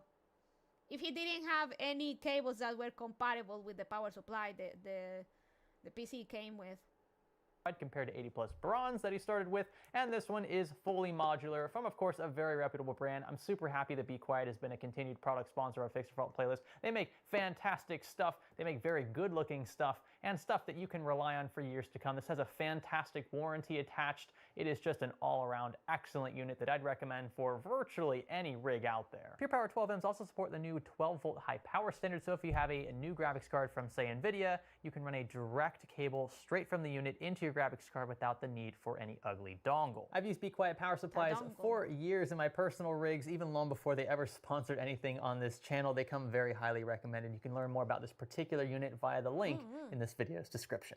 We've got a few unknowns going into this. I'm not sure if his SATA drives actually work.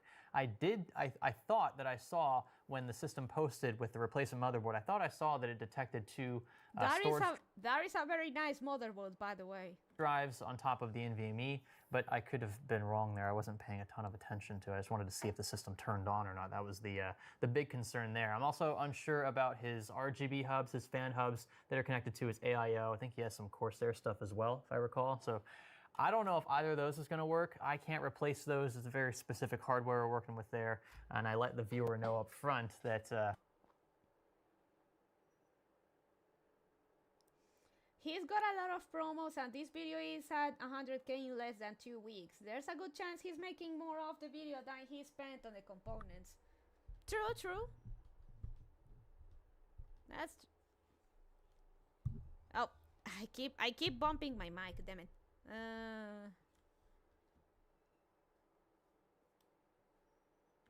This could go one of two ways.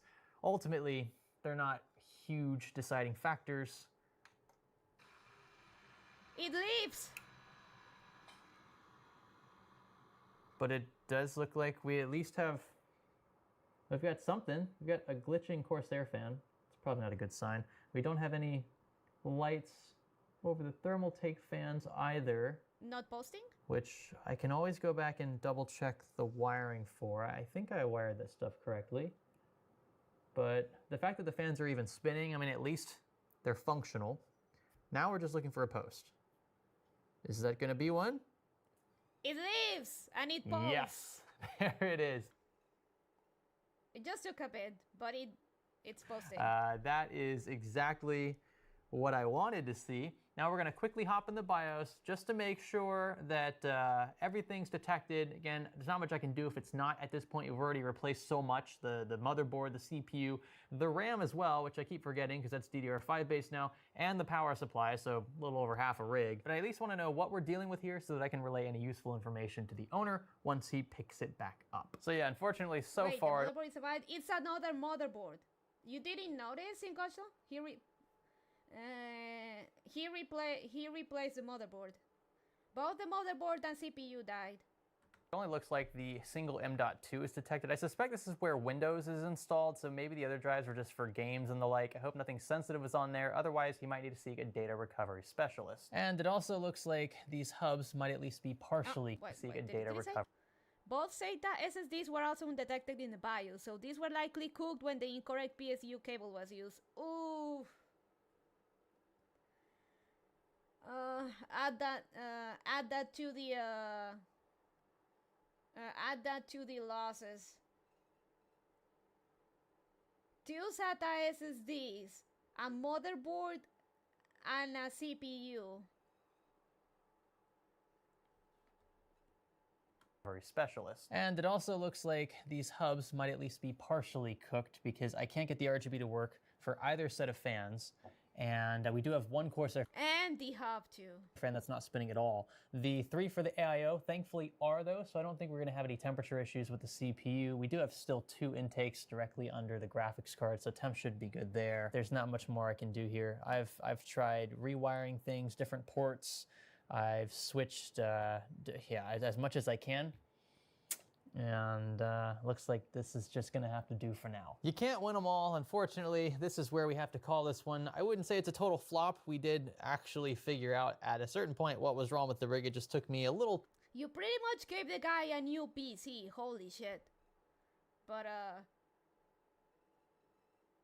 this is on Morton's fork thing. Too long because by that point things had died. This is pretty catastrophic. This is among the worst case scenarios. Thankfully the graphics card was spared, but elsewhere it looks like everything else was at least somewhat affected. We did replace the platform. We got them back up and running. We do load into Windows, thankfully. We just unfortunately don't have the 2 additional drives showing up in the system, I think because they were also cooked by incorrect SATA power cables. Let this be an expensive lesson. Well, I'm the one that's really footing the bill on this one, but for anyone else who might be thinking about swapping cables and sharing them amongst power supplies, including those from the same manufacturer. Very expensive just mistake. Don't. Not worth the risk. If you have any doubt at all, just maybe buy an entirely new kit that you know for certain is compatible with the power supply that you have, or just buy another power supply outright. You know, sometimes spending 70, 80 bucks on a replacement power supply is the safer bet than spending, you know, potentially hundreds of dollars on a replacement platform or worse. That's all for this one. Thank you so much for watching. Thumbs up if you liked it. Consider subscribing if you haven't already, and stay tuned for the next one. I'm just ready to call this one right here. Not gonna drag it out any longer than we have to. My name's Greg. Thanks for learning with me. That was painful.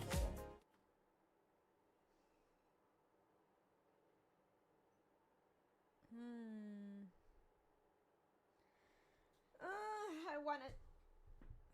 let me check something real quick.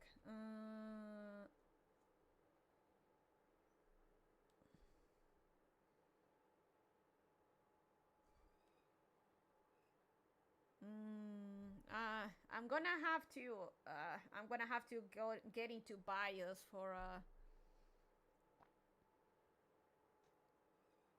I'm gonna have to get into BIOS to get the RAM.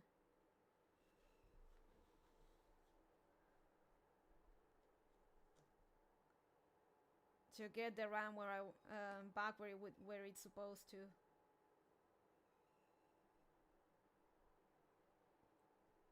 For what he said at the end, I felt he was talking to me.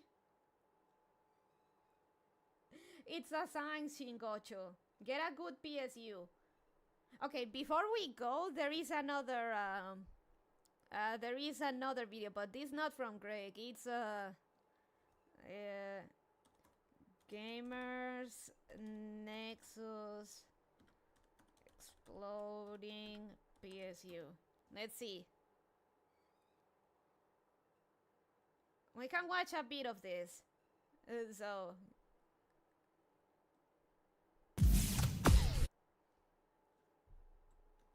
oh shit, I heard about this one. Oh, this one's wild. We can watch it full some other time, but just the beginning, it's pretty wild.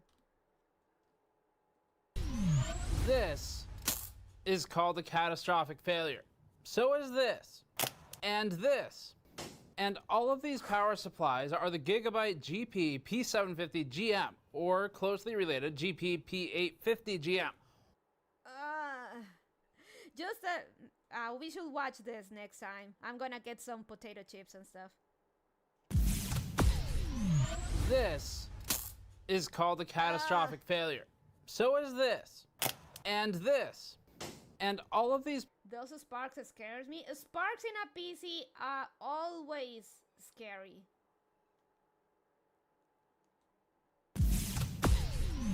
This is called a catastrophic failure. So is this. And this. And all of these power supplies are the Gigabyte GP P750 GM, or closely related GP P850 GM.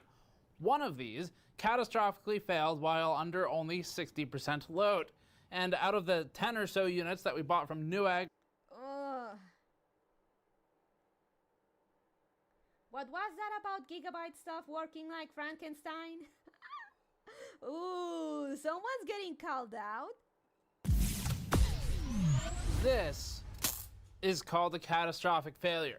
So is this. And this. And all of these The power poor guy just jumps there. supplies are the Gigabyte GP P750. Not good, not good. This is called a catastrophic failure. There's even some So fire. is this. There's even some fire. This is called a catastrophic failure. So is this. And this. And all of these power supplies are the Gigabyte GP P750. Catastrophic indeed. How do we make my PC spark like that? That's what the video... You don't want that unstoppable. And second, the video actually goes over how and why that happens. So there's 2 videos about that. I guess we could watch this and the other video next time. The whole Gigabyte exploding PSU's arc was pretty wild. Use the wrong cables, I guess. Nope. Pay attention to what Steve says. The GM, or closely related GP P850 GM. One of these catastrophically failed while under only 60% load. And out of the 10 or so units that we bought from Newegg or acquired from viewers, we had several other catastrophic failures. During the course of testing, we blew 3 fuses from our power supply load tester, and we toasted a Gigabyte RTX 3080 that was attached to one of the power supplies.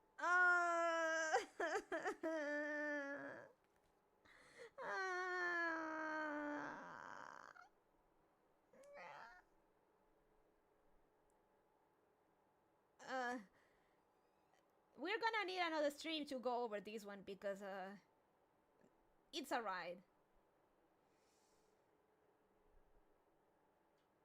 So let's see who can we raid. A 3080.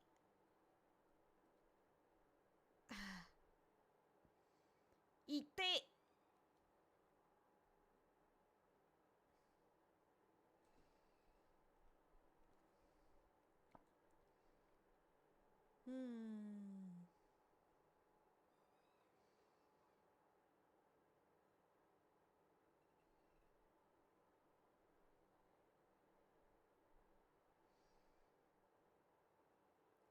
Let's raid Hannah. Let's raid Hannah Chinchilla.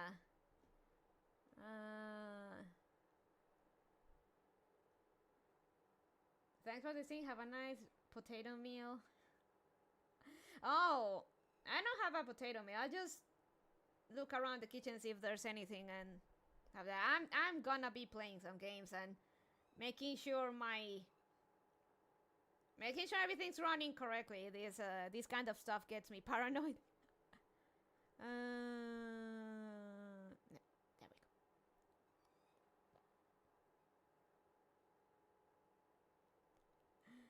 Oh god, Steve has another one. Taking risks on a cheap PSU. $30 thermal rack, 430 watts. Chipping out. Gotta recheck those cables? No, the cables are fine.